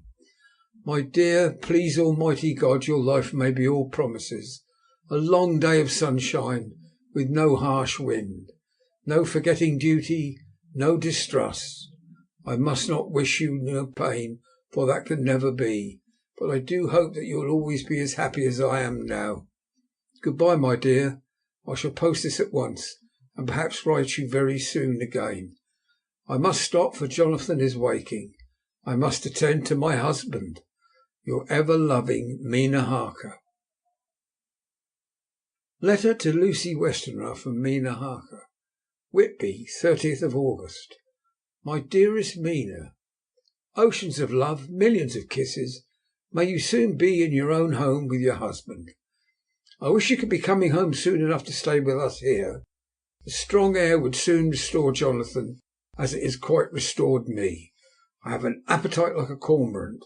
I am full of life and sleep well. You'll be glad to know that I have quite given up walking in my sleep.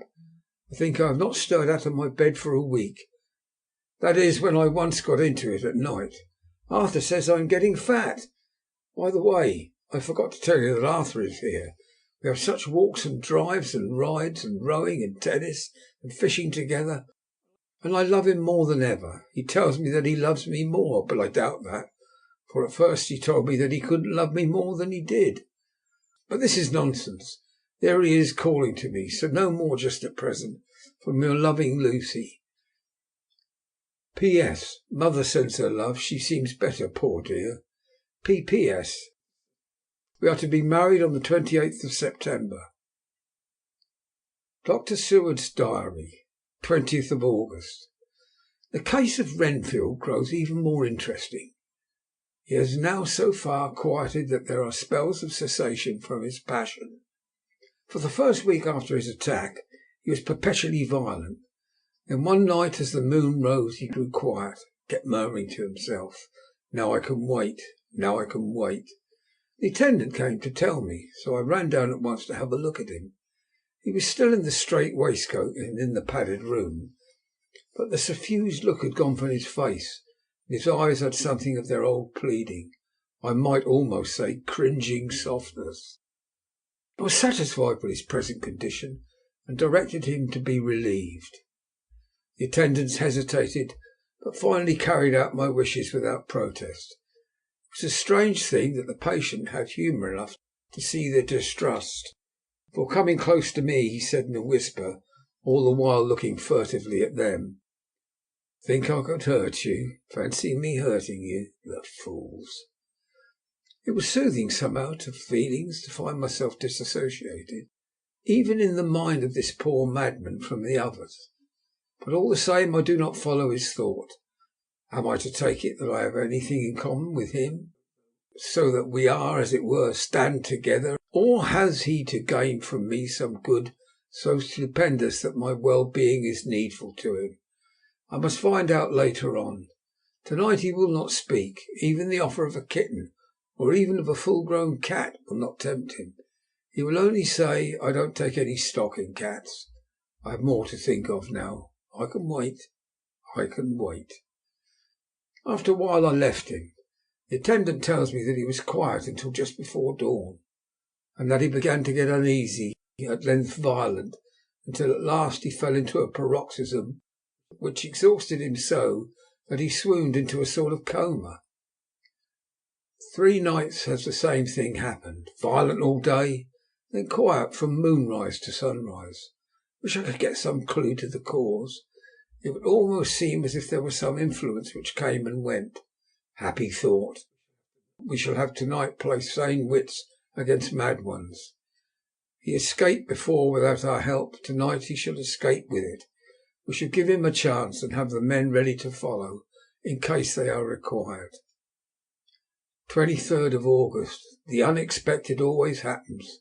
How well Disraeli knew life. Our bird, when he found the cage open, would not fly. So all our subtle arrangements were for naught. At any rate, we have proved one thing, that the spells of quietness last a reasonable time. We shall in future be able to ease his bonds for a few hours each day. I've given orders to the night attendant merely to shut him up in the padded room. When once he is quiet, until an hour before sunrise, the poor soul's body will enjoy the relief, even if his mind cannot appreciate it. Hark! The unexpected again. I am called. The patient has once more escaped. Later, another night adventure. Renfield artfully waited until the attendant was entering the room to inspect. Then he dashed out past him and flew down the passage. I sent word for the attendants to follow.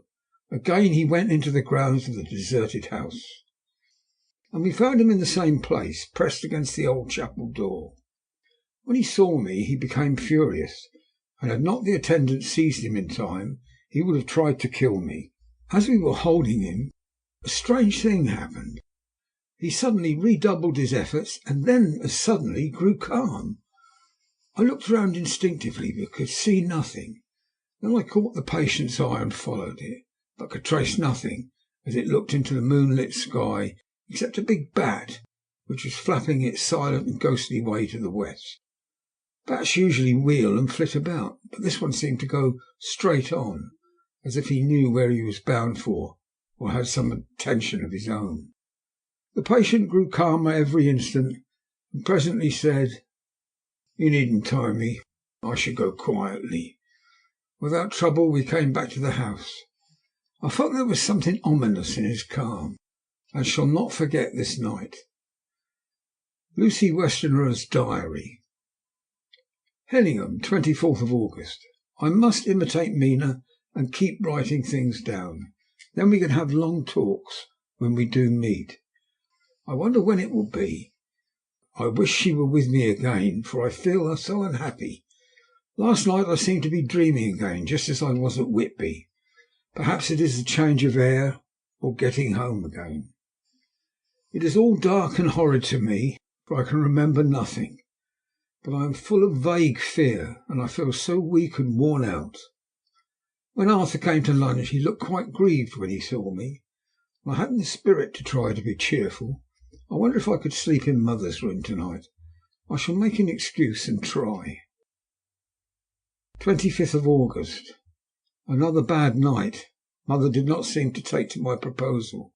She seems not too well herself, and doubtless she fears to worry me. I tried to keep awake and succeeded for a while, but when the clock struck 12 it waked me from a doze, so I must have been falling asleep. There was a sort of scratching or flapping at the window, but I did not mind it, and as I remember no more, I suppose I must have fallen asleep. More bad dreams. I wish I could remember them. This morning I am horribly weak. My face is ghastly pale, and my throat pains me. There must be something wrong with my lungs, for I don't ever seem to be able to get air enough. I shall try to cheer up when Arthur comes, or else I know he will be miserable to see me so. Letter. Arthur Holmwood to Dr. Seward. Albemarle Hotel, 31st of August. My dear Jack, I want you to do me a favour. Lucy is ill, that is, she has no special disease, but she looks awful and is getting worse every day. I have asked her if there is any cause. I do not dare to ask her mother, for to disturb the poor lady's mind about her daughter in her present state of health would be fatal. Mrs. Westenra has confided to me that her doom is spoken, disease of the heart. Though poor Lucy does not know it yet, I am sure there is something preying on my dear girl's mind. I am almost distracted when I think of her. To look at her gives me a pang. I told her I should ask you to see her, and though she demurred at first, I know why, old fellow, she finally consented. It will be a painful task for you, I know, old friend, but it is for her sake, and I must not hesitate to ask, or you to act. You are to come to lunch at Hillingham tomorrow, 2 o'clock, so as not to arouse any suspicion in Mrs. Westenra, and after lunch Lucy will take an opportunity of being alone with you. I shall come in for tea, and we can go away together. I am filled with anxiety, and want to consult with you alone as soon as I can after you have seen her. Do not fail. Arthur. Telegram, Arthur Holmwood to Seward. 1st of September. I am summoned to see my father, who is worse. I am writing. Write me fully by tonight's post to ring-wire me if necessary. Letter from Dr. Seward to Arthur Holmwood, 2nd of September. My dear old fellow, with regard to Miss Westenra's health, I hasten to let you know at once that in my opinion there is not any functional disturbance or any malady that I know of. At the same time, I am not by any means satisfied with her appearance. She is woefully different from what she was when I saw her last. Of course, you must bear in mind that I did not have a full opportunity of examination such as I should wish. Our very friendship makes a little difficulty which not even medical science or custom can bridge over. I had better tell you exactly what happened, leaving you to draw in a measure your own conclusions. I shall then say what I have done and propose doing. I found Miss Westenra in seemingly gay spirits. Her mother was present, and in a few seconds I made up my mind that she was trying all she knew to mislead her mother and prevent her from being anxious. I have no doubt she guesses, if she does not know, what need of caution is there. We lunched alone, and as we all exerted ourselves to be cheerful, we got on as some kind of reward for our labours some real cheerfulness amongst us. Then Miss Westenra went to lie down, and Lucy was left with me. We went into her boudoir, and till we got there her gaiety remained, for the servants were coming and going. As soon as the door was closed, however, the mask fell from her face, and she sank down into a chair with a great sigh, and hid her eyes with her hand. When I saw that her high spirits had failed, I at once took advantage of her reactions to make a diagnosis. She said to me very sweetly, "I cannot tell you how I loathe talking about myself." I reminded her that a doctor's confidence was sacred, that you were grievously anxious about her. She caught on to my meaning at once, and settled the matter in a word. "Tell Arthur everything you choose. I do not care for myself, but all for him. I am quite free." I could easily see that she was somewhat bloodless, but I could not see the usual anaemia signs, and by chance I was actually able to test the quality of her blood, for in opening a window which was stiff, a cord gave way, and she cut her hand slightly with broken glass. It was a slight matter in itself, but it gave me an evident chance, so I secured a few drops of her blood and have analysed them. The qualitative analysis gives quite a normal condition, and shows, I should infer, in itself a vigorous state of health.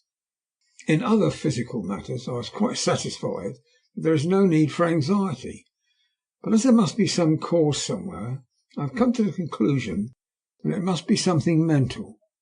She complains of difficulty in breathing satisfactorily at times, and of heavy lethargic sleep, with dreams that frighten her, but regarding which she can remember nothing. She says that as a child she used to walk in her sleep, and that when in Whitby the habit came back, and that once she walked out in the night and went to East Cliff, where Miss Murray found her, but she assures me that of late the habit has not returned. I am in doubt, and so have done the best thing I know of. I have written to my old friend and master, Professor Van Helsing of Amsterdam, who knows as much about obscure diseases as anyone in the world. I have asked him to come over, and as you told me that all things were to be at your charge, I have mentioned to him who you are, and your relations to Miss Westenra. This, my dear fellow, is in obedience to your wishes, for I am only too proud and happy to do anything I can for her. Van Helsing would, I know, do anything for me, for a personal reason, so no matter on what ground he comes, we must accept his wishes. He is a seemingly arbitrary man, but this is because he knows what he is talking about better than anyone else. He is a philosopher and a metaphysician, one of the most advanced scientists of his day, and he has, I believe, an absolutely open mind. This, with an iron nerve, a temper of the ice brook, and an indomitable resolution, self-command and toleration exalted from virtues to blessing, and the kindliest and truest heart that beats. These form his equipment for the noble work that he is doing for mankind, work both in theory and practice, for his views are as wide as his all-embracing sympathy. I tell you these facts that you may know why I have such a confidence in him. I have asked him to come at once. I shall see Miss Westenra tomorrow again. She is to meet me at the store, so that I may not alarm her mother by too early a repetition of my call. Yours always, John Seward. Letter. Abraham Van Helsing, M.D.D., Ph.D., Lit., etc., etc., etc., to Dr. Seward. 2nd of September. My good friend, when I have received your letter, I am already coming to see you, but by good fortune I can leave just at once without wrong to any of those who have trusted me. Were fortune other, then it were for bad for those who I have trusted, for I come to my friend when he called me to aid those he holds dear. Tell your friend that when you suck from my wound so swiftly the poison of the gangrene from that knife that our other friend, too nervous, let slip, you did more for him when he wants my aids, and you call for them, than all his great fortune could do. But it is a pleasure added to do for him, your friend, as it is to you that I come. Have then rooms for me at the Great Eastern Hotel, that I may be near at hand, and please it so arrange that we may see the young lady not too late on tomorrow, for it is likely that I may have to return here that night. But if need be, I shall come again in 3 days, and stay longer if it must. Till then, goodbye, my friend John. Van Helsing. Letter to Dr. Seward, Honourable Arthur Holmwood. 3rd of September. My dear Art, Van Helsing has come and gone. He came on with me to Hillingham, and found that by Lucy's discretion her mother was lunching out, so that we were alone with her. Van Helsing made a very careful examination of the patient. He is to report to me, and I shall advise you, for of course I was not present all the time. He is, I fear, much concerned, but says he must think. When I told him of our friendship, and how you trust me in the matter, he said, "You must tell him all you think. Tell him what I think. If you can guess it, you will. Nay, I am not jesting. There is no jest, but life and death, perhaps more." I asked what he meant by that, for he was very serious.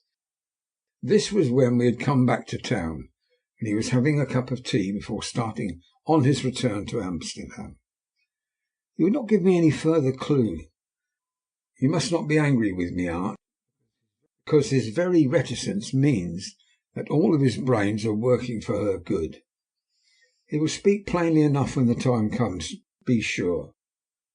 So I told him I would simply write an account of our visit, just as if I were doing a descriptive special in the article for the Daily Telegraph. He seemed not to notice, but remarked that the smuts of London were not quite so bad as they used to be when he was a student here. I am to get his report tomorrow, if he can possibly make it. In any case, I am to have a letter. Well, as to the visit, Lucy was more cheerful than on the day I first saw her, and certainly looked better. She had lost something of the ghastly look that so upset you, and her breathing was normal. She was very sweet to the Professor, as she always is, and tried to make him feel at ease, though I could see that the poor girl was making a hard struggle for it. For I believe Van Helsing saw it too, for I saw the quick look under his bushy eyebrows that I knew of old. Then he began to chat of all things except ourselves and diseases, and with such an infinite geniality that I could see poor Lucy's pretence of animation merge into reality. Then, without any seeming change, he brought the conversation gently round to his visit, and suavely said, "My dear young miss, I have the so great pleasure because you are so much beloved. That is much, my dear. Ever were there that which I do not see. They told me you were down in the spirit, and that you were ghastly pale. To them I say poof," and he snapped his fingers and went on. "But you and I shall show them how wrong they are." "How can he?" and pointed at me with the same look and gesture as that with which once pointed me out in his class, on, or rather after, a particular occasion which he never fails to remind me of. "Know anything of a young lady's? He has his madams to play with, and to bring them back to happiness, and to choose those that love them. It is much to do, but oh, there are rewards that we can bestow such happiness. The young ladies, he has no wife nor daughter, and the young do not tell themselves to the young, but to the old, like me, who have known so many sorrows and the causes of them. So, my dear, we will send him away to smoke the cigarette in the garden, while you and I have a little talk all to ourselves." I took the hint and strolled about. Presently the Professor came to the window and called me in.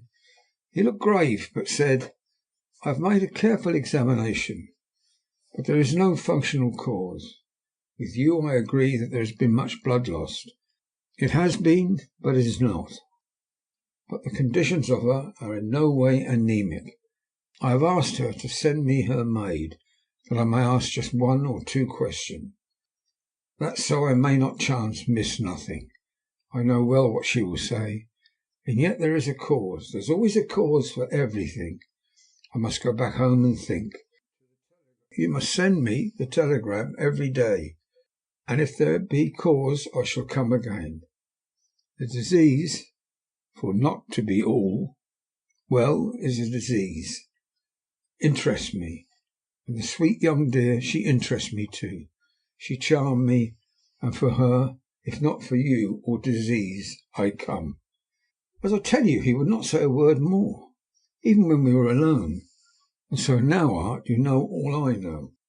I shall keep a stern watch. I trust your poor father is rallying. It must be a terrible thing to you, my dear old fellow, to be placed in such a position between two people who are both so dear to you. I know your idea of duty to your father, and you are right to stick to it. But if need be, I shall send you word to come at once to Lucy, so do not be over anxious unless you hear from me." Dr. Seward's Diary, 4th of September. Zoophagus patient still keeps up our interest in him. There's only one outburst, and that was yesterday at an unusual time. Just before the stroke of noon, he began to grow restless. The attendant knew the symptoms and at once summoned aid. Fortunately, the men came at a run, and were just in time, for at the stroke of noon he became so violent that it took all their strength to hold him. In about 5 minutes, however, he began to get more and more quiet, and finally sank into a sort of melancholy, in which state he has remained up to now. The attendant tells me that his screams, whilst in the paroxysm, were really appalling. I found my hands full when I got in, attending to some of the other patients who were frightened by him. Indeed, I can understand the effect, for the sounds disturbed even me, though I was some distance away. It is now after the dinner hour of the asylum, and as yet my patient sits in a corner brooding, with a dull, sullen, woebegone look on his face, which seems rather to indicate than to show something directly. I cannot quite understand it. Later, another change in my patient. At 5 o'clock I looked in on him and found him seemingly happy and contented as he used to be. He was catching flies and eating them. I was keeping note of his capture by making nail marks on the edge of the door between the ridges of padding. When he saw me, he came over and apologized for his bad conduct, and asked me in a very humble, cringing way to be led back to his own room and have his notebook again. I thought it well to humour him, so he's back in his room with the window open. He has the sugar of his tea spread out on the window-sill, and is reaping quite a harvest of flies.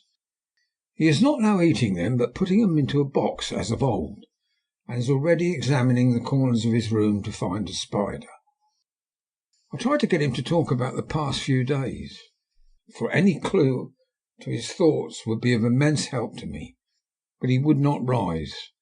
For a moment or two he looked very sad, and said in a sort of far-away voice, as though saying it rather to himself than to me, "All over, all over. He has deserted me. No hope for me now, unless I do it for myself." Then suddenly turning to me in a resolute way, he said, "Doctor, won't you be very good to me and let me have a little more sugar? I think it would be good for me." "And the flies?" I said. "Yes, the flies like it too, and I like the flies, therefore I like it." And there are people who know so little as to think that madmen do not argue. I procured him a double supply and left him as happy a man as I suppose any in the world. I wish I could fathom his mind. Midnight. Another change in him. I had been to see Miss Westenra, who I found much better, and had just returned, and was standing at our own gate looking at the sunset, when once more I heard him yelling, as his room is on this side of the house. I could hear it better than in the morning. It was a shock to me to turn from the wonderful smoky beauty of a sunset over London, with its lurid lights and inky shadows, and all the marvellous tints that come on foul clouds, as even on foul water, and to realise all the grim sternness of my own cold stone building, with its wealth of breathing misery, and my own desolate heart to endure it all. I reached him just as the sun was going down, and from his window saw the red disk sink. As it sank, he became less and less frenzied, and just as it dipped he slid from the hands that held him, an inert mass on the floor. It's wonderful, however, what intellectual recuperative power lunatics have, for within a few minutes he stood up quite calmly, looked around him, signalled to the attendants not to hold him, for I was anxious to see what he would do. He went straight over to the window and brushed out the crumbs of sugar. Then he took his fly box and emptied it outside and threw away the box. And he shut the window and, crossing over, sat down on the bed. All this surprised me, so I asked him, "Are you going to keep flies any more?" "No," said he. "I am sick of all that rubbish." He certainly is a wonderfully interesting study. I wish I could get some glimpse of his mind, or of the cause of his sudden passion. Stop! There may be a clue after all. If we can find out why to-day his paroxysms came on at high noon and at sunset. Can it be that there is a malign influence of the sun, periods which affects certain natures, as at times the moon does others? We shall see. Telegram, Seward, London, to Van Helsing, Amsterdam. 4th of September. Patient still better today. Telegram, Seward, London, to Van Helsing, Amsterdam. 5th of September. Patient greatly improved. Good appetite. Sleeps naturally. Good spirits. Colour coming back. Telegram, Seward, London, to Van Helsing, Amsterdam. 6th of September. Terrible change for the worse. Come at once. Do not lose an hour. I hold over telegram to Holmwood till I have seen you. End of chapter 9. Chapter 10. Letter, Dr. Seward, to the Honourable Arthur Holmwood, 6th of September. My dear Art, my news today is not so good. Lucy this morning had gone back a bit. There is, however, one good thing which has arisen from it. Mrs. Westenra was naturally anxious concerning Lucy, and has consulted me professionally about her. I took advantage of the opportunity, and told her that my old master, Van Helsing, the great specialist, was coming to stay with me, and that I would put her in his charge conjointly with myself. So now we can come and go without alarming her unduly, for a shock to her would mean sudden death, and this, in Lucy's weak condition, might be disastrous to her. We are hedged in with difficulties, all of us, my poor old fellow, but please God we shall come through them all right. If any need, I shall write, so that if you do not hear from me, take it for granted that I am simply waiting for news in haste. Yours ever, John Seward. Dr. Seward's Diary, 7th of September. The first thing Van Helsing said to me when we met at Liverpool Street was, "Have you said anything to our young friend, the lover of her?" "No," I said. "I waited until I had seen you. As I said in my telegram, I wrote him a letter simply telling him that you were coming, as Miss Westenra was not so well, and that I should let him know if need be." "Right, my friend," he said. "Quite right. Better he not know as yet. Perhaps he shall never know. I pray so. But if he be needed, then he shall know all. And my good friend John, let me caution you. All men are mad in some way or the other, and inasmuch as you deal discreetly with your madmen, so you deal with God's madmen too, the rest of the world. You tell not your madmen what you do, nor why you do it. You tell them not what you think, so you shall keep knowledge in its place, where it may rest, where it may gather its kind around it, and breed. You and I shall keep as yet what we know here, and here." He touched me on the heart and on the forehead, and touched himself the same way too. "I have for myself thoughts at the present. Later I shall unfold to you." "Why not now?" I asked. "It may do some good. We may arrive at some decision." He stopped and looked at me and said, "My friend John, when the corn is grown, even before it has ripened, while the milk of its mother earth is in him, and the sunshine has not yet begun to paint him with his gold, the husbandman, he pull the ear and rub him between his rough hands, and blow away the green chaff, and say to you, 'Look, he's good corn. He will make a good crop when the time comes.'" I did not see the application, and told him so. For reply he reached over and took my ear in his hand, and pulled it playfully, as he used long ago to do at lectures, and said, "The good husbandman tell you so, then because he knows, but not till then. For you do not find the good husbandman dig up his planted corn to see if he grow. That is for the children who play at husbandry, and not for those who take it as of the work of their life. See you now, friend John, I have sown my corn, and nature has her work to do in making it sprout, if he sprout at all. There's some promise, and I wait till the ear begins to swell." He broke off, for he evidently saw that I understood. Then he went on very gravely, "You were always a careful student, and your casebook was ever more full than the rest. You were only student then, now you are master. I trust that good habit have not failed. Remember, my friend, that knowledge is stronger than memory, and we should not trust the weaker. Even if you have not kept the good practice, let me tell you that this case of our dear Miss is one that may be, mind I say may be, of such interest to us and others that all the rest may not make him kick the beam, as your people say. And take good note of it, nothing is too small. I counsel you, put down in record even your doubts and surmises. Hereafter it may be of interest to you to see how true you guess. We learn from failure, not from success." When I described Lucy's symptoms, the same as before, but infinitely more marked. He looked very grave, but said nothing. He took with him a bag in which were many instruments and drugs, the ghastly paraphernalia of our beneficial trade, as he once called it in one of his lectures, the equipment of a professor of the healing craft. When we were shown in, Mrs. Westenra met us. She was alarmed, but not nearly so much as I expected to find her. Nature, in one of her beneficent moods, has ordained that even death has some antidote to its own terrors. Here, in a case where any shock may prove fatal, matters are so ordered that from some cause or other, the things not personal, even the terrible change in her daughter, to whom she is so attached, do not seem to reach her. It's something like why Dame Nature gathers round a foreign body an envelope of some insensitive tissue which can protect from evil that which it would otherwise harm by contact.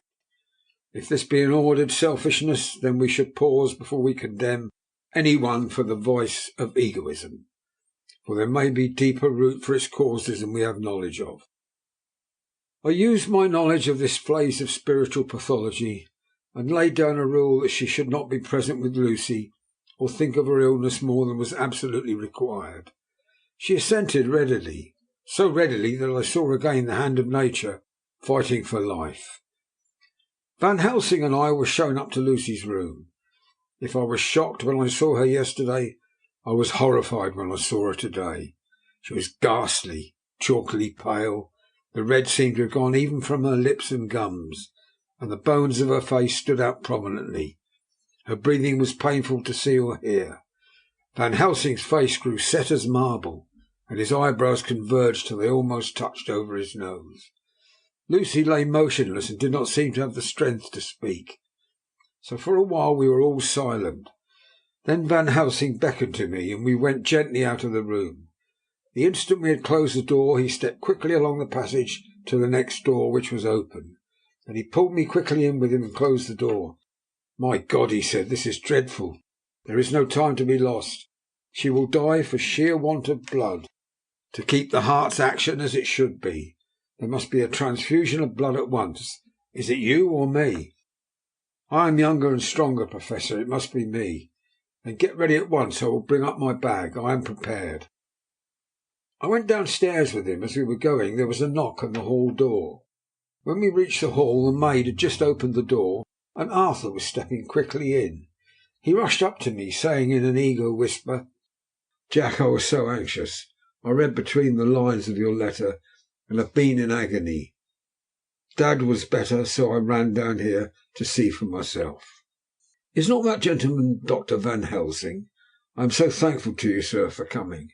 When first the Professor's eye had lit upon him, he had been angry at his interruption at such a time. But now, as he took his stalwart proportions and recognized the strong and young manhood which seemed to emanate from him, his eyes gleamed. Without a pause, he said to him gravely as he held out his hand, "Sir, you have come in time. You are the lover of our dear Miss. She is bad, very, very bad. Nay, my child, do not go on like that," for he suddenly grew pale and sat down in a chair, almost fainting. "You are to help her. You can do more than any that live, and your courage is your best help." "What can I do?" asked Arthur hoarsely. "Tell me, and I shall do it.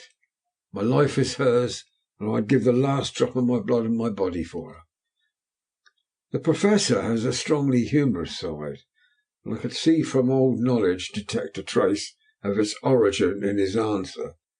"My young sir, I do not ask so much as that. Not the last." "What shall I do?" There was fire in his eyes, and his open nostril quivered with intent. Van Helsing slapped him on the shoulder. "Come," he said. "You are a man, and it is a man we want. You are better than me, better than my friend John." Arthur looked bewildered, and the Professor went on by explaining in a kindly way. "Young Miss is bad, very bad. She wants blood, and blood she must have or die. My friend John and I have consulted, and we are about to perform what we call a transfusion of blood, to transfer from full veins of one to the empty veins which pine for him. John was to give his blood, and he is the more young and strong than me. Here Arthur took my hand and wrung it hard in silence. But now you are here. You are more good than us, old or young, who toil much in the world of thought. Our nerves are not so calm, and our blood not so bright than yours. Arthur turned to him and said, if you only knew how gladly I would die for her, you would understand. He stopped with a sort of choke in his voice. Good boy, said Van Helsing. In the not so far off you will be happy that you have done all for her you love. Come now and be silent. You shall kiss her once before it's done, but then you must go, and you must leave at my sign. Say no word to Madame. You know how it is with her. There must be no shock. Any knowledge of this would be one. Come. We all went up to Lucy's room. Arthur, by direction, remained outside. Lucy turned her head and looked at us, but said nothing. She was not asleep, but she was simply too weak to make the effort. Her eyes spoke to us, that was all. Van Helsing took some things from his bag and laid them on a little table out of sight. Then he mixed a narcotic. Coming over to the bed, he said cheerily, Now, little miss, here is your medicine. Drink it off, like a good child. See, I lift you so that to swallow is easy. Yes? She had made the effort with success. It astonished me how long it took the drug to act. This, in fact, marked the extent of her weakness. The time seemed endless until sleep began to flicker in her eyelids. At last, however, the narcotic began to manifest its potency, and she fell into a deep sleep.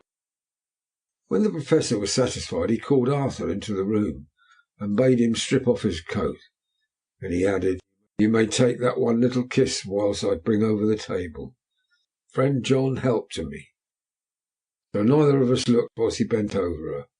Van Helsing, turning to me, said, He is so young and strong of blood, so pure, that we need not defibrillate it. Then, with a swiftness, but with absolute method, Van Helsing performed the operation. As the transfusion went on, something like life seemed to come back to poor Lucy's cheeks, and through Arthur's growing pallor, the joy of his face seemed absolutely to shine. After a bit I began to grow anxious, for the loss of blood was telling on Arthur, strong man as he was.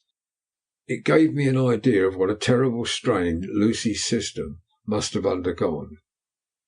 But what weakened Arthur only partially restored her. But the Professor's face was set, and he stood watch in hand, and with his eyes fixed now on the patient and now on Arthur, I could hear my own heart beat. Presently he said in a soft voice, Do not stir an instant. It is enough. You attend to him. I will look to her. When all was over, I could see how much Arthur was weakened. I dressed the wound and took his arm to bring him away, when Van Helsing spoke without turning round. The man seems to have eyes in the back of his head. The brave lover, I think, deserve another kiss, which he shall have presently. And as he had now finished his operation, he adjusted the pillow to the patient's head. As he did so, the narrow black velvet band, which she seems always to wear round her throat, buckled with an old diamond's buckle which her lover had given her, was dragged a little up and showed a red mark on her throat. Arthur did not notice it, but I could hear the deep hiss of indrawn breath, which is one of Van Helsing's ways of betraying emotion. He said nothing at the moment, but turned to me, saying, Now take down our brave young lover, give him of the port wine, and let him lie down a while. He must then go home and rest, sleep much and eat much, that he may be recruited of what he has so given to his love. He must not stay here. Hold a moment. I may take it, sir, that you are anxious of result. Then bring it with you that in all ways the operation is successful. You have saved her life this time, and you can go home and rest easy in mind. All that can be is. I shall tell her all when she is well. She shall love you none the less for what you have done. Good-bye. When Arthur had gone, I went back to the room. Lucy was sleeping gently, but her breathing was stronger. I could see the counterpane moving as her breast heaved. by the bedside and Van Helsing looking at her intently. The velvet band again covered the red mark. I asked the Professor in a whisper, "What do you make of that mark on her throat?" "What do you make of it?" "I've not examined it yet," I answered, and then and there proceeded to loose the band just over the external jugular vein. There were 2 punctures, not large, but not wholesome looking, and there was no sign of disease, but the edges were white and worn looking, as if by some trituration. It at once occurred to me that this wound, or whatever it was, might be the means of that manifest loss of blood, but I abandoned the idea as soon as formed, for such a thing could not be. The whole bed would have drenched to a scarlet with the blood which the girl must have lost to leave such a pallor as she had before the transfusion. "Well," said Van Helsing.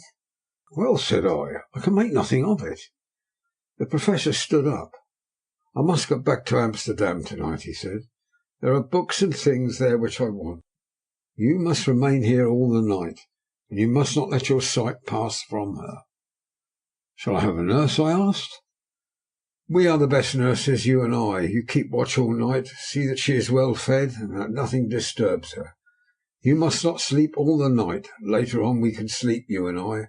I shall be back as soon as possible, and then we may begin." "May begin?" I said. "What on earth do you mean?" "We shall see," he answered as he hurried out. He came back a moment later and put his head inside the door and said, with a warning finger held up, "Remember, she is your charge. If you leave her, and harm befall, you shall not sleep easy hereafter." Dr. Seward's Diary continued. 8th of September. I sat up all night with Lucy. The opiate worked itself off towards dusk, and she waked naturally. She looked a different being from what she had been before the operation.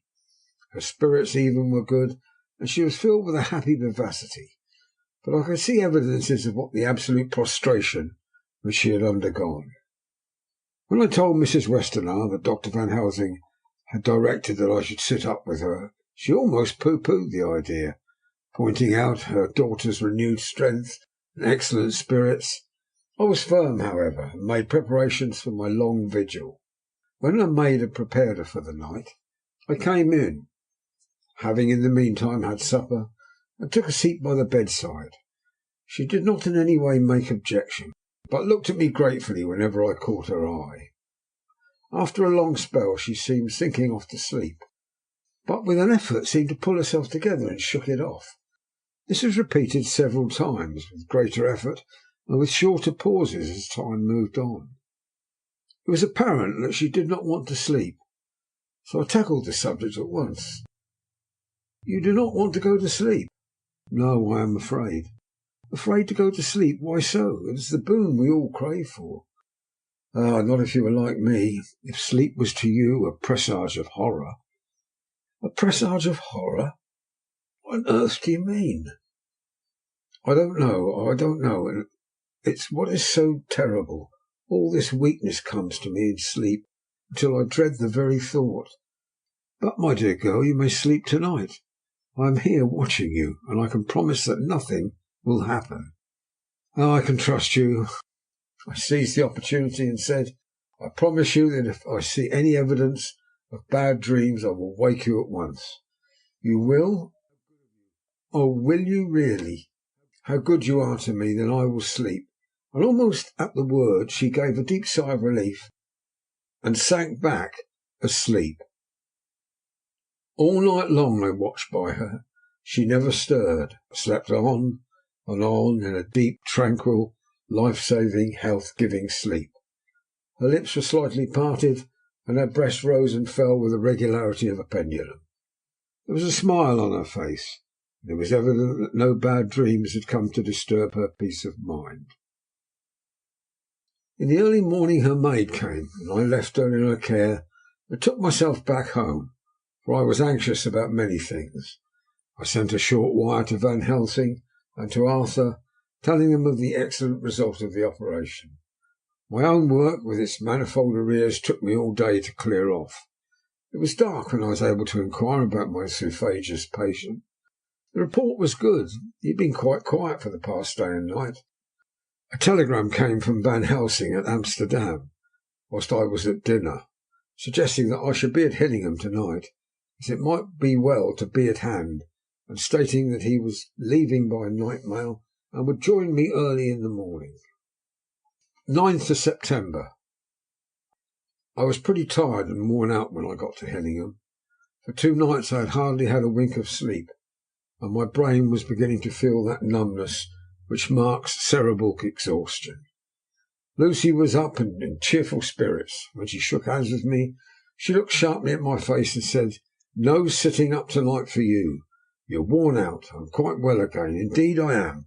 If there is to be any sitting up, it is I who will sit up with you." I would not argue the point, but went on and had my supper. Lucy came with me, and enlivened by her charming presence, I made an excellent meal, and had a couple of glasses of the more than excellent port. Then Lucy took me upstairs and showed me a room next to her own, where a cosy fire was burning. "Now," she said, "you must stay here. I shall leave this door open and my door too. You can lie on the sofa, for I know that nothing would induce any of you doctors to go to bed whilst there is a patient above the horizon. If I want anything I shall call out, and you can come to me at once." I could not but acquiesce, for I was dog-tired, and could not have sat up had I tried. So on her renewing her promise to call me if she should want anything, I lay on the sofa and forgot all about everything. Lucy Westenra's diary, 9th of September. I feel so happy tonight. I've been so miserably weak that to be able to think and move about is like feeling sunshine after a long spell of east wind out of a steel sky. Somehow Arthur feels very close to me. I seem to feel his presence warm about me. I suppose it is that sickness and weakness are selfish things, and turn our inner eyes and our sympathy on ourselves, whilst health and strength give love rein, and in thought and feeling he can wander where he wills. I know where my thoughts are. If only Arthur knew. My dear, dear, your ears must tingle as you sleep, as mine do waking. Oh, the blissful rest of last night, how I slept with that dear good Dr. Seward watching me. And tonight I shall not fear to sleep, since he is close at hand and within call. Thank everybody for being so good to me. Thank God. Good night, Arthur. Dr. Seward's diary, 10th of September. I was conscious of the professor's hand on my head, started awake all in a second. That is one of the things that we learn in an asylum, at any rate. "And how is our patient?" "Well, when I left her, or rather when she left me," I answered. "Come, let us see," he said, and together we went into the room. The blind was down, and I went over to raise it gently, whilst Van Helsing stepped with his soft cat-like tread over to the bed. As I raised the blind and the morning sunlight flooded in the room, I heard the Professor's low hiss of inspiration, and knowing its rarity, a deadly fear shot through my heart. As I passed over, he moved back, and his exclamation of horror, "Gott in Himmel," needed no enforcement from his agonized face. He raised his hand and pointed to the bed, and his iron face was drawn and ashen white. I felt my knees begin to tremble. There on the bed, seemingly in a swoon, lay poor Lucy, more horribly white and wan-looking than ever. Even the lips were white, and the gums seemed to have shrunken back from the teeth, as we sometimes see in a corpse after a prolonged illness.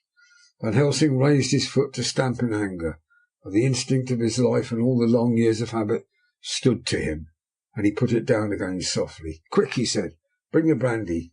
I flew to the dining room and returned with the decanter. He wetted the poor white lips with it, and together we rubbed the palms and wrist and heart. He felt her heart, and after a few moments of agonizing suspense, said, "It's not too late. It beats, though but feebly. All our work is undone. We must begin again. There is no young Arthur here now. I have to call upon yourself this time, friend John." As he spoke, he was dipping into his bag and producing the instruments for the transfusion. I had taken up my coat and rolled up my shirt sleeve. There was no possibility of an opiate at present, and no need of one, and so, without a moment's delay, we began the operation. After a time, it did not seem a short time either, for the draining away of one's blood, no matter how willingly it be given, is a terrible feeling. Van Helsing held up a warning finger. "Do not stir," he said, "but I fear with growing strength she may wake, and that would make danger, oh, so much danger. But I shall precaution take. I shall give hypodermic injection of morphia." He proceeded then swiftly and deftly to carry out his intent. The effect on Lucy was not bad, for the faint seemed to merge subtly into the narcotic sleep. It was with a feeling of personal pride that I could see a faint tinge of colour steal back into the pallid cheeks and lips. No man knows, till he experiences it, what it is to feel his own life-blood drawn away into the veins of a woman he loves. The Professor watched me critically. "That will do," he said. "Already?" I remonstrated. "It took a great deal more for an art," to which he smiled a sad sort of smile as he replied, "He is a lover, her fiancé. You have work, much work to do. For her, for others, and the present will suffice." When we stopped the operation, he attended to Lucy, whilst I applied digital pressure to my own incision. I lay down whilst I waited his leisure to attend to me, for I felt faint and a little sick. By and by he bound up my wound, and sent me downstairs to get a glass of wine for myself. As I was leaving the room he came after me and half whispered, "Mind, nothing must be said of this. If our young lover should turn up unexpected as before, no word to him. It would at once frighten him and enjealous him too. There must be none." So, when I came back he looked at me carefully and said, "You are not much the worse. Go into the room and lie on your sofa and rest a while. Then have much breakfast and come here to me." I followed out his orders, for I knew how right and wise they were. I had done my part, and now my next duty was to keep up my strength. I felt very weak, and in the weakness lost something of the amazement at what had occurred. I fell asleep on the sofa, however, wondering over and over how Lucy had made such a retrograde movement, and how she could have been drained of so much blood with no sign anywhere to show for it. I think I must have continued my wonder in my dreams, for sleeping and waking my thoughts always came back to the little punctures in her throat, and the ragged, exhausted appearance of their edges, tiny though they were. Lucy slept well into the day, and when she woke she was fairly well and strong, though not nearly so much so as the day before. When Van Helsing had seen her, he went out for a walk, leaving me in charge with the strict injunctions that I was not to leave her for a moment. I could hear his voice in the hall asking the way to the nearest telegraph office. Lucy chatted with me freely and seemed quite unconscious that anything had happened. I tried to keep her amused and interested. When her mother came to see her, she did not seem to notice any change whatever, but said to me gratefully, "We owe you so much, Dr. Seward, for all you have done, but you really must now take care not to overwork yourself. You are looking pale yourself. You want a wife to nurse and look after you a bit, that you do." As she spoke, Lucy turned crimson, though it was only momentarily, for her poor wasted veins could not stand for long such an unwanted drain to the head. The reaction came in excessive pallor as she turned her imploring eyes upon me. I smiled and nodded and laid my finger on my lips. With a sigh she sank back amid her pillows. Van Helsing returned in a couple of hours, and presently said to me, "Now you go home and eat much and drink enough. Make yourself strong. I stay here tonight. I shall sit up with little Miss myself. You and I must watch the case, and we must have none other to know. I have grave reasons. Do not ask them. Think what you will. Do not fear to think even the most not probable. Good night." In the hall 2 of the maids came to me and asked if they, or either of them, might not sit up with Miss Lucy. They implored me to let them, and when I said it was Dr. Van Helsing's wish that neither he nor I should sit up, they asked me quite piteously to intercede with the foreign gentleman. I was much touched by their kindness, Perhaps it is because I am weak at present, and perhaps it was on Lucy's account that their devotion was manifested over and over again. I have seen similar instances of women's kindness. I got back here in time for a late dinner, went my rounds, all well, and set this down whilst waiting for sleep. It is coming. The 11th of September. This afternoon I went over to Hinningham, found Van Helsing in excellent spirits, and Lucy much better. Shortly after I had arrived, a big parcel from aboard came from the Professor. He opened it with much impressment, assumed, of course, and showed a great bundle of white flowers. "These are for you, Miss Lucy." "For me? Oh, Dr. Van Helsing." "Yes, my dear, but not for you to play with. These are medicines." Here Lucy made a wry face. "Nay, but sure they're not to take in a decoction or in nauseous form, so you need not snub that so charming nose. Or I shall point out to my friend Arthur what woes he may have to endure in seeing so much beauty that he so loves so much distort. Aha, my pretty miss, that I bring you the so nice nose all straight again. This is medicinal, but you do not know how. I put him in your window. I make a pretty wreath and hang him round your neck, so that you sleep well. Oh yes, like the lotus flower, make your trouble forgotten. It smells so like the waters of Lethe, and of that fountain of youth that the conquistadors sought for in the Floridas, and find him all too late." While he was speaking, Lucy had been examining the flowers and smelling them. Now she threw them down, saying with half laughter and half disgust, "Oh, Professor, I believe you are only putting up a joke on me. Why, these flowers are only common garlic." To my surprise, Van Helsing rose up and said with all his sternness, his iron jaw set, and his bushy eyebrows meeting, "No trifling with me. I never jest. There is a grim purpose in all I do, and I warn you that you do not thwart me. Take care, for the sake of others, if not your own."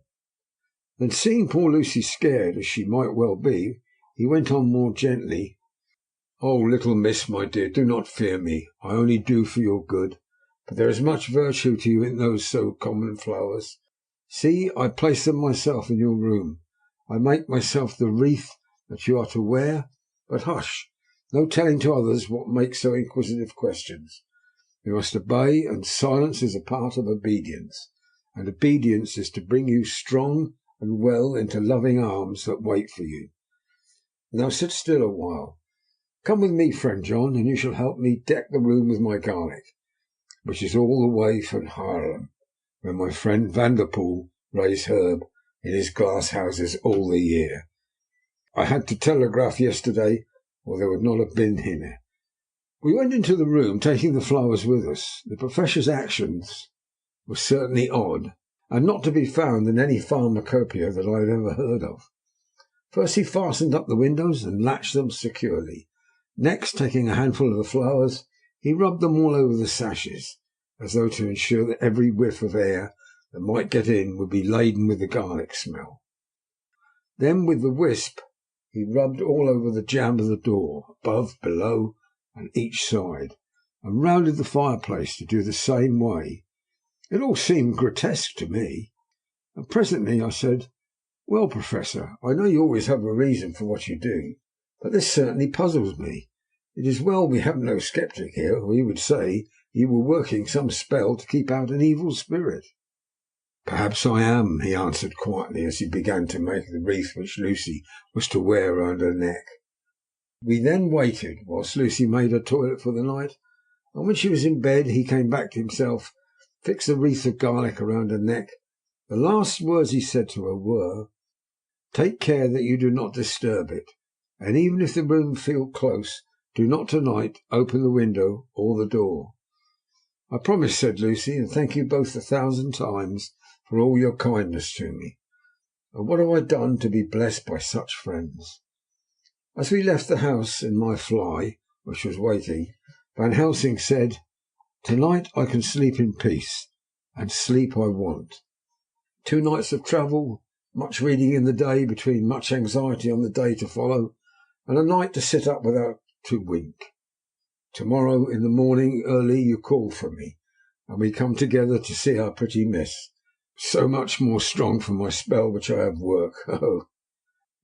He seemed so confident that I, remembering my own confidence 2 nights before, and with the baneful result, felt awe and vague terror. It must have been my weakness that made me hesitate to tell it to my friend, but I felt it all the more, like unshed tears. End of Chapter 10. Chapter 11. Lucy Westenra's Diary. 12th of September. How good they all are to me. I quite love that dear Dr. Van Helsing. I wonder why he was so anxious about those flowers. He positively frightened me. He was so fierce. And yet he must have been right, for I feel comfort from them already. Somehow I do not dread being alone tonight, and I can go to sleep without fear. I shall not mind any flapping outside the window. Oh, the terrible struggle that I have had against sleep so often of late. The pain of sleeplessness, or the pain of fear of sleep, with such unknown horrors as it has been for me. How blessed are some people whose lives have no fears, no dreads, to whom sleep is a blessing that comes nightly and brings nothing but sweet dreams. Well, here I am tonight, hoping for sleep, and lying like Ophelia in the play, with virgin krantz and maiden struments. I never liked garlic before, but tonight it is delightful. There's peace in its smell. I feel sleep coming already. Good night, everybody. Dr. Seward's Diary, 13th of September. Called at the Berkeley and found Van Helsing as usual up to time. The carriage ordered from the hotel was waiting. The Professor took his bag, which he always brings with him now. Let it all be put down exactly. Van Helsing and I arrived at Hillingham at 8 o'clock. It was a lovely morning, and the bright sunshine and all the fresh feeling of early autumn seemed like the completion of nature's annual work. The leaves were turning to all kinds of beautiful colours, but had not yet begun to drop from the trees. When we entered, we met Mrs. Westenra coming out of the morning room. She is always an early riser. She greeted us warmly and said, "You'll be glad to know that Lucy is better. The dear child is still asleep. I looked into her room and saw her, but did not go in, lest I should disturb her." The Professor smiled and looked quite jubilant. He rubbed his hands together and said, "Aha! I thought I had diagnosed the case. My treatment is working." To which she answered, "You must not take all that credit to yourself, Doctor. Lucy's state this morning was in part due to me." "Well, how do you mean, ma'am?" asked the Professor. "Well, I was anxious about the dear child in the night and went into her room. She was sleeping soundly, so soundly that even my coming did not wake her. But the room was awfully stuffy, and all those horrible strong-smelling flowers about everywhere, and she actually had a bunch of them round her neck. I feared that a heavy odour would be too much for the dear child in her weak state, so I took them all away and opened up a bit of the window to let in a little fresh air. You will be pleased with her, I am sure." She moved off into her boudoir, where she usually breakfasted early. As she had spoken, I watched the Professor's face and saw it turn ashen grey. Had he been able to retain his self-command whilst the poor lady was present? For he knew her state, and how mischievous a shock would be. He actually smiled on her as he held open the door for her to pass into her room. But the instant she had disappeared, he pulled me suddenly and forcibly into the dining-room and closed the door. For the first time in my life I saw Van Helsing break down. He raised his hands over his head in a sort of mute despair, and beat his palms together in a helpless way.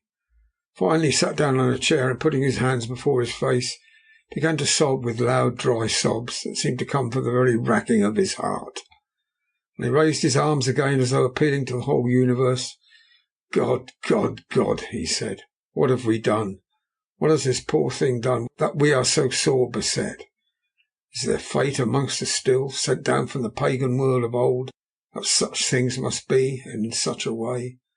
The poor mother, all unknowing, and for all the best, she does such thing as lose her daughter, body and soul, and we must not tell her, must not even warn her, or she die, and then both die. Oh, how we are beset! How are all the powers of the devil against us?" Suddenly he jumped to his feet. "Come," he said, "come, we must see an act. Devils or no devils, or all the devils at once, it matters not, we fight him all the same. He went to the hall door for his bag, and together we went up to Lucy's room. Once again I drew up the blind while Van Helsing went towards the bed. This time he did not start as he looked upon the poor face with the same awful waxen pallor as before. He wore a look of stern sadness and infinite pity. As I expected, he murmured with that hissing inspiration of his which meant so much. Without a word he went and locked the door, and began to set out the little table of instruments for yet another operation of transfusion of blood.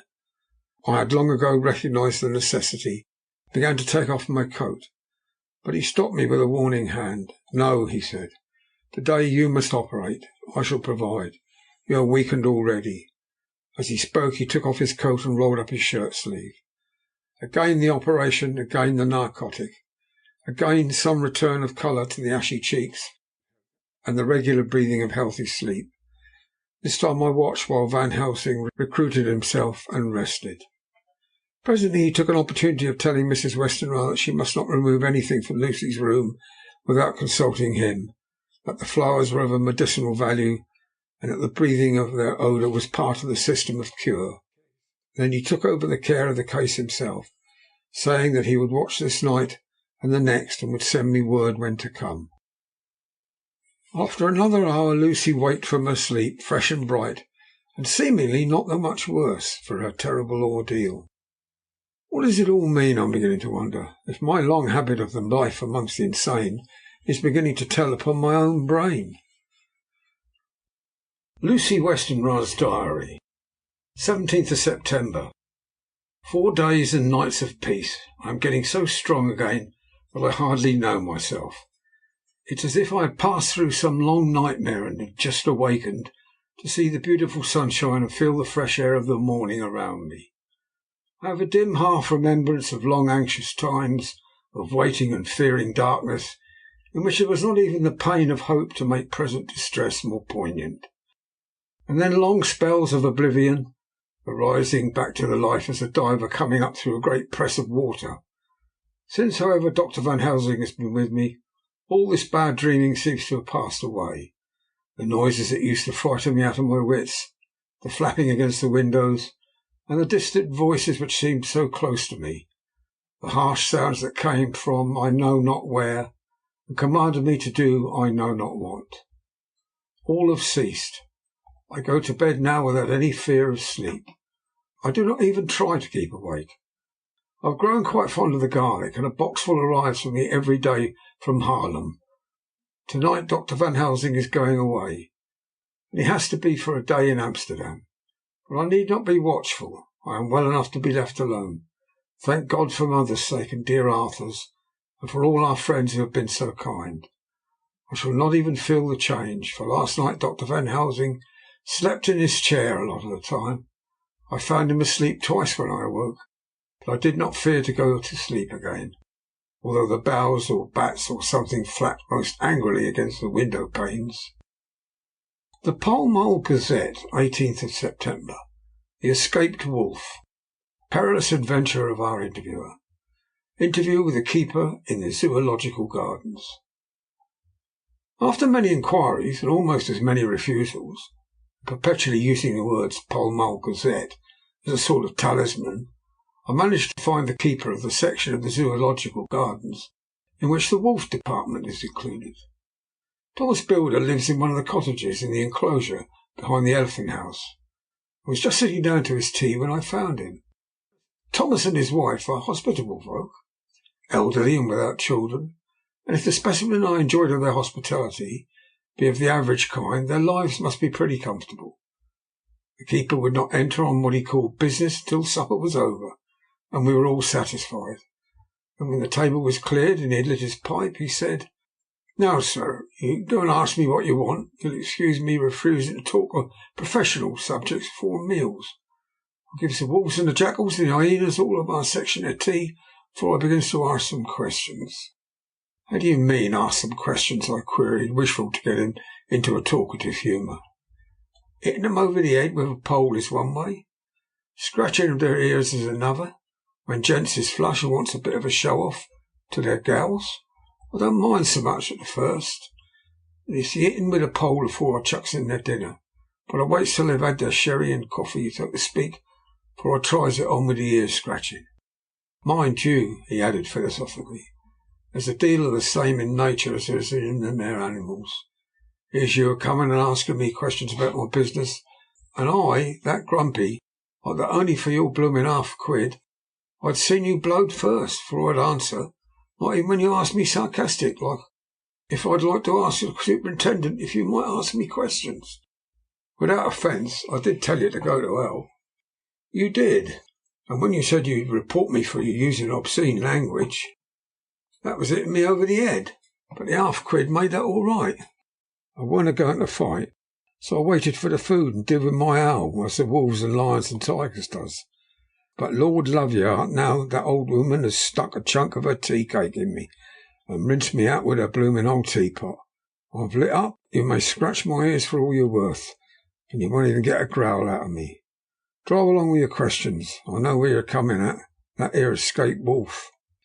"Exactly. I want you to give him your view of it. Just tell me how it happened, and when I know the facts I'll get you to say what you consider was the cause of it. And how do you think the whole affair will end?" "All right, governor. This is about to be the whole story. That there wolf was what we called Berserker. He was one of 3 grey ones that come from Norway to Jamrach's, which we bought him off 4 years ago. He was a nice, well-behaved wolf that never gave no trouble to talk of. I'm more surprised at him for wanting to get out, or any other animal in the place. But there, you can't trust wolves no more nor women." "Don't you mind him, sir," broke in Mrs. Tom with a cheery laugh. "He's got minding the animals so long that blessed if he ain't like an old wolf himself.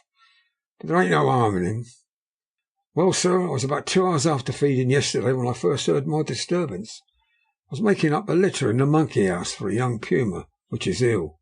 But when I heard the yelping and howling, I came away straight. There was a berserker a-tearing like a mad thing at the bars, as if he wanted to get out. There wasn't much people about that day, and close at hand was only one man, a tall, thin chap with a hooked nose and a pointed beard, with a few white hairs running through it. He had a hard, cold look and red eyes. I took a sort of mislike to him, for it seemed as if it was him as I was irritated at. He had white kid gloves on his hands, and he had pointed at the animals to me and says, 'Keeper, these wolves seem to be upset at something.' 'Maybe it's you,' says I, for I did not like the airs he gave himself. He didn't get angry, as I hoped he would, but he smiled, a kind of insolent smile, with a mouthful of white sharp teeth. 'Oh no, they wouldn't like me,' he says. 'Oh yes, they would,' says I, in an imitation of him. 'They always likes a bone or two to clean their teeth with about tea time, which you has a bagful.' Well, it was an odd thing, but when the animals sees us a-talking, they lay down, and when I went over to Berserker, he let me stroke his ears, same as ever. That there man come over, and blessed if he didn't put his hand and stroke the old wolf's ears too. 'Take care,' says I, 'Berserker is quick.' 'Never mind,' he says, 'I'm used to 'em.' 'Are you in the business yourself?' says I, taking off my hat, for a man what trades in wolves, and etc., is a good friend to keepers. 'No,' says he, 'not exactly in the business, but I have made pets of several.' With that he lifts his hat as polite as a lord and walks away. Old Berserker kept a looking after him till he was out of sight, and went and lay down in a corner and wouldn't come about the whole evening. Well, last night, as soon as the moon was up, the wolves here all began howling. There wasn't nothing for them to howl at, and there was no one near except someone that was evidently a-calling, a dog somewhere out the back of the gardens in the Park Road. Once or twice I went up to see that all was all right, and it was. Then the howling stopped just before 12 o'clock. I just took a look round before turning in, bust me. When I came opposite to old Berserker's cage, I could see the rails broken and twisted about, and the cage empty. And that's all I know for certain." "Did anyone else see anything?" "One of our gardeners was a-coming home about that time from a harmony, when he sees a big grey dog coming out through the garden edges. At least so he says, but I don't give it for myself. For if he did, he never said a word about it to his missus when he got home. It was only after the escape of the wolf where it was made known. We had all been up all night a-hunting of the park for Berserker, and he remembered seeing anything. My own belief was that the harmony had got into his head." "Now, Mr. Builder, can you account for any way for the escape of the wolf?" "Well, sir," he said with a suspicious sort of modesty, "I think I can, but I don't know as how you'd be satisfied with the theory." "Certainly I shall, if a man like you, who knows the animals from experience, can't hazard a good guess at any rate. Who is even to try?" "Well then, sir, I accounts for it this way. It seems to me that here wolf escaped simply because he wanted to get out." From the hearty way that both Thomas and his wife laughed at the joke, I could see that it had done service before, that the whole explanation was simply an elaborate sell. I couldn't cope in badinage with the worthy Thomas, but I thought I knew a surer way to his heart, so I said, "Now, Mr. Builder, we'll consider that first half-sovereign worked off, and this brother of his is waiting to be claimed upon when you told me what you think will happen." "What you are, sir?" he said briskly. "Oh, you'll excuse me, I know, for a chaffing of ye, but the old woman here winked at me, which was as much as telling me to go on." "Well, I never," said the old lady. "My opinion is this, that here wolf is a hiding somewheres. The gardener what didn't remember said he was at a galloping northward faster than a horse could go, but I don't believe him. For you see, sir, wolves don't gallop no more than dogs does. They're not being built that way. Wolves is fine things in a storybook. I dare say when they get in packs, it does be chivying something. It's more afeard than they is. They can make a devil of a noise and chop it up, whatever it is. But, Lord bless you, in real life a wolf is only a low creature, not half so clever or so bold as a good dog, and not half a quarter so much a fight in him. This one ain't been used for fighting, nor even to providing for himself, and more like he's somewhere round the park a hiding and shivering of, if he thinks at all, wondering where he is going to get his next breakfast from. Or maybe he's got down some area as in a coal cellar. My eye, won't some cook get a rum start when she sees his green eyes a shining at her out of the dark. If he can't get food, he's bound to look for it, and mayhap he may chance to light upon a butcher in time. If he doesn't, and some nursemaid goes a-walking off with a soldier, leaving of the infant in the perambulator, well, I shouldn't be surprised if the census is one babby the less. That's all." I was handing him the half-sovereign when something came bobbing up against the window, and Mr. Builder's face doubled its natural length with surprise. "Well, God bless me," he said, "if there ain't old Berserker come back by hisself." He went to the door and opened it, a most unnecessary proceeding, it seemed to me. I've always thought that a wild animal never looks so well as when some obstacle of pronounced durability is between us. A personal experience has intensified rather than diminished that idea. After all, however, there is nothing like a custom, for neither Builder nor his wife thought any more of the wolf than I should of a dog. The animal itself was peaceful and well behaved, as that father of all picture of wolves, Red Riding Hood's quondam friend, whilst moving her confidence in masquerade. The whole scene was an unutterable mixture of comedy and pathos. The wicked wolf for that half day had paralysed London and set all the children of the town shivering in their shoes. Was there in a sort of penitent mood, and was received and petted like a sort of vulpine prodigal son. Old Builder examined him all over with the most tender solicitude, and when he had finished with his penitent, said, "There, I knew the poor old chap would get into some kind of trouble. Didn't I say it all along? Here his head's all cut and full of broken glass. He's been a-getting over some blooming wall or other. It's a shame that people are allowed to tap their walls with broken bottles. This here's what comes of it. Come on, Berserker." He took the wolf and locked him up in a cage, with a piece of meat that satisfied, in quantity at any rate, the elementary conditions of the fatted calf, and went off to report. I came off too, to report the only exclusive information that is given today regarding the strange escapade at the zoo. Dr. Seward's Diary, 17th of September. I was engaged after dinner in my study posting up my books, which, through press of other work and the many visits to Lucy, had fallen sadly into arrear. Suddenly the door was burst open, and in rushed my patient, with his face distorted with passion. I was thunderstruck. Such a thing as a patient getting of his own accord into the superintendent's study is almost unknown. Without an instant's pause he made straight at me. He had a dinner knife in his hand, and as I saw he was dangerous, I tried to keep the table between us. He was too quick, too strong for me.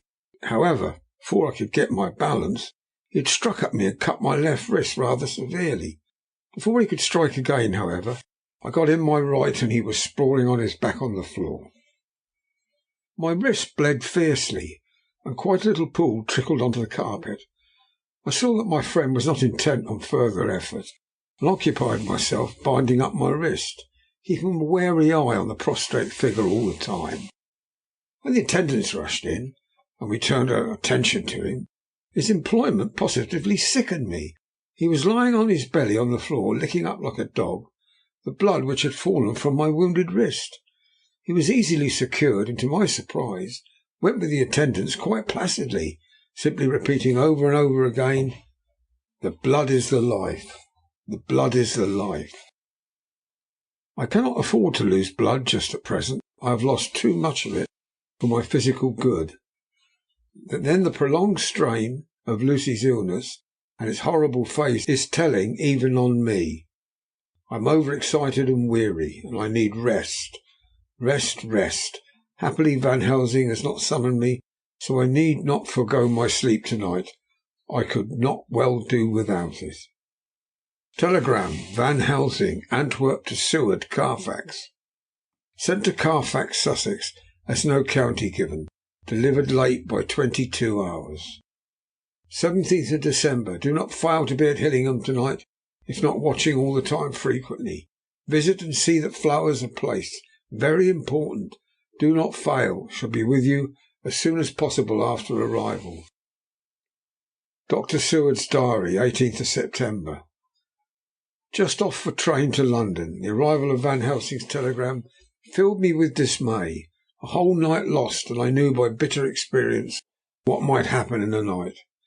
Of course it is possible that all may be well, but what may have happened? Surely there is some horrible doom hanging over us. Every possible accident should thwart us in all we try to do. I shall take this cylinder with me, and then I can complete my entry on Lucy's phonograph. Memorandum left by Lucy Westenra. 17th of September, night. I write this and leave it to be seen, so that no one may by any chances get into trouble through me. This is an exact record of what took place tonight. I feel I am dying of weakness and have barely strength to write, but it must be done if I die in the doing. I went to bed as usual, taking care that the flowers were placed as Dr. Van Helsing directed, and soon fell asleep. I was waked by the flapping at the window, which had begun after that sleep-walking on the cliff at Whitby, when Mina saved me, and which now I know so well. I was not afraid, but I did wish that Dr. Seward was in the next room, and Dr. Van Helsing said he would be, so that I might have called him. I tried to go to sleep, but could not. Then there came to me the old fear of sleep, and I determined to keep awake. Perversely, sleep would try to come then when I did not want it to. So, as I feared to be alone, I opened my door and called out, "Is there anybody there?" There was no answer. I was afraid to wake Mother, and closed my door again. Then outside in the shrubbery I heard the sort of howl like a dog's, but more fierce and deeper. I went to the window and looked out, and could see nothing except a big bat, which had evidently been buffeting its wings against the window. So I went back to bed again, but determined not to go to sleep. Presently the door opened, and Mother looked in. Seeing my moving that I was not asleep, came in and sat by me. She said to me even more sweetly and softly than her wont, "I was uneasy about you, darling, and came in to see that you were all right." I feared she might catch cold sitting there, so I asked her to come and sleep with me. So she came into bed and lay down beside me. She did not take off her dressing gown, for she said she would only stay a while and then go back to her own bed.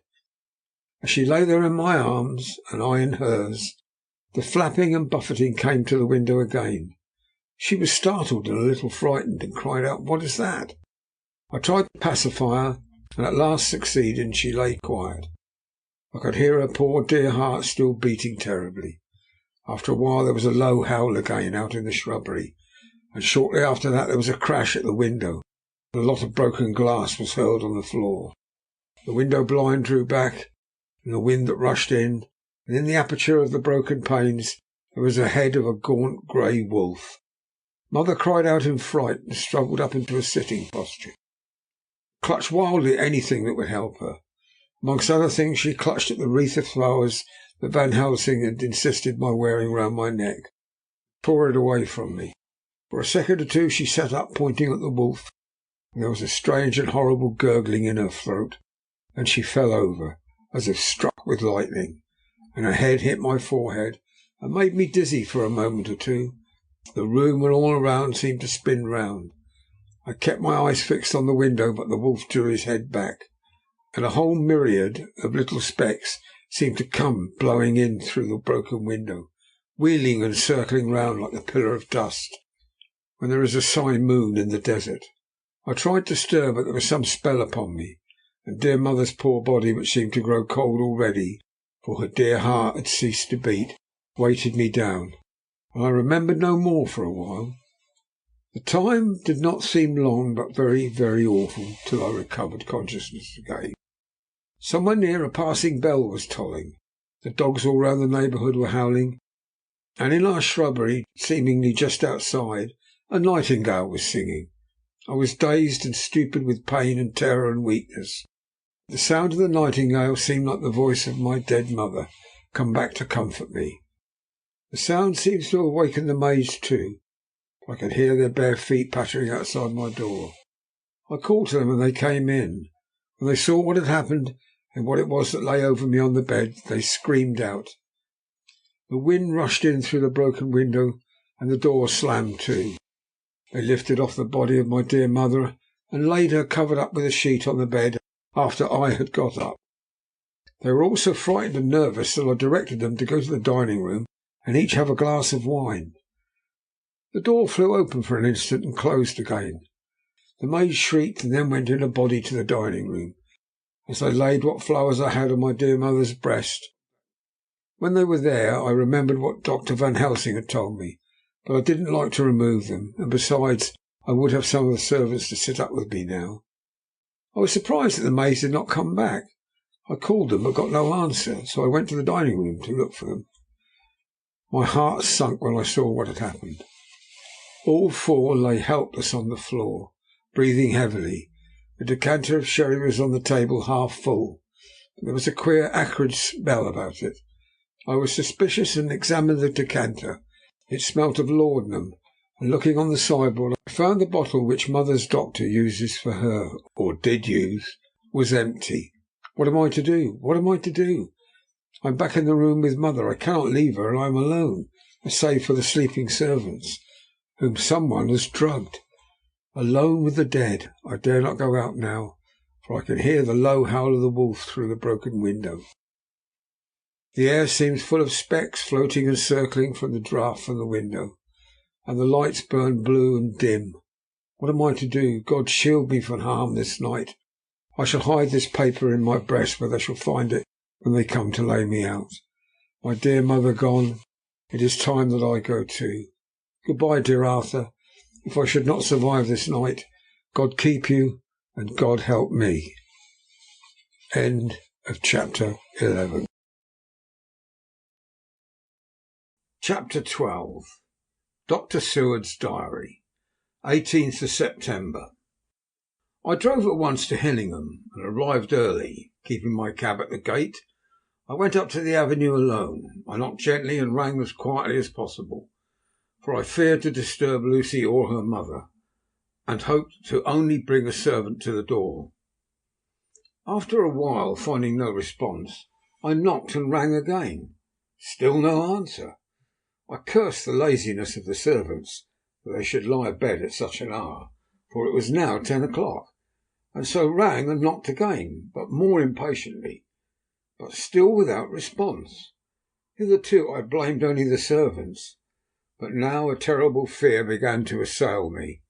Was this a desolation, another link in the chain of doom, which seemed to be drawing tight around us? Was it indeed a house of death to which I had come too late? I knew the minutes, even seconds, of delay might mean hours of danger to Lucy. if she had again one of those frightful relapses, and I went round the house to try if I could find by chance an entry anywhere. I could find no means of ingress. Every window and door was fastened and locked, and I returned baffled to the porch. As I did so, I heard the rapid pit-pat of a swiftly driven horse's feet. They stopped at the gate, and a few seconds later I met Van Helsing running up the avenue. When he saw me, he gasped out, "And it was you! And just arrived. How is she? Are we too late? Did she not get my telegram?" I answered as quickly and coherently as I could that I had only got his telegram early in the morning, and had not lost a minute in coming here, and that I could not make anyone in the house hear me. He paused and raised his hat as he said solemnly, "Then I fear we are too late. God's will be done." With his usual recuperative energy he went on, "If there be no way to open to get in, we must make one. Time is all in all to us now." We went round to the back of the house, where there was a kitchen window. The Professor took a small surgical saw from his case, and handing it to him, he pointed to the iron bars which guarded the window. I attacked them at once, and had very soon cut through 3 of them. Then, with a long, thin knife, we pushed back the fastening of the sashes, and opened the window. I helped the Professor in, and followed him. There was no one in the kitchen, or in the servants' rooms, which were close at hand. We tried all the rooms as we went along, and in the dining room, dimly lit by rays of light through the shutters, found 4 servant women lying on the floor. There was no need to think them dead, for the stertorous breathing and the acrid smell of laudanum in the room left no doubt as to their condition. Van Helsing and I looked at each other as we moved away. He said, "Can we attend to them later?" Then we ascended to Lucy's room. For an instant or two we paused at the door to listen, but there was no sound that we could hear. With white faces and trembling hands, we opened the door gently and entered the room. How shall I describe what we saw? On the bed lay 2 women, Lucy and her mother. The latter lay furthest in, and she was covered with a white sheet, the edge of which had been blown back by the draught through the broken window, showing the drawn white face with a look of terror fixed upon it. By her side lay Lucy, with a face white and still more drawn. The flowers which had been round her neck we found upon her mother's bosom, and her throat was bare, showing the 2 little wounds which we had noticed before, but looking horribly white and mangled. Without a word the Professor bent over the bed, his head almost touching poor Lucy's breast, and he gave a quick turn of his head, as of one who listens, and leaping to his feet, cried out to me, "It's not yet too late. Quick, quick, bring the brandy." I flew downstairs and returned with it, taking care to smell and taste it, lest it too were drugged like the decanter of sherry which I found on the table. The maids were still breathing, but more restlessly. I fancied that the narcotic was wearing off. I did not stay to make sure, but returned to Van Helsing. He rubbed the brandy, as on other occasions, on her lips, on her gums and her wrists and the palms of her hands. He said to me, "I can do this, all that can be at the present. You go and wake those maids, flick them in the face with a wet towel and flick them hard. Make them get heat and fire and warm bath. The poor soul is nearly as cold as that beside her. She will need to be heated before we can do anything more." I went at once and found little difficulty in waking 3 of the women. The 4th was only a young girl, and the drug had evidently affected her more strongly. So I lifted her off the sofa and let her sleep. The others were dazed at first, but as remembrance came back to them they cried and sobbed in a hysterical manner. I was stern with them, however, and would not let them talk. I told them that one life was bad enough to lose, that if they delayed they would sacrifice Miss Lucy. So sobbing and crying they went about their way, half clad as they were, and prepared to fire and water. Fortunately the kitchen and boiler fires were still alive. There was no lack of hot water. We got a bath and carried Lucy out as she was and placed her in it. While we were busy chafing her limbs, there was a knock at the hall door. One of the maids ran off, hurried on some more clothes and opened it. Then she returned and whispered to us there was a gentleman who had come with a message from Mr. Holmwood. I bade her simply tell him that he must wait, for we could see no one now. She went away with the message, and engrossed with her work, I clean forgot all about him. I never saw in all my experience the Professor work in such a deadly earnest. I knew, as he knew, that it was a stand-up fight with death, and in a pause told him so. He answered me in a way which I did not understand, but with the sternest look that his face could wear. If that were all, I would stop here where we are now, and let her fade away into peace, for I see no light in life over her horizon. He went on with his work with, if possible, renewed and more frenzied vigour. Presently we both began to be conscious that the heat was beginning to have some effect. Lucy's heart beat a trifle more audibly to the stethoscope, and her lungs had a perceptible movement. Van Helsing's face almost beamed as we lifted her from the bath and rolled her in a hot sheet to dry her. He said to me, "The first gain is ours. Check to the king." He took Lucy into another room, which by now had been prepared, and laid her in bed, and forced a few drops of brandy down her throat. I noticed that Van Helsing tied a soft silk handkerchief round her throat. She was still unconscious, and was still quite as bad as, if not worse than, we had ever seen her. Van Helsing called in one of the women, and told her to stay with her, and not to take her eyes off her until we returned, and then beckoned me out of the room. "We must consult as to what is to be done," he said as we descended the stairs. In the hall he opened the dining room door, and we passed in. He closed the door carefully behind him. The shutters had been opened, but the blinds were already drawn with that obedience to the etiquette of death which British women of the lower classes always rigidly observes. The room was therefore dimly dark. It was, however, light enough for our purposes. Van Helsing's sternness was somewhat relieved by a look of perplexity. He was evidently torturing his mind about something, so I waited for an instant, and he spoke. "What are we to do now? Where are we to turn for help? We must have another transfusion of blood, and that soon, or the poor girl's life won't be worth an hour's purchase. You're exhausted. I'm exhausted too. I fear to trust these women, even if they would have courage to submit. What are we to do for someone who will open his veins for her? What's the matter with me, anyhow?" The voice came from the sofa across the room, and its tones brought relief and joy to my heart, for they were those of Quincy Morris.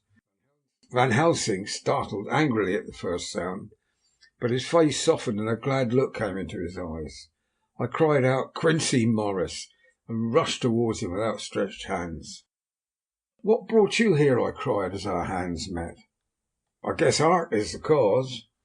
He handed me a telegram. "Have not heard from Seward for 3 days, and am terribly anxious. Cannot leave. Father still in same condition.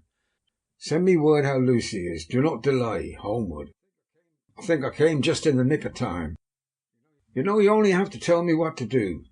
Van Helsing strode forward and took his hand, looking at him straight in the eyes as he said, "A brave man's blood is the best thing on this earth when a woman is in trouble. You're a man and no mistake. Well, the devil may work against us, but for all he's worth, God sends us men when we want them." Once again we went through that ghastly operation. I have not the heart to go through with the details. Lucy had got a terrible shock, and it told on her more than before. Although plenty of blood went into her veins, her body did not respond to the treatment as well as on other occasions.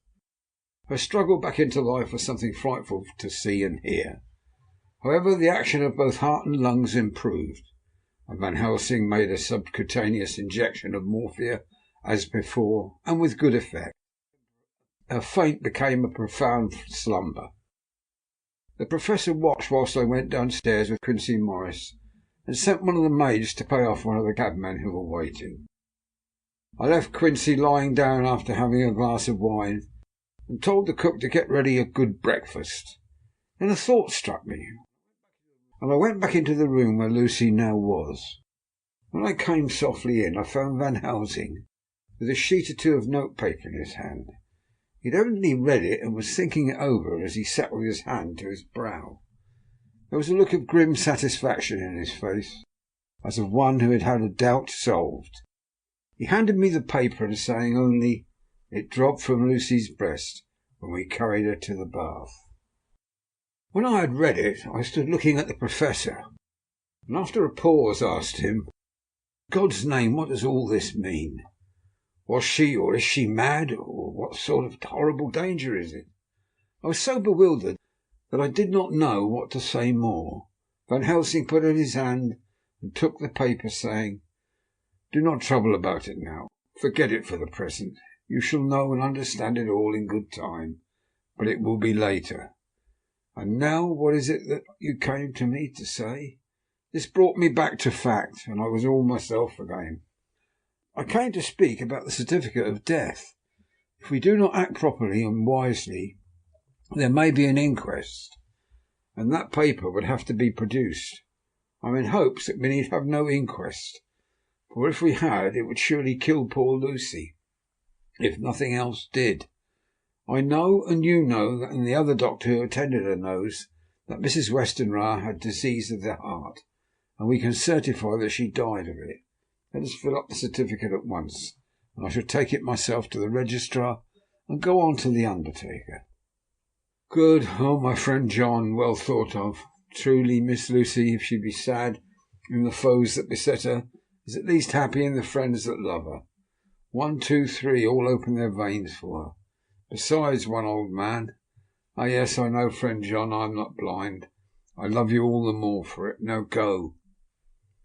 In the hall I met Quincy Morris with a telegram for Arthur, telling him that Mr. Westenra was dead, and that Lucy also had been ill, but was now getting on better, and that Van Helsing and I were with her. I told him where I was going, and hurried me out, but as I was going said, "When you come back, Jack, I may have 2 words with you, all to ourselves." I nodded in reply and went out. I found no difficulty about the registration, and arranged with the local undertaker to come up in the evening to measure for the coffin and make arrangements. When I got back, Quincy was waiting for me. I told him I would see him as soon as I knew about Lucy. I went up to her room. She was still sleeping, and the Professor seemingly had not moved from his seat at her side.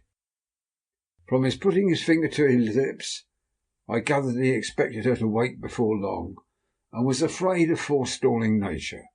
So I went down to Quincy and took him into the breakfast room, where the blinds were not drawn down, and which was a little more cheerful, or rather less cheerless, than the other rooms.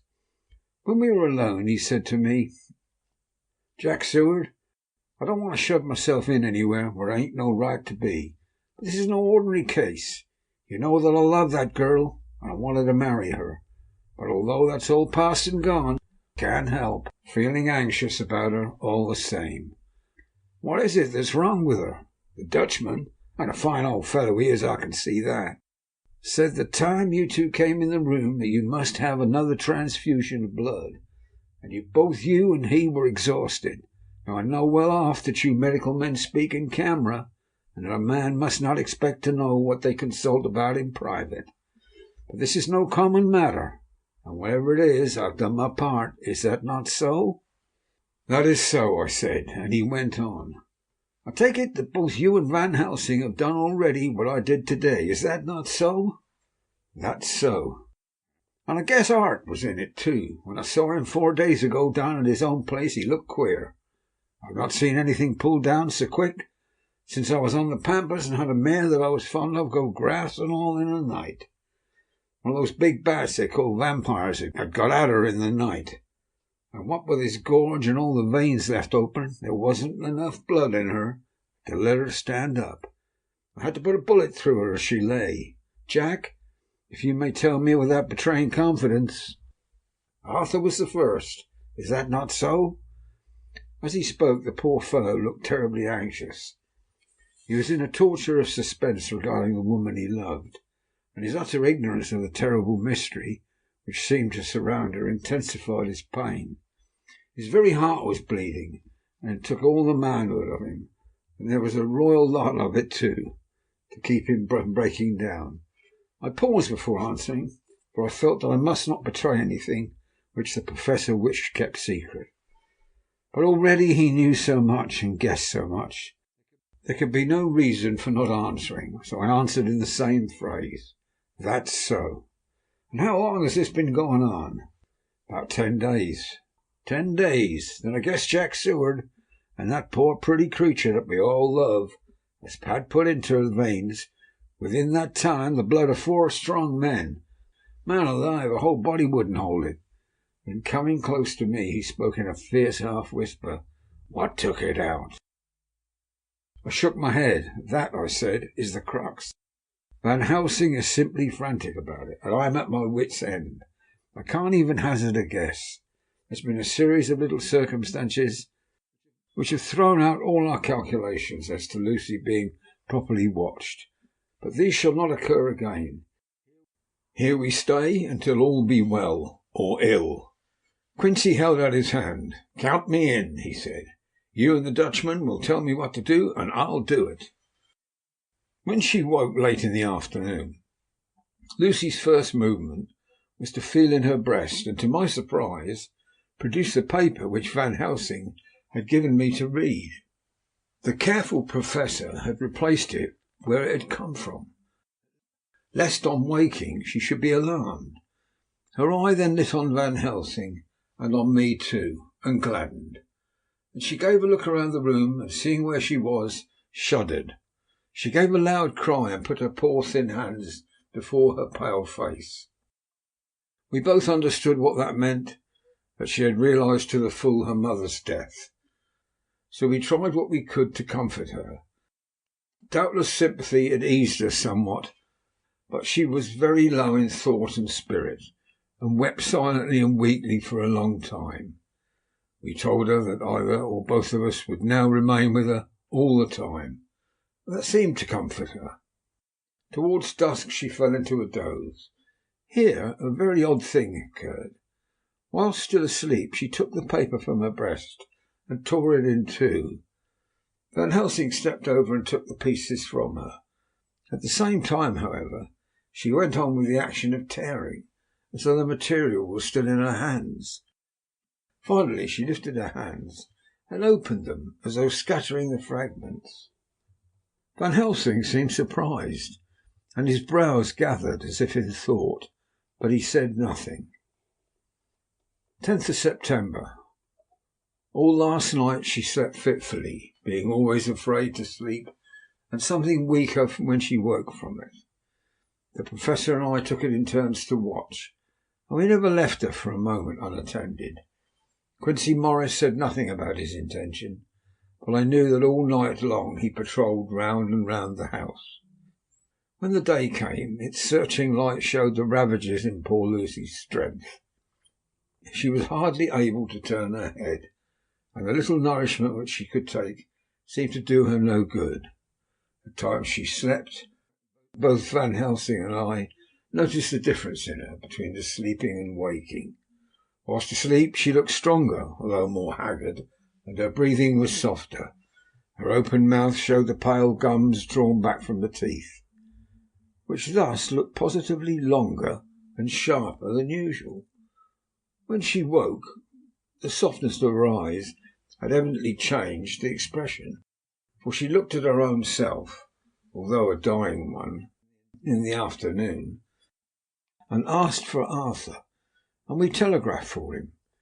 Quincy went off to meet him at the station. When he arrived it was nearly 6 o'clock, and the sun was setting full and warm, and the red light streamed in through the window and gave more colour to the pale cheeks. When he saw her, Arthur was simply choking with emotion, and none of us could speak. In the hours that had passed, the fits of sleep or the comatose condition that passed for it had grown more frequent, so that the pauses when conversation was possible were shortened. Arthur's presence, however, seemed to act as a stimulant. She rallied a little and spoke to him more brightly than she had done since we arrived. He too pulled himself together and spoke as cheerily as he could, so that the best was made of everything. It was now nearly 1 o'clock, and he and Van Helsing are sitting with her. I am to relieve them in 1/4 hour. I am entering this on Lucy's phonograph. Until 6 o'clock they are to try to rest. I fear that tomorrow will end our watching, for the shock has been too great. The poor child cannot rally. God help us all. Letter, Mina Harker, to Lucy Westenra, unopened by her. 17th of September. My dearest Lucy, it seems an age since I heard from you, or indeed since I wrote. You will pardon me, I know, for all my faults when you have read all my budget of news. Well, I got my husband back all right. When we arrived at Exeter there was a carriage waiting for us, and in it, though he had an attack of gout, Mr. Hawkins. He took us to his house, where there were rooms for us, all nice and comfortable, and we dined together. After dinner Mr. Hawkins said, "My dears, I want to drink your health and prosperity, and may every blessing attend you both. I know you both from children, and have with love and pride seen you grow up. Now I want you to make your home here with me. I have left to me neither chick nor child, all are gone, and in my will I have left you everything." I cried, Lucy dear, as our Jonathan and the old man clasped hands. Our evening was a very, very happy one. So here we are installed in this beautiful old house, and from both my bedroom and drawing-room I can see the great elms of the cathedral close, with their great black stems standing out against the old yellow stone of the cathedral. I can hear the rooks overhead, cawing and chattering, gossiping all day, after the manner of rooks and humans. I am busy, I need not tell you, arranging things and housekeeping. Jonathan and Mr. Hawkins are busy all day, for now that Jonathan is a partner, Mr. Hawkins wants to tell him all about the clients. How is your dear mother getting on? I wish I could run up to town for a day or two and see you, dear, but I dare not go yet with so much on my shoulders. And Jonathan wants looking after still. He's beginning to put some flesh on his bones again, but he was terribly weakened by the long illness. Even now he sometimes starts out of his sleep in a sudden way and awakes all trembling till I can coax him back to his usual placidity. However, thank God, these occasions grow less frequent as the days go on, and they will in time pass away altogether, I trust. And now I have told you my news, let me ask yours. When are you to be married? And where? And who is to perform the ceremony? And what are you going to wear? And is it going to be a public or a private wedding? Tell me all about it, dear. Tell me all about everything. For there is nothing which interests you which will not be dear to me.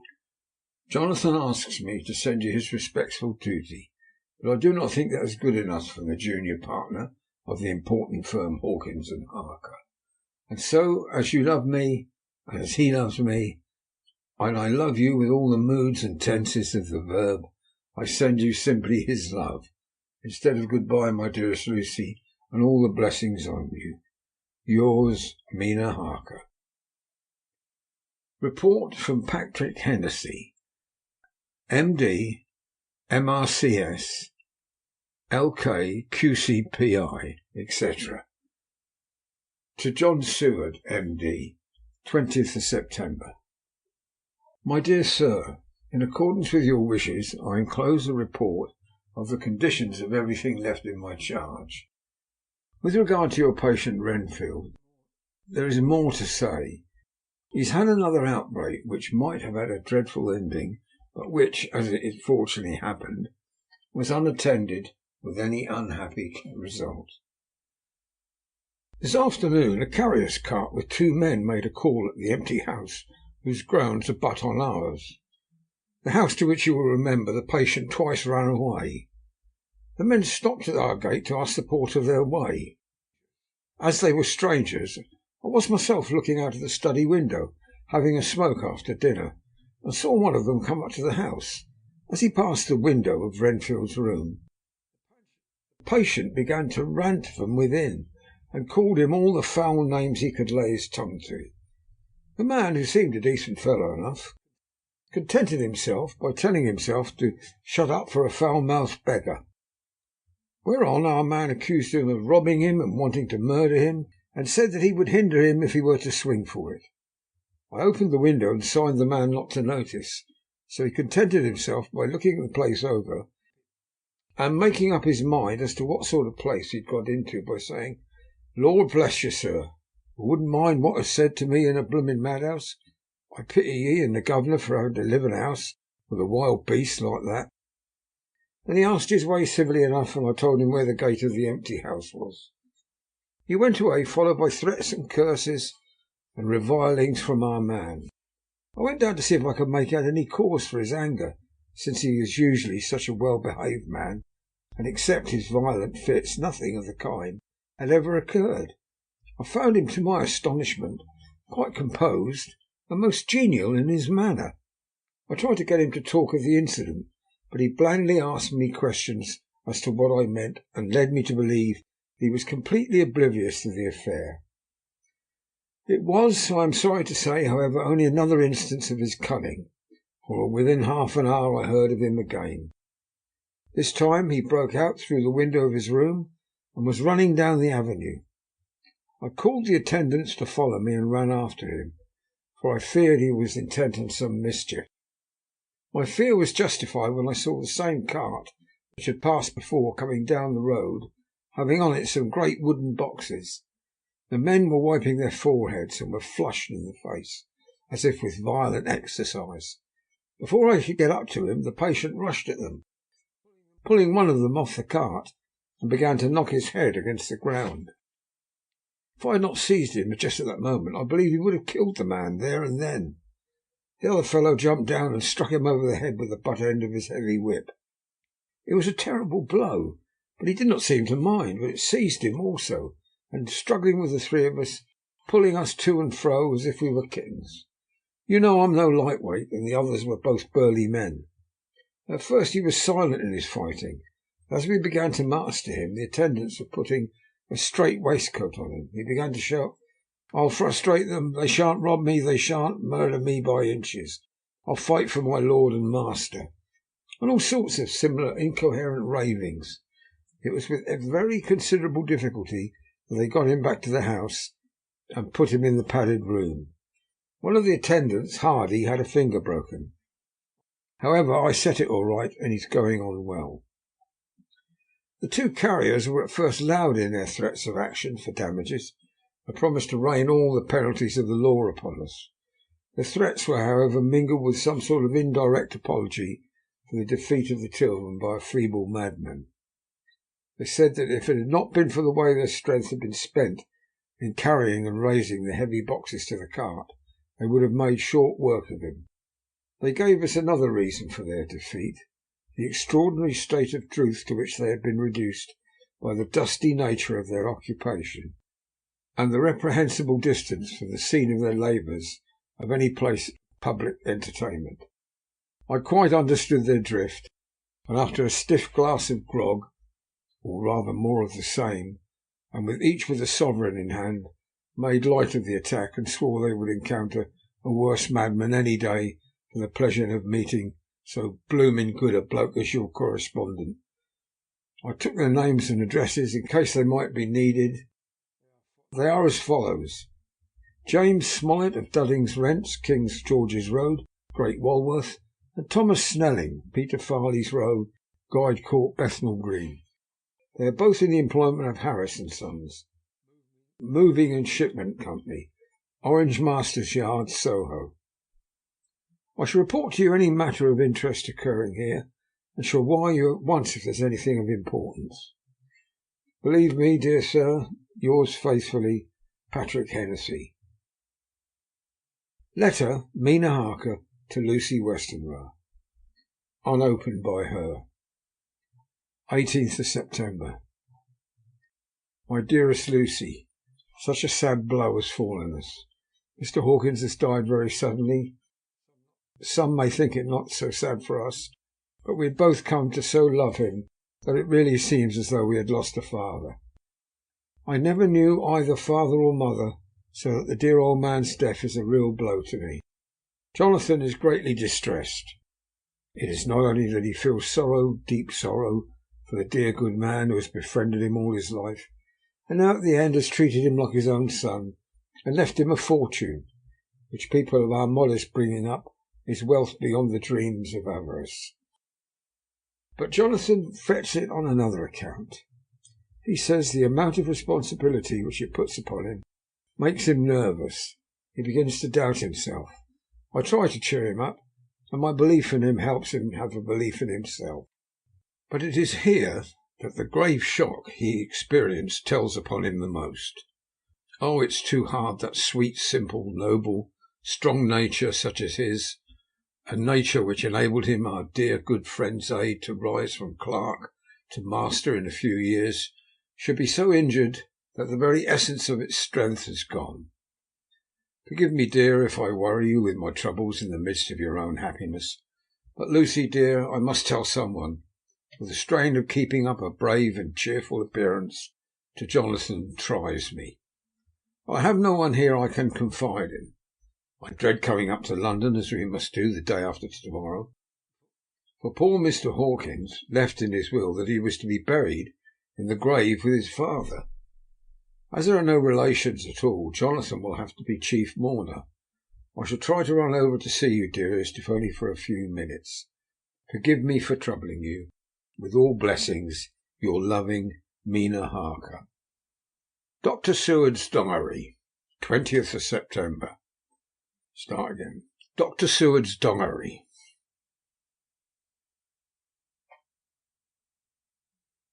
20th of September. Only resolution and habit can let me make an entry tonight. I am too miserable, too low-spirited, too sick of the world and all in it, including life itself, that I would not care if I heard this moment the flapping of the wings of the angel of death, and he has been flapping those wings for some purpose of late. Lucy's mother, Arthur's father, and now let me get on with my work. I duly relieved Van Helsing in his watch over Lucy, and wanted Arthur to go to rest also, but he refused at first. It was only when I told him that we should want him to help us during the day, that we must not all break down for want of rest, lest Lucy should suffer, and he agreed to. Van Helsing was very kind to him. Come, my child, he said, come with me. You are sick and weak, and you have had much sorrow and much mental pain, as well as that tax on your strength that we know of. You must not be alone, for to be alone is to be full of fears and alarms. Come to the drawing-room, where there is a big fire, 2 sofas. You shall lie on one and I on the other, and our sympathy will be comfort to each other, even though we do not speak, and even if we sleep. Arthur went off with him, casting back a longing look on Lucy's face, which lay in her pillow almost whiter than the lawn. She lay quite still. I looked round the room to see that all was as it should be. I could see that the Professor had carried out in this room, as in the others, his purpose of using garlic till the whole of the window sashes reeked with it, and round Lucy's neck, over the silk handkerchief of which Van Helsing made her keep on, was a rough chaplet of the same odorous flowers. Lucy was breathing somewhat stertorously, and her face was at its worst. The open mouth showed the pale gums. Her teeth in the dim, uncertain light seemed longer and sharper than they had been in the morning. In particular, by some trick of the light, the canine teeth looked longer and sharper than the rest. I sat down by her, and presently she moved uneasily. At the same moment there came a sort of dull flapping or buffeting at the window. I went over to it softly and peeped out by the corner of the blind. There was a full moonlight, and I could see that the noise was made by a great bat, which wheeled round, doubtless attracted by the light, although so dim, and every now and then struck the window with its wings. When I came back to my seat, I found that Lucy had moved slightly and had torn away the garlic flowers from her throat. I replaced them as well as I could and sat watching her. Presently she woke, and I gave her food as Van Helsing had prescribed. She took but a little, and that languidly. There did not seem to be with her now the unconscious struggle for life and strength that had hitherto marked her illness. It struck me as curious that the moment she became conscious, she pressed the garlic flowers close to her. It was certainly odd that whenever she got into that lethargic state, with the stertorous breathing, she took the flowers from her, but that when she waked, she clutched them close. There was no possibility of making any mistake about this, for in the long hours that followed, she had many spells of sleeping and waking, and repeated both actions many times. At 6 o'clock, Van Helsing came in to relieve me. Arthur had then fallen into a doze, and he had mercifully let him sleep on. When he saw Lucy's face, I could hear the hissing indraw of his breath. He said to me in a sharp whisper, "Draw up the blind, I want light." And he bent down, and with his face almost touching Lucy's, examined her carefully. He removed the flowers and lifted the silk handkerchief from her throat. As he did so, he started back, and I could hear his ejaculation, "Mein Gott," as it was some smothered in his throat. I bent over and looked too, and as I noticed, some queer chill came over me. The wounds on the throat had absolutely disappeared. For a full 5 minutes Van Helsing stood looking at her, with his face at its sternest. Then he turned to me and said calmly, "She is dying. It will not be long now. It will be much difference, mark me, whether she dies conscious or in her sleep. Wake that poor boy and let him come and see the last. He trusts us, and we have promised him."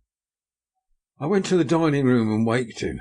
He was dazed for a moment, but when he saw the sunlight streaming in through the edges of the shutters, he thought he was late and expressed his fear.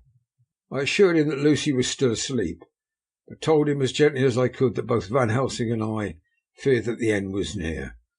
He covered his face with his hands, slid down on his knees by the sofa, where he remained perhaps a minute with his head buried, praying, while his shoulders shook with grief. I took him by the hand and raised him up. "Come," I said, "my dear old fellow, summon all your fortitude.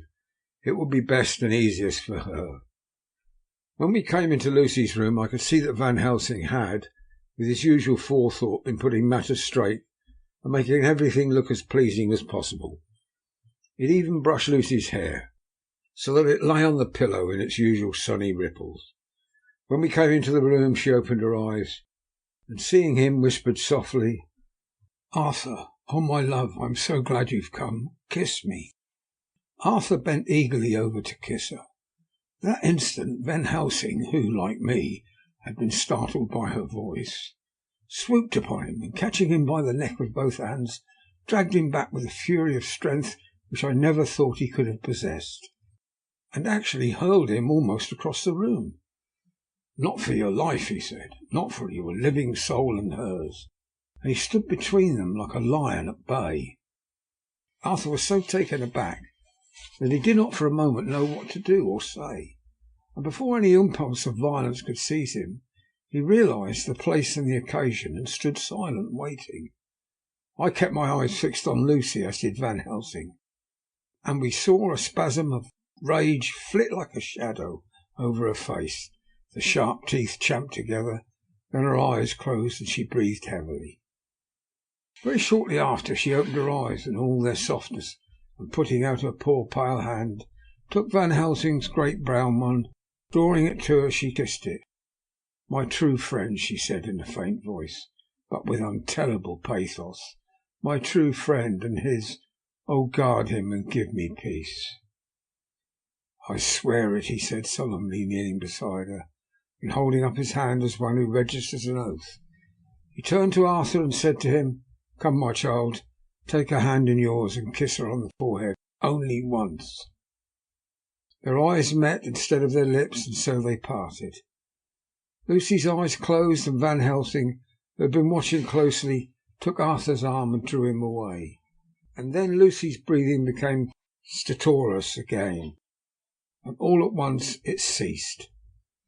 "It's all over," said Van Helsing. "She is dead." I took Arthur by the arm and led him away to the drawing-room, where he sat down and covered his face with his hands, sobbing in a way that nearly broke me down to see. I went back to the room and found Van Helsing looking at poor Lucy, and his face was sterner than ever. Some change had come over her body, Death had given back part of her beauty, for her brow and cheeks had recovered some of their flowing lines. Even the lips had lost their deadly pallor.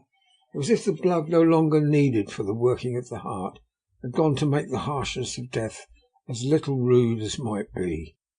We thought her dying while she slept, and sleeping when she died. I stood beside Van Helsing and said, "Ah, well, poor girl, there is peace for her at last. It is the end." He turned to me and said with grave solemnity, "Not so, alas, not so. It's only the beginning." When I asked him what he meant, he only shook his head and answered, "We can do nothing as yet. Wait and see." End of chapter 12. Chapter 13. Dr. Seward's Diary, continued. The funeral was arranged for the next succeeding day, so that Lucy and her mother might be buried together. I attended to all the ghastly formalities, and the urbane undertaker proved that his staff were afflicted, or blessed, with something of his own obsequious suavity. Even the women who performed the last offices for the dead remarked to me, in a confidential, brother-professional way, when she had come out from the death chamber, "She makes a very beautiful corpse, sir. It's quite a privilege to attend on her. It's not so much to say that she will do credit to our establishment." I noticed that Van Helsing never kept far away. This was possible from the disordered state of things in the household. There were no relatives at hand, and as Arthur had to be back the next day to attend his father's funeral, we were unable to notify anyone who should have bidden. Under the circumstances, Van Helsing and I took it upon ourselves to examine papers, etc. He insisted upon looking over Lucy's papers himself. I asked him why, for I feared that he, being a foreigner, might not be quite aware of English legal requirements, and so might in ignorance make some unnecessary trouble. He answered me, I know. You forget that I am a lawyer as well as a doctor. But this is not altogether for the law. You knew that when you avoided the coroner. I have more than him to avoid. There may be papers more, such as this." As he spoke, he took from his pocket-book the memorandum which had been in Lucy's breast, and which she had torn in her sleep. "When you find anything of the solicitor who is for the late Mrs. Westenra, seal all her papers and write to him tonight. For me, I watch here in the room and in Miss Lucy's old room all night, and I myself search for what may be. It is not well that our very thoughts go into the hands of strangers." I went on with my part of the work, and in another half hour had found the name and address of Mrs. Westenra's solicitor, and had written to him. All the poor lady's papers were in order. Explicit directions regarding the place of burial were given. I had hardly sealed the letter when, to my surprise, Van Helsing walked into the room, saying, "Can I help you, friend John? I am free, and, if I may, my service is to you." "Have you got what you look for?" I asked, to which he replied, "I did not look for any specific thing. I only hoped to find, and find I have, all that there was, only some letters and a few memoranda and a diary new begun. I have them here, and we shall for the present say nothing of them. I shall see the poor lad to-morrow evening, and with his sanction I shall use some." When we had finished work in hand, he said to me, "And now, friend John, I think we may to bed. We want to sleep, both you and I, and rest to recuperate. To-morrow we shall have much to do, but for the to-night there is no need of us. Alas!" Before turning, we went to look at poor Lucy. The undertaker had certainly done his work well. The room was turned into a small chapelle ardente. There was a wilderness of beautiful white flowers, and death was made as little repulsive as might be. The end of the winding sheet was laid over the face, when the Professor bent over and turned it gently back. We both stared at the beauty before us, the tall wax candles showing us sufficient light to note it well. All Lucy's loveliness had come back to her. in death, and the hours that had passed, instead of leaving traces of decays affecting fingers, had but restored the beauty of life, till positively I could not believe my eyes that I was looking at a corpse. The Professor looked sternly grave. He had not loved her as I had, and there was no need for tears in his eyes. He said to me, "Remain till I return," and left the room. He came back with a handful of wild garlic from the box waiting in the hall, but which had not been opened, and placed the flowers among others on and around the bed. And he took from his neck, inside his collar, a little gold crucifix, and placed it over the mouth. He restored the sheet to its place, and we came away. I was undressing in my own room, when, with a premonitory tap at the door, he entered and at once began to speak. "Tomorrow I want you to bring me before night a set of post-mortem knives." "Must we make an autopsy?" I asked. "Yes and no. I want to operate, but not as you think. Let me tell you now, but not a word to another. I want to cut off her head and take out her heart." "You a surgeon, and so shocked?" "You, whom I have seen with no tremble of hand or heart do operations of life or death that make the rest shudder. Oh, but I must not forget, my dear friend John, that you loved her, and I have not forgotten it, for it is I that shall operate, and you must only help. I would like to do it tonight, but for Arthur I must not. He will be free after his father's funeral tomorrow, and he will want to see her, to see it. And then, when she is coffined, ready for the next day, you and I shall come when all sleep. We shall do the operation, and then replace all, so that none know save we alone." "But why do it at all? The girl is dead. Why mutilate her poor body without need? And if there's no necessity for a post-mortem, and nothing to gain by it, no good to her, to us, to science, to human knowledge, why do it? Without such it is monstrous." For an answer he put his hand on my shoulder, and said with infinite tenderness, "Friend John, I pity your poor bleeding heart, and I love you the more because it does so bleed. If I could, I would take on myself the burden that you do bear, but there are things that you know not, but that you shall know, and bless me for knowing, though they are not pleasant things. John, my child, you have been my friend now many years, and yet did you ever know me do anything without good cause? I may err, but I am a man, and I believe in all I do. Was it not for these causes that you sent me when the great trouble came? Yes. Were you not amazed, nay horrified, when I would not let Arthur kiss his love, though she was dying, and snatched him away by all my strength? Yes. And yet you saw how she thanked me with her so beautiful dying eyes, a voice too so weak. She kisses my rough old hand and bless me. Yes. And did you not hear me swear, promise her, so that she closed her eyes, grateful? Yes. Well, I have good reason now for all I want to do. You have for many years trust me. You have believed me in weeks past, when there be things so strange that you might well have doubt. Believe me yet a little, friend John. If you trust me not, then I must tell what I think, and that is not perhaps well. And if I work, as work I shall, no matter trust or no trust, without my friend trust in me, I work with a heavy heart, and feel oh so lonely, when I want all to help courage that may be. He paused a moment and went on solemnly. Friend John, there are strange and terrible days before us. Let us not be two, but one, so that we work to a good end. Will you not have faith in me? I took his hand and promised him. I held my door open as he went away, and I watched him go into his room and close the door. As I stood without moving, I saw one of the maids pass silently along the passage. She had her back towards me, so did not see me, and go into the room where Lucy lay. The sight touched me. Devotion is so rare, and we are so grateful to those who show it unasked to those we love. Here was a poor girl putting aside the terrors which she naturally had of death, to go watch alone by the bier of a mistress whom she loved, so that the poor clay might not be lonely till laid to eternal rest.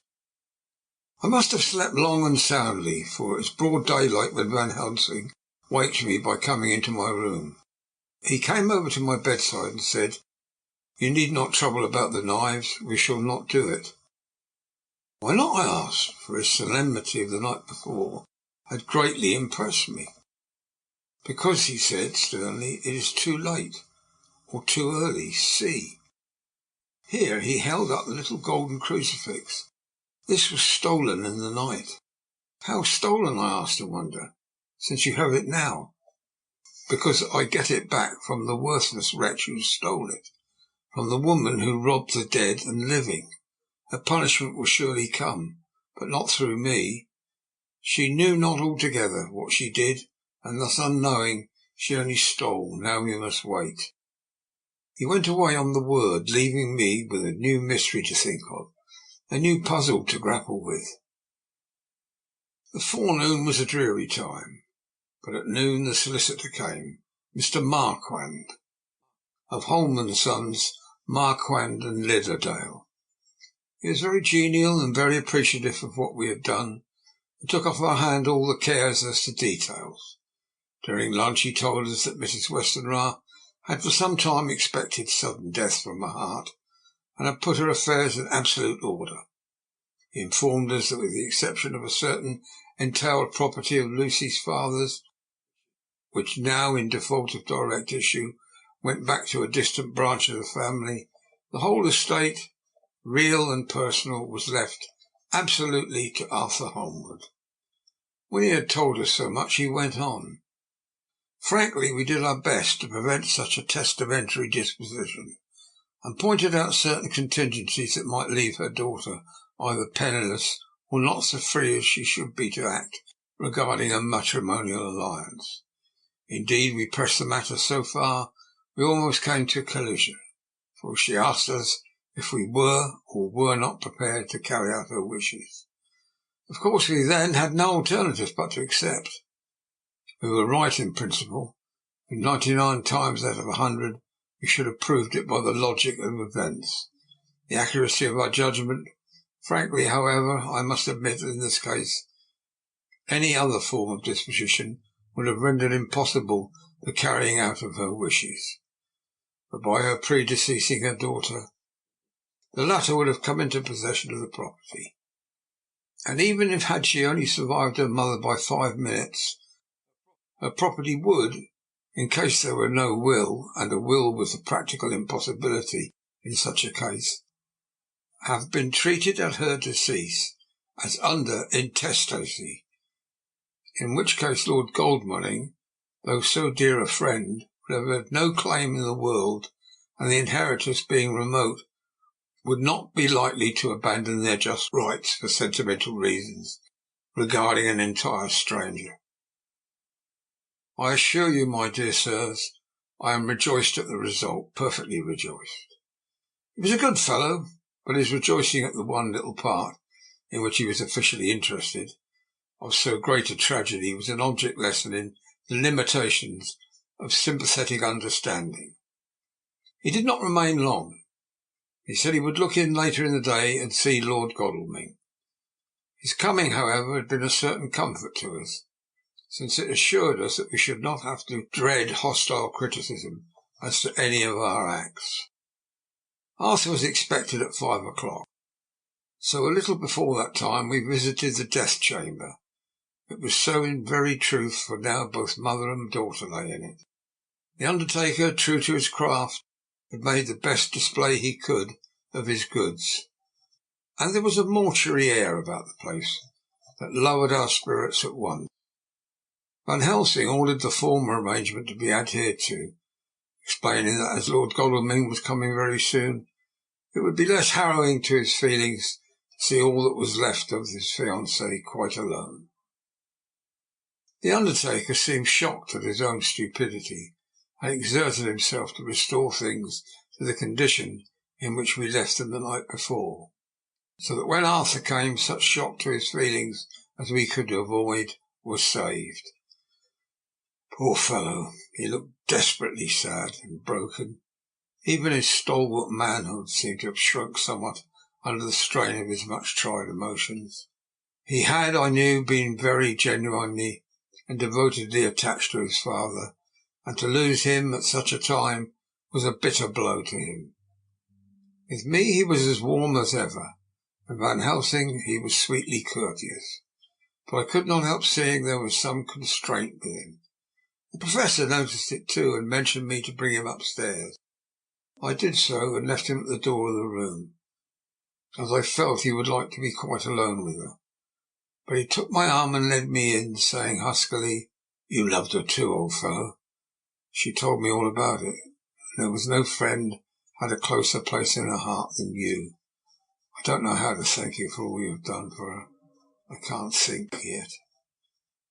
Here he suddenly broke down and threw his arms round my shoulders and laid his head on my breast, crying, "Oh, Jack, Jack, what shall I do? The whole of life seems to have gone from me all at once. There's nothing in the wide world for me to live for." I comforted him as well as I could. In such cases men do not need much expression. A grip on the hand, the tightening of an arm over the shoulder, a sob in unison are expressions of sympathy, dear to a man's heart. I stood still and silent till his sobs died away, and then I said softly to him, "Come and look at her." Together we moved over to the bed, and I lifted the lawn from her face. God, how beautiful she was! Every hour seemed to be enhancing her loveliness. It frightened and amazed me somewhat. And as for Arthur, he fell a-trembling, and finally was shaken with doubt, as with an ague. And at last, after a long pause, he said to me in a faint whisper, "Jack, is she really dead?" I assured him sadly that it was so, and went on to suggest, for I felt that such a horrible doubt should not have life for a moment longer than I could help, that it often happened that after death faces become softened and even resolved to their youthful beauty. This was especially so when death had been preceded by any acute or prolonged suffering. It seemed to quite do away with any doubt, and after kneeling beside the couch for a while and looking at her lovingly and long, he turned aside. I told him that must be good-bye, as the coffin had to be prepared. So he went back and took her dead hand in his and kissed it, and bent over and kissed her forehead. He came away, fondly looking back over his shoulder at her as he came. I left him in the drawing-room, and told Van Helsing that he had said good-bye, so the latter went to the kitchen to tell the undertaker's men to proceed with the preparations and to screw up the coffin. When he came out of the room again, I told him of Arthur's question, and he replied, "I'm not surprised. Just now I doubted for a moment myself." We all dined together, and I could see that poor Art was trying to make the best of things. Van Helsing had been silent all dinner time, but when we had lit our cigars, he said, "Lord," but Arthur interrupted him. No, not that, for God's sake. Not yet, at any rate. Forgive me, sir. I did not mean to speak offensively. It's only because my loss is so recent." The Professor answered very sweetly, "I only used that name because I was in doubt. I must not call you Mister. I've grown to love you. Yes, my dear boy, to love you as Arthur." Arthur held out his hand and took the old man's warmly. "Call me what you will," he said. "I hope I may always have the title of a friend. And let me say that I am at a loss for words to thank you for your goodness to my poor dear." He paused a moment and went on. "I know that she understood your goodness even better than I do, and if I was rude or any way wanting at the time you acted so, you remember," the Professor nodded, "you must forgive me." He answered with a grave kindness, "I know it was hard for you to quite trust me then, for to trust such violence needs to understand, and I take it that you do not, that you cannot trust me now, for you do not yet understand, and there may be more times when I shall want you to trust when you cannot." and may not, and must not yet understand. But the time will come when your trust shall be whole and complete in me, and when you shall understand as though the sunlight himself shone through, then shall you bless me from first to last, for your own sake, and for the sake of others, and for her dear sake, to whom I swore to protect. And indeed, sir, said Arthur warmly, I shall in all ways trust you. I know and believe you have a very noble heart. You are Jack's friend, and you were hers. You shall do what you like. The Professor cleared his throat a couple of times, as though to speak, and finally said, May I ask you something now? Certainly. You know that Mrs. Westenra left you all her property? No, poor dear, I never thought of it. As it's all yours, and you have the right to deal with it as you will, I want you to give me permission to read all Miss Lucy's papers and letters. Believe me, it is no idle curiosity. I have a motive of which, be sure, she would have approved. I have them all here. I took them before we knew that all was yours, so that no strange hand might touch them, and no strange eye look through the words into her soul. I shall keep them, if I may, even though you may not see them yet, but I shall keep them safe. No word shall be lost, and in the good time I shall give them back to you. It's not a hard thing I ask, but you'll do it, will you not, for Lucy's sake? Arthur spoke out heartily, like his old self. Dr. Van Helsing, you may do what you will. I feel that in saying this, I'm doing what my dear one would have approved. I shall not trouble you with questions till the time comes. The old Professor stood up as he said solemnly, And you are right. There will be pain for us all. But it will not be all pain, nor will this pain be the last. We, and you too, you most of all, my dear boy, will have to pass through the bitter water before we reach the sweet. But we must be brave of heart and unselfish, and do our duty, and all will be well. I slept on the sofa in Arthur's room that night. Van Helsing did not go to bed at all. He went to and fro as if patrolling the house, and was never out of sight of the room where Lucy lay in her coffin, strewn with the wild garlic flowers, which sent through the odour of lily and rose a heavy, overpowering smell into the night. Mina Harker's Journal, 22nd of September. In the train to Exeter, Jonathan sleeping. It seems only yesterday that the last entry was made, and yet how much between then in Whitby and all the world before me, Jonathan away and no news of him, and now married to Jonathan, a solicitor, a partner, rich master of his business, Mr. Hawkins dead and buried, and Jonathan with another attack that may harm him. And some day he may ask me about it. Down it all goes. I'm rusty in my shorthand. See what unexpected prosperity does for us, so it may be as well to freshen it up again with an exercise. Anyhow, the service was very simple and very solemn. There were only ourselves and the servants there, one or two old friends of his from Exeter, his London agent, and a gentleman representing Sir John Paxton, President of the Incorporated Law Society. Jonathan and I stood hand in hand, and we felt that our best and dearest friend was gone from us. We came back to town quietly, taking a bus to Hyde Park Corner. Jonathan thought it would interest me to go into the Row for a while, so we sat down. But there were very few people there, and it was a sad-looking and desolate place to see so many empty chairs. It made us think of the empty chair at home. So we got up and walked down Piccadilly. Jonathan was holding me by the arm the way he used to in the old days before I went to school. I felt it very improper, for you can't go for some years teaching etiquette and decorum to other girls without the pedantry of it biting into yourself a bit. But it was Jonathan, and he was my husband, and we didn't know anybody who saw us, and we didn't care if they did. So on we walked. I was looking at a very beautiful girl in a big cartwheel hat, sitting in a Victoria outside Giuliano's, and I felt Jonathan clutch my arm so tight that he hurt me, and he said under his breath, "My God!" I'm always anxious about Jonathan. I fear that some nervous fit may upset him again. So I turned to him quickly and asked him what it was that disturbed him. He was very pale, and his eyes seemed bulging out as half in terror, half in amazement. He gazed at a tall, thin man with a beaky nose and a black moustache and a pointed beard, who was also observing the pretty girl.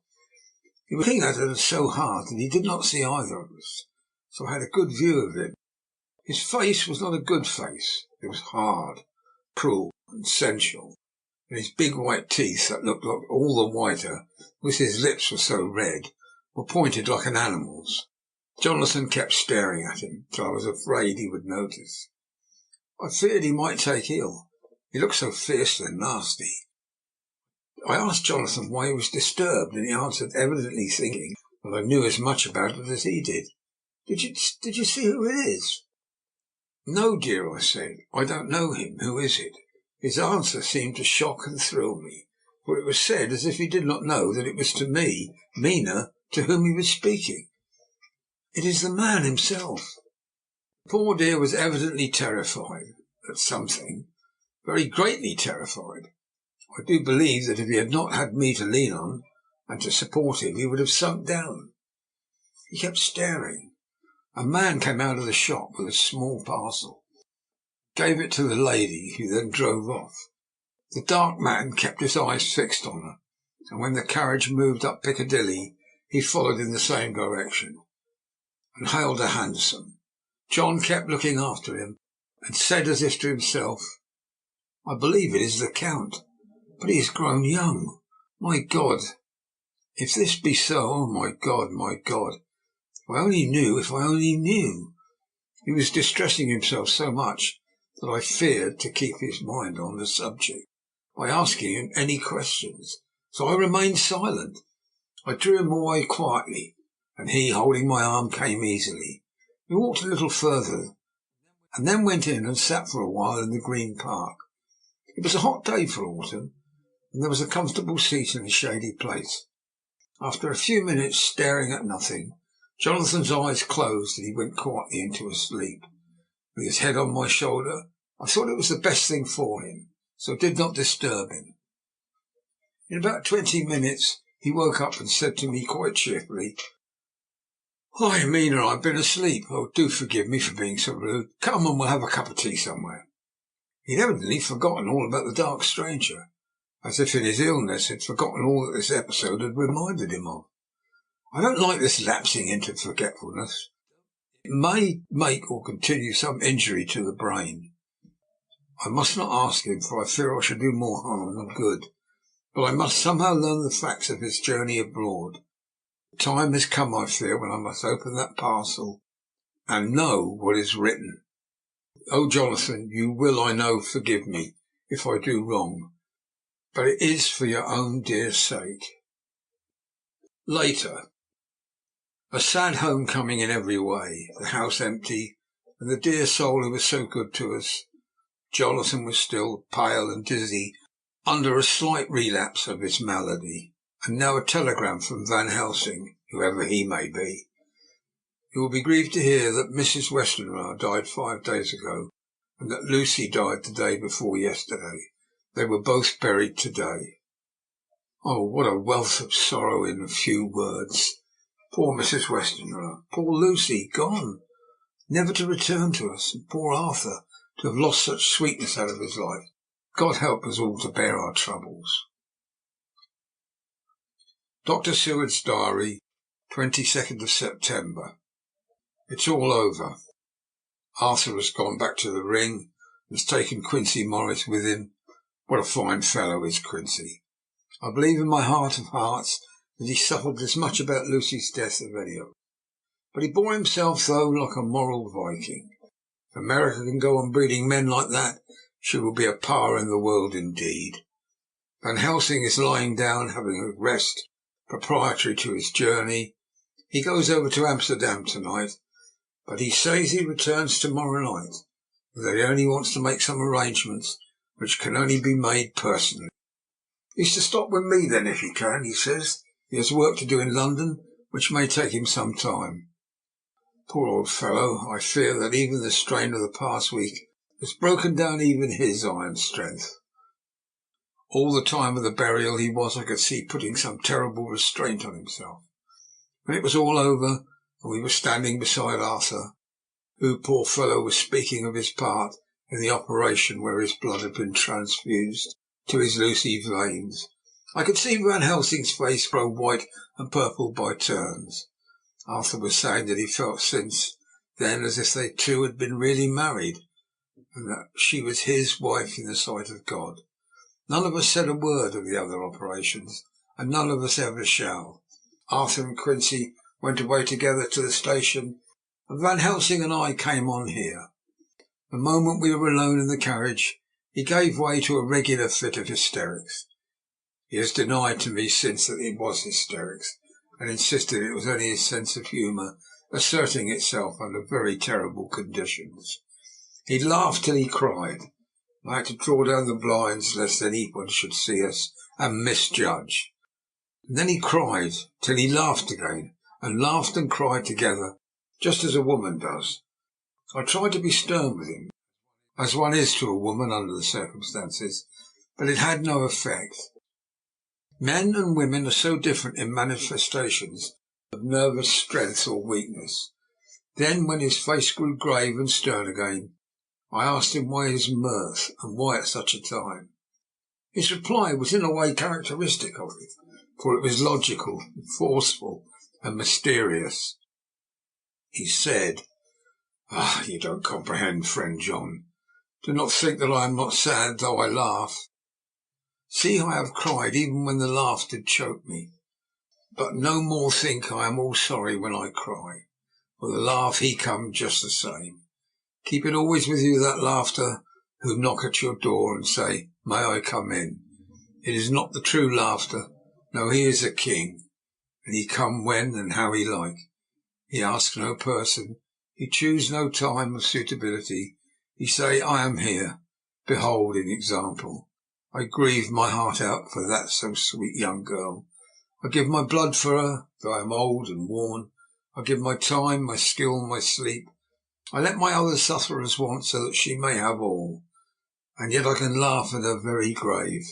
Laugh when the clay from the spade of the sexton drop upon her coffin and say thud, thud to my heart till it sent back the blood from my cheek.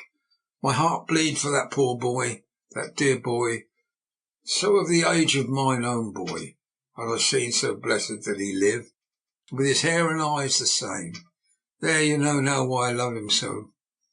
And yet when he say things that touch my husband heart to the quick, and make my father heart yearn to him as to no other man, not even to you, friend John, for we are more level in experiences than father and son. Not even at such moment, King laugh, he come to me and shout, bellow in my ear, here I am, till the blood come dance back and bring some of the sunshine that he carried with him to my cheek. Friend John, it is a strange world and a sad world, a world full of miseries and woes and troubles. And yet when King Laugh come, he make them all chance to the tune he play. Bleeding hearts and dry bones of the churchyard, and tears that burn as they fall, all dance together to the music that he make with that smileless mouth of him. And believe me, friend John, that he is good to come and kind. We men and women are like ropes drawn tight with strain, that pull us in different ways. Then tears come, and like the rain on the ropes, they brace us up, until perhaps the strain become too great and we break. But King Laugh, he come again like the sunshine, and he ease off the strain again, and we bear to go on with our labour, what it may be. I did not like to wound him by pretending not to see his idea, but as I did not yet understand the cause of his laughter, I asked him. As he answered me, his face grew stern, and he said in a quite different tone, it was the grim irony of it all. This so lovely lady garlanded with flowers that looked so fair as life, till by one hand we wondered if she were truly dead.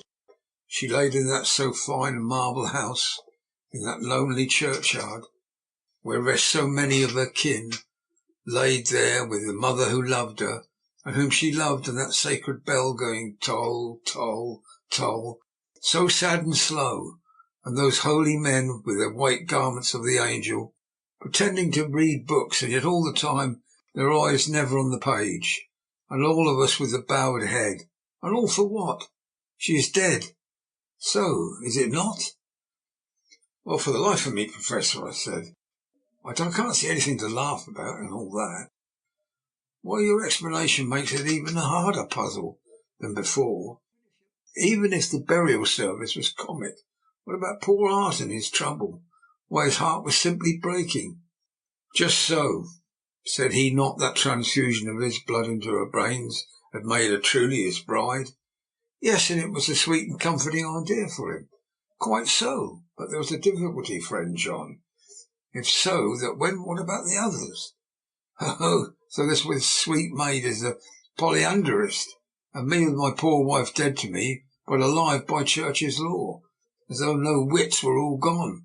Even I, who am a faithful husband to this now no wife, am a bigamist.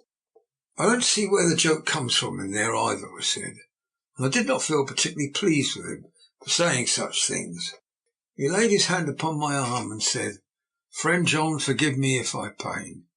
I showed not my feelings to others when it would wound, but only to you, my old friend, whom I can trust. If you could have looked into my very heart then, when I want to laugh, if you could have done so when the laugh arrived, if you could do so now, when King Laugh have packed up his crown, and all that is to him, for he go far, far away from me long, and for a long, long time, maybe you would perhaps pity me the most of all. I was touched by the tenderness of his tone, and asked why. Because I know. And now we are all scattered, and for many a long day loneliness will sit over our roofs with brooding wings. Lucy lies in the tomb of her kin, a lordly death-house in a lonely churchyard, far away from teeming London, where the air is fresh and the sun rises over Hampstead Hill, and where wildflowers grow of their own accord. So I can finish this diary, and God only knows if I shall ever begin another. If I do, or even if I open this again, it will be to deal with different people and different themes. For here, at the end where the romance of my life is told, ere I go back to take up the thread of my life work, I say sadly and without hope, Phyllis. The Westminster Gazette, 25th of September. Hampstead Mystery. The neighbourhood of Hampstead is just at present exercised with a series of events which seem to run on lines parallel to those of what was known to the writers of headlines, the Kensington Horror, or the Stabbing Woman, or the Woman in Black. During the past 2 or 3 days, several cases have occurred of young children straying from home or neglecting to return from their playing on the heath. In all these cases, the children were too young to give any properly intelligible account of themselves. The consensus in their excuses has been that they'd been with a bloofer lady. It's always been late in the evening when they have been missing. On 2 occasions, the children have not been found until early the following morning. It is generally supposed in the neighbourhood that as the first child missed gave his reason for being away, that a bloofer lady had asked him to come for a walk. The others had picked up the phrase and used it as occasion served. This is the more natural, as the favourite game of the little ones at present is luring each other away by wiles. The correspondent writes to us to see some of the tiny tots pretending to be the bloofer lady is supremely funny. Some of our characterists might, he says, take a lesson in the irony of grotesque by comparing the reality and the picture. It is only in accordance with the general principles of human nature that the bloofer lady should be the popular role of these al fresco performances. Our correspondent naively says that even Ellen Terry could not be so winningly attractive as some of these grubby-faced little children pretend and even imagine themselves to be. There is, however, possibly a serious side to the question. for some of the children, indeed all who have been missed that night, have been slightly torn or wounded in the throat.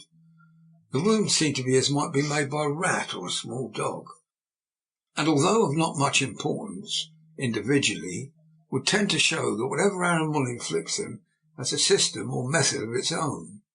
The police of the division have been instructed to keep a sharp lookout for straying children, especially when very young, in and around Hampstead Heath, and for any stray dog which may be about.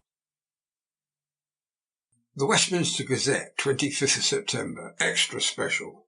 The Hampstead Horror, another child injured. The Bluther Lady. We've just received intelligence that another child missed last night was only discovered late in the morning under a furze bush at the Shooter's Hill side of Hampstead Heath, which is perhaps less frequented than the other parts. It has been the same tiny wound in the throat as had been noticed in other cases. It was terribly weak and looked quite emaciated. It, too, when partially restored, had the common story to tell of being lured away by the Bluther Lady. End of chapter 13. Chapter 14. Mina Harker's Journal. 23rd of September. Jonathan is better after a bad night. I am so glad that he has plenty of work to do, for that keeps his mind off the terrible things, and I am rejoiced that he is not now weighed down with the responsibility of his new position. I knew he would be true to himself, and now how proud I am to see my Jonathan rising to the height of his advancement, and keeping pace in all ways with the duties that come upon him. He will be away all day till late, for he said he could not lunch at home. My household work is done, so I shall take this foreign journal and lock myself in my room and read it. 24th of September. I hadn't the heart to write last night. That terrible record of Jonathan's upset me so. Poor dear, how he must have suffered, whether it be true or only imagination. I wonder if there's any truth in it at all.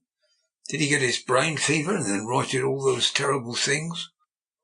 Or had he some cause for it all? I suppose I shall never know, for I dare not open the subject to him. And yet that man we saw yesterday, he seemed quite certain of him. Poor fellow, I suppose it was the funeral upset him and sent his mind back on some train of thought. He believes it all himself. I remember how on our wedding day he said, unless some solemn duty come upon me to go back to the bitter hours, asleep or awake, mad or sane, there seems to be through it all some thread of continuity. That fearful Count was coming to London. If it should be, and he came to London with his teeming millions, there may be a solemn duty, and if it come, we must not shrink from it. I shall be prepared. I shall get my typewriter this very hour and begin transcribing. Then we shall be ready for other eyes if required. And if it be wanted, then perhaps if I am ready, poor Jonathan may not be upset, for I can speak for him and never let him be troubled or worried with it all. If ever Jonathan quite gets over the nervousness, he may want to tell me of it all, and I can ask him questions and find out things and see how I may comfort him. Letter Van Helsing to Mrs. Harker, 24th of September. Confidence. Dear Madam, I pray you to pardon my writing, in that I am so far friend as that I sent you the sad news of Miss Lucy Westenra's death. By the kindness of Lord Godalming, I am empowered to read her letters and papers, for I am deeply concerned about certain matters vitally important. In them I find some letters from you, which show how great friends you were, and how you love her. Oh, Madam Mina, by that love I implore you to help me. It is for others' good that I ask. To redress a great wrong, and to lift much and terrible troubles, that may be more great than you can know. May it be that I see you. You can trust me. I am friend of Dr. John Seward, and of Lord Godalming. That was Arthur of Miss Lucy. I must keep it private for the present from all. I should come to Exeter to see you at once if you tell me. I am privileged to come. And where and when, I implore your pardon, madam. I have read your letters to poor Lucy, and know how good you are, and how your husband suffer. So I pray again, if it may be, enlighten him not, lest it may harm. Again your pardon and forgive me. Van Helsing. Telegram, Mrs. Harker to Van Helsing, 25th of September. Come today by 10:15 train if you can catch it. Can see you at any time you call. Wilhelmina Harker. Mina Harker's Journal, 25th of September.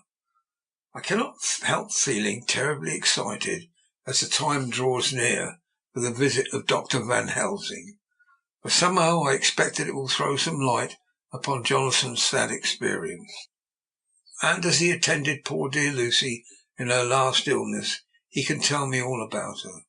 That is the reason for his coming. It is concerning Lucy and her sleepwalking, and not about Jonathan. Then I shall never know the real truth. How silly I am. That awful journal gets hold of my imagination and tinges everything with something of its own colour. Of course it's about Lucy. That habit came back to the poor dear, and that awful night on the cliff must have made her ill. I'd almost forgotten in my own affairs how ill she was afterwards. She must have told him of her sleepwalking adventure on the cliff, and that I knew all about it, and now he wants me to tell him what she knows, so that he may understand. I hope I did right in not saying anything of it to Mrs. Westenra. I should never forgive myself if any act of mine, were it even a negative one, brought harm on poor dear Lucy. I hope so too. Dr. Van Helsing will not blame me. I have had so much trouble and anxiety of late that I feel I cannot bear more at present. I suppose a cry does us all good at times, clears the air as the other rain does. Perhaps it was just reading the journal yesterday that upset me, and then Jonathan went away this morning, to stay away from me a whole day and night, for the first time we have been parted since our marriage. I hope the dear fellow will take care of himself, that nothing will occur to upset him. It's 2 o'clock, and the doctor will be here soon now. I shall say nothing of Jonathan's journal unless he asks me. I am so glad I have a type written out of my own journal, so that in case he asks about Lucy, I can hand it to him. It will save much questioning. Later. He has come and gone. What a strange meeting, and how it all makes my head whirl round. I feel like one in a dream. Can it all be possible, or even part of it? If I had not read Jonathan's journal first, I should never have accepted even the possibility. Poor dear Jonathan, how he must have suffered. Please the good God, all this may not upset him again. I shall try and save him from it, but it may be even a consolation and help to him, terrible though it be, and awful in its consequences, to know for certain that his eyes and ears and brain did not deceive him, and that it is all true. It may be that it is the doubt which haunts him, that when the doubt is removed, no matter which, waking or dreaming, may prove the truth, he will be more satisfied and better able to bear the shock. Dr. Van Helsing must be a good man, as well as a clever one, if he is Arthur's friend and Dr. Seward's, and if they brought him all the way from Holland to look after Lucy. I feel, from having seen him, that he is good and kind and of a noble nature. When he comes tomorrow I shall ask him about Jonathan, and then please God all this sorrow and anxiety may lead to a good end. I used to think I would like to practice interviewing Jonathan's friend on the Exeter News, and told him that memory was everything in such work, that you must be able to put down exactly almost every word spoken, even if you had to refine some of it afterwards. Here was a rare interview. I shall try to record it verbatim. It was 2:30 o'clock when the knock came. I took my courage à deux mains and waited. In a few minutes Mary opened the door and announced Dr. Van Helsing. I rose and bowed, and he came towards me. A man of medium weight, strong build, with his shoulders set back over a broad, deep chest, and a neck well balanced on the trunk, as the head is on the neck. The poise of the head strikes one at once as indicative of thought and power. The head is noble, well-sized, broad, and large behind the ears. The face, clean-shaven, shows a hard, square chin, a large, resolute, mobile mouth, a good-sized nose, rather straight, but with quick, sensitive nostrils that seem to broaden as the big, bushy brows came down and the mouth tightens. The forehead is broad and fine, rising at first almost straight, and then sloping back above two humps or ridges wide apart. Such a forehead that the reddish hair cannot possibly tumble over it, but falls naturally back and to the sides. Big, dark blue eyes are set widely apart, and are quick and tender or stern with the man's moods. He said to me, "Mrs. Harker, is it not?" I bowed assent. "That was Miss Mina Murray." Again I assented. "It is Mina Murray that I came to see, that was a friend of that poor dear child Lucy Westenra. Madame Mina, it is on account of the dead I come." "Sir," I said, "you can have no better claim on me than that you were a friend and helper of Lucy Westenra," and held out my hand. He took it and said tenderly, "Oh, Madame Mina, I knew that the friend of that poor little girl must be good, but I had yet to learn." He finished his speech with a courtly bow. I asked him what it was that he wanted to see me about, so he at once began. "I have read your letters to Miss Lucy. Forgive me, but I had to begin to inquire somewhere, and there was none to ask. I know that you were with her at Whitby. She sometimes kept a diary. You need not look surprised, Madame Mina. It was begun after you had left, and was an imitation of you. And in that diary she traces by inference certain things to a sleepwalking, in which she puts down that you saved her. In great perplexity I come to you and ask you, out of your so much kindness, to tell me all of that you can remember." "I can tell you, I think, Dr. Van Helsing, all about it." "Ah, then, you have a good memory for facts, for details. It is not always so with young ladies." "No, doctor, but I wrote it all down at the time. I can show it to you if you like." "Oh, Madame Mina, I will be grateful. You will do me much favour." I could not resist the temptation of mystifying him a bit. I suppose it is some of the taste of the original apple that still remains in our mouths. So I handed him the shorthand diary. He took it with a graceful bow, and said, "May I read it?" "If you wish," I answered, as demurely as I could. He opened it, and for an instant his face fell. Then he stood up and bowed. "Oh, you so clever woman," he said.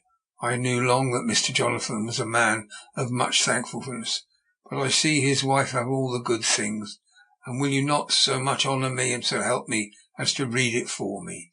Alas, I know not the shorthand." By this time my little joke was over, and I was almost ashamed, so I took the typewritten copy from my work basket and handed it to him. "Forgive me," I said, "I could not help it, but I had been thinking that it was of dear Lucy that you wished to ask, and that you might not have time to wait, not on my account, but because I know your time must be precious. I have written it out on the typewriter for you." He took it, and his eyes glistened. "You are so good," he said. "And may I read it now? I may want to ask you some things when I have read." "By all means," I said. "Read it over whilst I order lunch, and then you can ask me questions whilst we eat." He bowed and settled himself on a chair with his back to the light, and became absorbed in the papers, whilst I went to see after lunch, chiefly in order to see that he might not be disturbed. When I came back I found him walking hurriedly up and down the room, his face all ablaze with excitement. He rushed up to me and took me by both hands.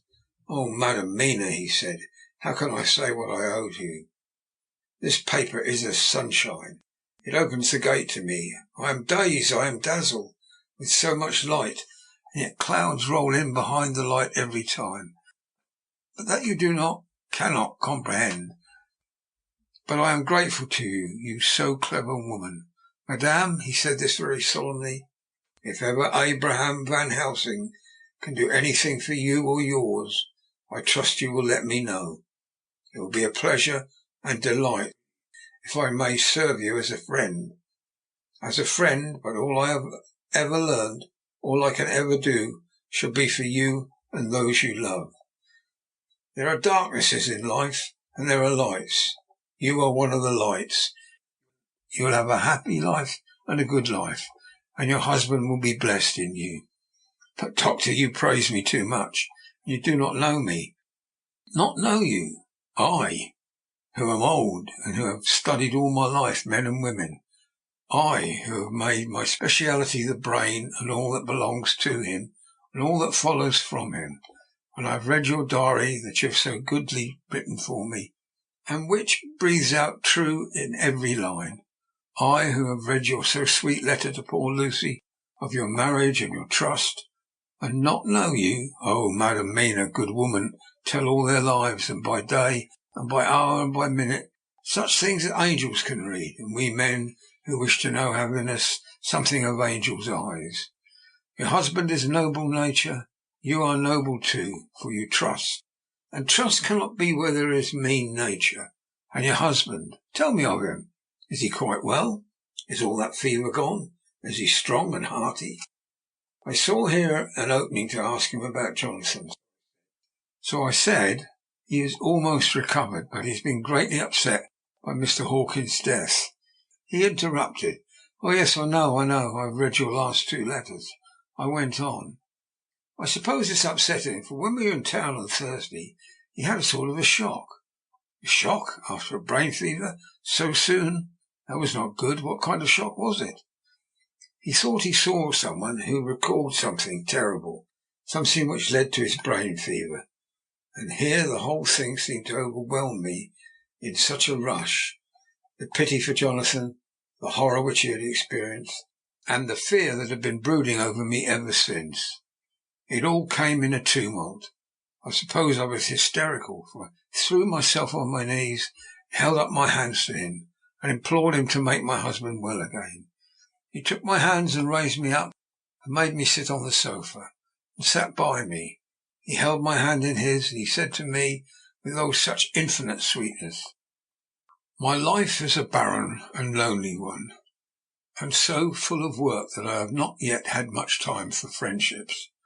But since I have been summoned here by my friend John Seward, I have known so many good people, and seen such nobility, that I feel more than ever, and it has grown with my advancing years, the loneliness of my life. Believe me, then, that I come here full of respect for you, and you have given me hope. Hope not in what I am seeking of, but that there are good women still left to make life happy. Good women whose lives and whose truths may make a good lesson for the children that are to be. I am glad that I may be here of some use to you. If your husband suffer, he suffer within the range of my study and experience. I promise you that I will gladly do all for him that I can, all to make his life strong and manly, and your life a happy one. Now you must eat. You are overwrought and perhaps over-anxious. Husband Jonathan would not like to see you so pale. What he like not, where he love, is not to his good. Therefore, for his sake, you must eat and smile. You have told me all about Lucy, and so now we shall not speak of it, lest it distress. I shall stay in Exeter tonight, for I want to think much over what you have told me, and when I have thought I will ask you questions. And then, if I may, and then too you will tell me of your husband Jonathan's trouble, as far as you can. But not yet. You must eat now. Afterwards you shall tell me. After lunch, when we went back into the drawing room, he said to me, and now tell me about him. When it came to speaking to this great learned man, I began to fear that he would think me a weak fool and Jonathan a madman. That journal also strange, and I hesitated to go on. But he was so sweet and kind, and he had promised to help, and I trusted him. So I said, Dr. Van Helsing, what I have to tell you is so queer that you must not laugh at me or at my husband. I have been since yesterday in a sort of fever of doubt. You must be kind to me, and not think me foolish, that I have even half believed some very strange things. He reassured me by his manner as well as his words when he said, "Oh, my dear, if you only knew how strange is the matter regarding which I am here. It is you who would laugh. I have learned not to think little of anyone's belief, no matter how strange it be. I have tried to keep an open mind, and it is not the ordinary things of life that can close it, but the strange things, the extraordinary things, the things that make one doubt if they be mad or sane. Thank you 1,000 times. You have taken a weight off my mind. If you will let me, I shall give you a paper to read. It's long, but I have typewritten it out. It will tell you my trouble and Jonathan's. It is the copy of his journal when abroad and all that happened. I dare not say anything of it. You will read it for yourself and judge. And then when I see you, perhaps you will be very kind and tell me what you think." "I promise," he said, as I gave him the papers. "I shall in the morning, as soon as I can, come to see you and your husband, if I may. Jonathan will be here at 11:30, and you must come to lunch with us and see him then. You can catch the quick 3:34 train, which will leave you at Paddington before 8. He was surprised at my knowledge of the trains offhand, but he does not know that I have made up my mind that all the trains to and from Exeter, so that I may help Jonathan in case he is in a hurry. So he took the papers with him and went away, and I sat here thinking I don't know what." Letter by hand, Van Helsing to Mrs. Harker, 25th September, 6 o'clock. Dear Madam Mina, I have read your husband's so wonderful diary. You may sleep without doubt. Strange and terrible as it is true. I will pledge my life on it. It may be worse for others, but for him and you there is no dread. He is a noble fellow, and let me tell you from experience of men that one would do as he did, going down that wall into that room, ay, and going in a second time, is not one to be injured in permanence by a shock. His brain and his heart are all right. This I swear before I have even seen him. So be at rest. I shall have much to ask him of other things. I am blessed that today I came to see you, for I have learned all at once so much that again I am dazzled more than ever, and I must think. Yours, the most faithful, Abraham Van Helsing. Letter Mrs. Harker to Van Helsing, 25th September, 6:30 p.m. My dear Dr. Van Helsing, 1,000 thanks for your kind letter, which has taken a great weight off my mind. And yet, if it be true, what terrible things there are in the world, and what an awful thing if that man, that monster, be really in London. I fear to think. I have this moment, whilst writing, had a wire from Jonathan, saying that he leaves by the 6:25 tonight from Launceston, and will be here at 10:18. So that I shall have no fear tonight. Will you therefore, instead of lunching with us, please come to breakfast at 8 o'clock, if this be not too early for you. You can get away, if you are in a hurry, by the 10:30 train, which will bring you to Paddington by 2:35. Do not answer this, as I shall take it that if I do not hear, you will come to breakfast. Believe me, your faithful and grateful friend, Mina Harker. Jonathan Harker's Journal, 16th September. I thought never to write in this diary again, but the time has come. When I got home last night, Mina had supper ready, and when we had supped she told me of Van Helsing's visit, and of her having given him the 2 diaries copied out, and of how anxious she has been about me. She showed me in the doctor's letter all that I wrote down was true. It seems to have made a new man of me. It was the doubt as to the reality of the whole thing that knocked me over. I felt impotent and in the dark, and distrustful, and now that I know I am not afraid, even of the Count. He has succeeded after all, then, in his design in getting to London, and it was he I saw. He's gotten younger, and how? Van Helsing is the man to unmask him and hunt him out, if he is anything like what Mina says. We sat late and talked it all over. Mina is dressing, and I shall call at the hotel in a few minutes and bring him over. He was, I think, surprised to see me when I came into the rooms where he was, and introduced myself. He took me by the shoulder and turned my face round into the light, and said after a sharp scrutiny, "But Madam Mina told me that you were ill, that you had a shock." It was so funny to hear my wife called Madam Mina by this kindly, strong-faced old man. I smiled and said, "I was ill. I've had a shock, but you have cured me already." "And how?" "By your letter to Mina last night." I was in doubt, and then everything took a hue of unreality. I did not know what to trust, even the evidence of my own senses. Not knowing what to trust, I did not know what to do, and so had only to keep on working in what had hitherto had been the groove of my life. The groove ceased to avail me, and I mistrusted myself. "Doctor, you don't know what it is to doubt everything, even yourself." "No, you don't. You couldn't with eyebrows like yours." He seemed pleased, and laughed as he said, "So you're a physiognomist. I learn more here with each hour. I am with so much pleasure coming to you to breakfast, and oh, sir, you will pardon praise from an old man, but you are blessed in your wife." I would listen to him go on praising Mina for a day, so I simply nodded and stood silent.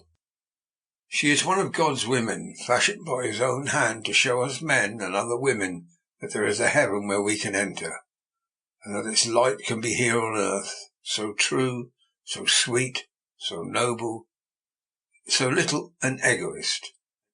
And let me tell you, as much in this age, so sceptical and selfish, and you, sir, I have read all the letters to your poor Miss Lucy, and some of them speak of you, for I know you since some days from the knowing of others.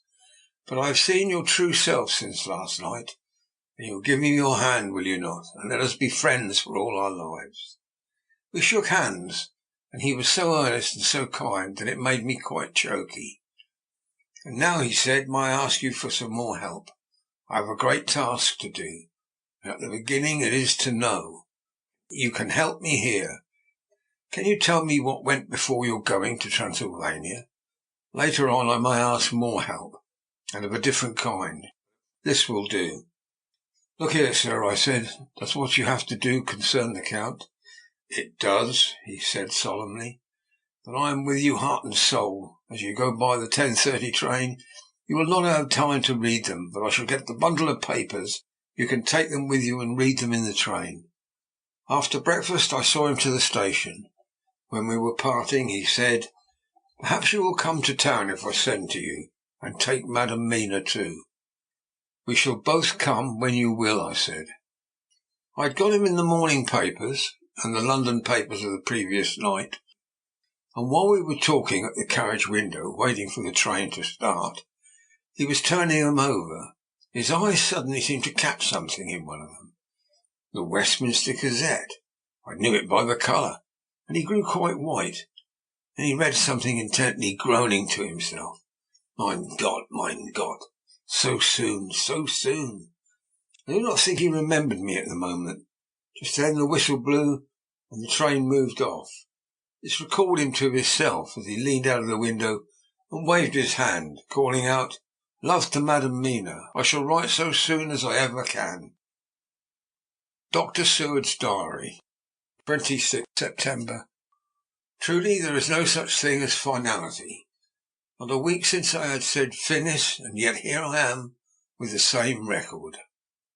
Until this afternoon I had no cause to think of what is done. Renfield had become all too intent, the same as he ever was. He was already well ahead with his fly business, and had just started in the spider line also, so he had not been of any trouble to me. I had a letter from Arthur written on Sunday, and from it I gather he is bearing up wonderfully. Well, Quincy Morris is with him, and that is much of a help, for he himself is a bubbling well of good spirits. Quincy wrote me a line too, and from him I hear that Arthur is beginning to recover something of his old buoyancy. So as to them all, my mind is at rest. And as for myself, I was settling down to my work with an enthusiasm which I used to have for it, so that I might fairly have said that the wound which poor Lucy left on me was becoming cauterized. Everything is, however, now reopened, and what is to be the end, God only knows. I have an idea that Van Helsing thinks he knows too, but he will only let out enough at a time to whet curiosity. He went to Exeter yesterday and stayed there all night. Today he came back and almost bounded into the room at about 5:30 and thrust last night's Westminster Gazette into my hand. "What do you think of that?" he asked, as he stood back and folded his arms. I looked over the paper, for I really did not know what he meant, but he took it from me and pointed to a paragraph about children being decoyed away at Hampstead. It did not convey much to me until I reached a passage where it described small punctured wounds on their throats. An idea struck me, and I looked up. "Well," he said, "it's like poor Lucy's, and what do you make of it?" "Simply that there is some cause in common. Whatever it was that injured her has injured them." I did not quite understand his answer. "That is true indirectly, but not directly." "How do you mean, Professor?" I asked. I was a little inclined to take his seriousness lightly, for after all, 4 days of rest and freedom from burning, harrowing anxiety does not help restore one's spirits. But when I saw his face it sobered me. Never, even in the midst of our despair about poor Lucy, had he looked more stern.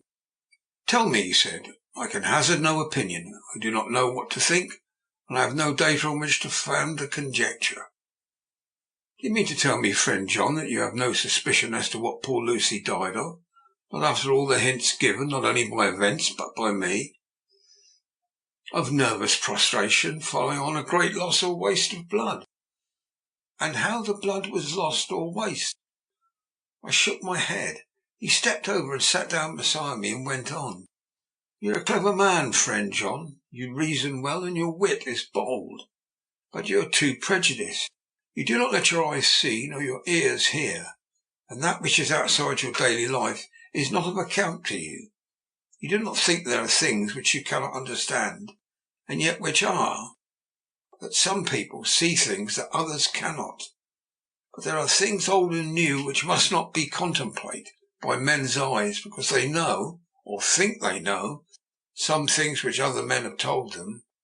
It is a fault of our science that wants to explain it all, and it explain it not, and then it says there is nothing to explain. But yet we see around us every day the growth of new beliefs, which think themselves new, and which are yet but the old, which pretend to be young, like the fine ladies at the opera. I suppose now you do not believe in corporeal transference? No. Nor in materialization? No. Nor in astral bodies? No. Nor in the reading of thought? No. Nor in hypnotism? "Yes," I said. "Charcot has proved that pretty well." He smiled as you went on. "Then you are satisfied as to it?" "Yes, and of course you understand how it acts, and how it can follow the mind of the great Charcot. Alas, that he is no more, into the very soul of the patient that he influenced. No?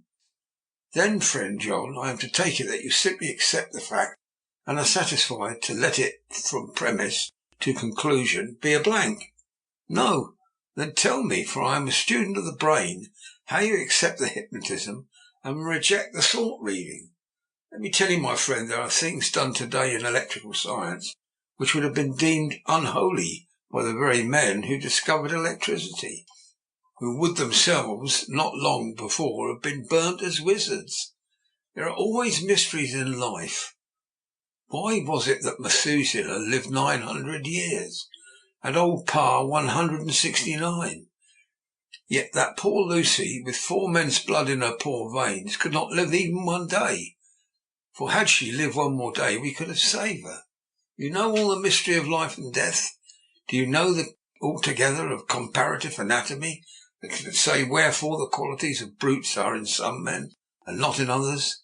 Can you tell me why, when other spiders die, small and soon, that one great spider lived for centuries in the tower of the old Spanish church, and grew until, descending, he could drink the oil of the church lamps? Can you tell me why that in the pampas, elsewhere, there are bats that come at night and open the veins of cattle and horses, and suck dry their veins? How in some islands of the western seas there are bats which hang on the trees all day? and those who have seen describe as like giant nuts or pods, and that when the sailors sleep on the deck, because it's that hot, flit down on them, and then in the morning are found dead men, white as even Miss Lucy was. Good God, Professor, I said, starting up, do you mean to tell me that Lucy was bitten by such a bat, and that such a thing is here in London in the 19th century? He waved his hands for silence and went on. Can you tell me why the tortoise lives more long than generations of men, why the elephant goes on and on until he have seen dynasties, and why the parrot never die only a bite of cat or dog or other complaint? Can you tell me why men believe in ages and places, that there are some few who live on always, if they be permit, and there are men and women who cannot die? We all know, because science has vouched for the fact, that there have been toads shut up in rocks for thousands of years, shut in one so small hole that only one hold him since the youth of the world. Can you tell me how the Indian fakir can make himself die and have been buried, and his grave sealed, and corn sown on it, and the corn reaped and be cut and sown and reaped and cut again, and then men come and take away the unbroken seal, and that there lie the Indian fakir, not dead, but rise up and walk amongst them as before? I was getting bewildered. He so crowded on my mind his list of nature's eccentricities and possible impossibilities that my imagination was getting fired. I had a dim idea that he was teaching me some lesson, as long ago he used to in his study at Amsterdam. But he used then to tell me the thing so that I could have an object of thought in mind all the time. But now I was without this help, yet I wanted to follow him, so I said, Professor, let me be your pet student again. Tell me the thesis, that I may apply your knowledge as you go on. At present I'm going in my mind from point to point as a madman, and not as a sane one follows an idea. I feel like a novice, lumbering through a bog in a mist, jumping from one tussock to another, in the mere blind effort to move on without knowing where I'm going. That is a good image, he said. Well, I shall tell you my thesis. Is this what I want you to believe? To believe what? To believe in things that you cannot. Let me illustrate. I heard once of an American who so defined faith, that faculty which enables us to believe things which we know to be untrue. For one, I follow that man. He meant that we shall have an open mind and not let a little bit of truth check the rush of a big truth, like a small rock does on a railway truck. We get the small truth first. We keep him, we value him, but all the same we must not let him think himself all the truth in the universe. Then you want me not to let some previous conviction injure the receptivity of my mind with regard to some strange matter. Do I read your lesson all right?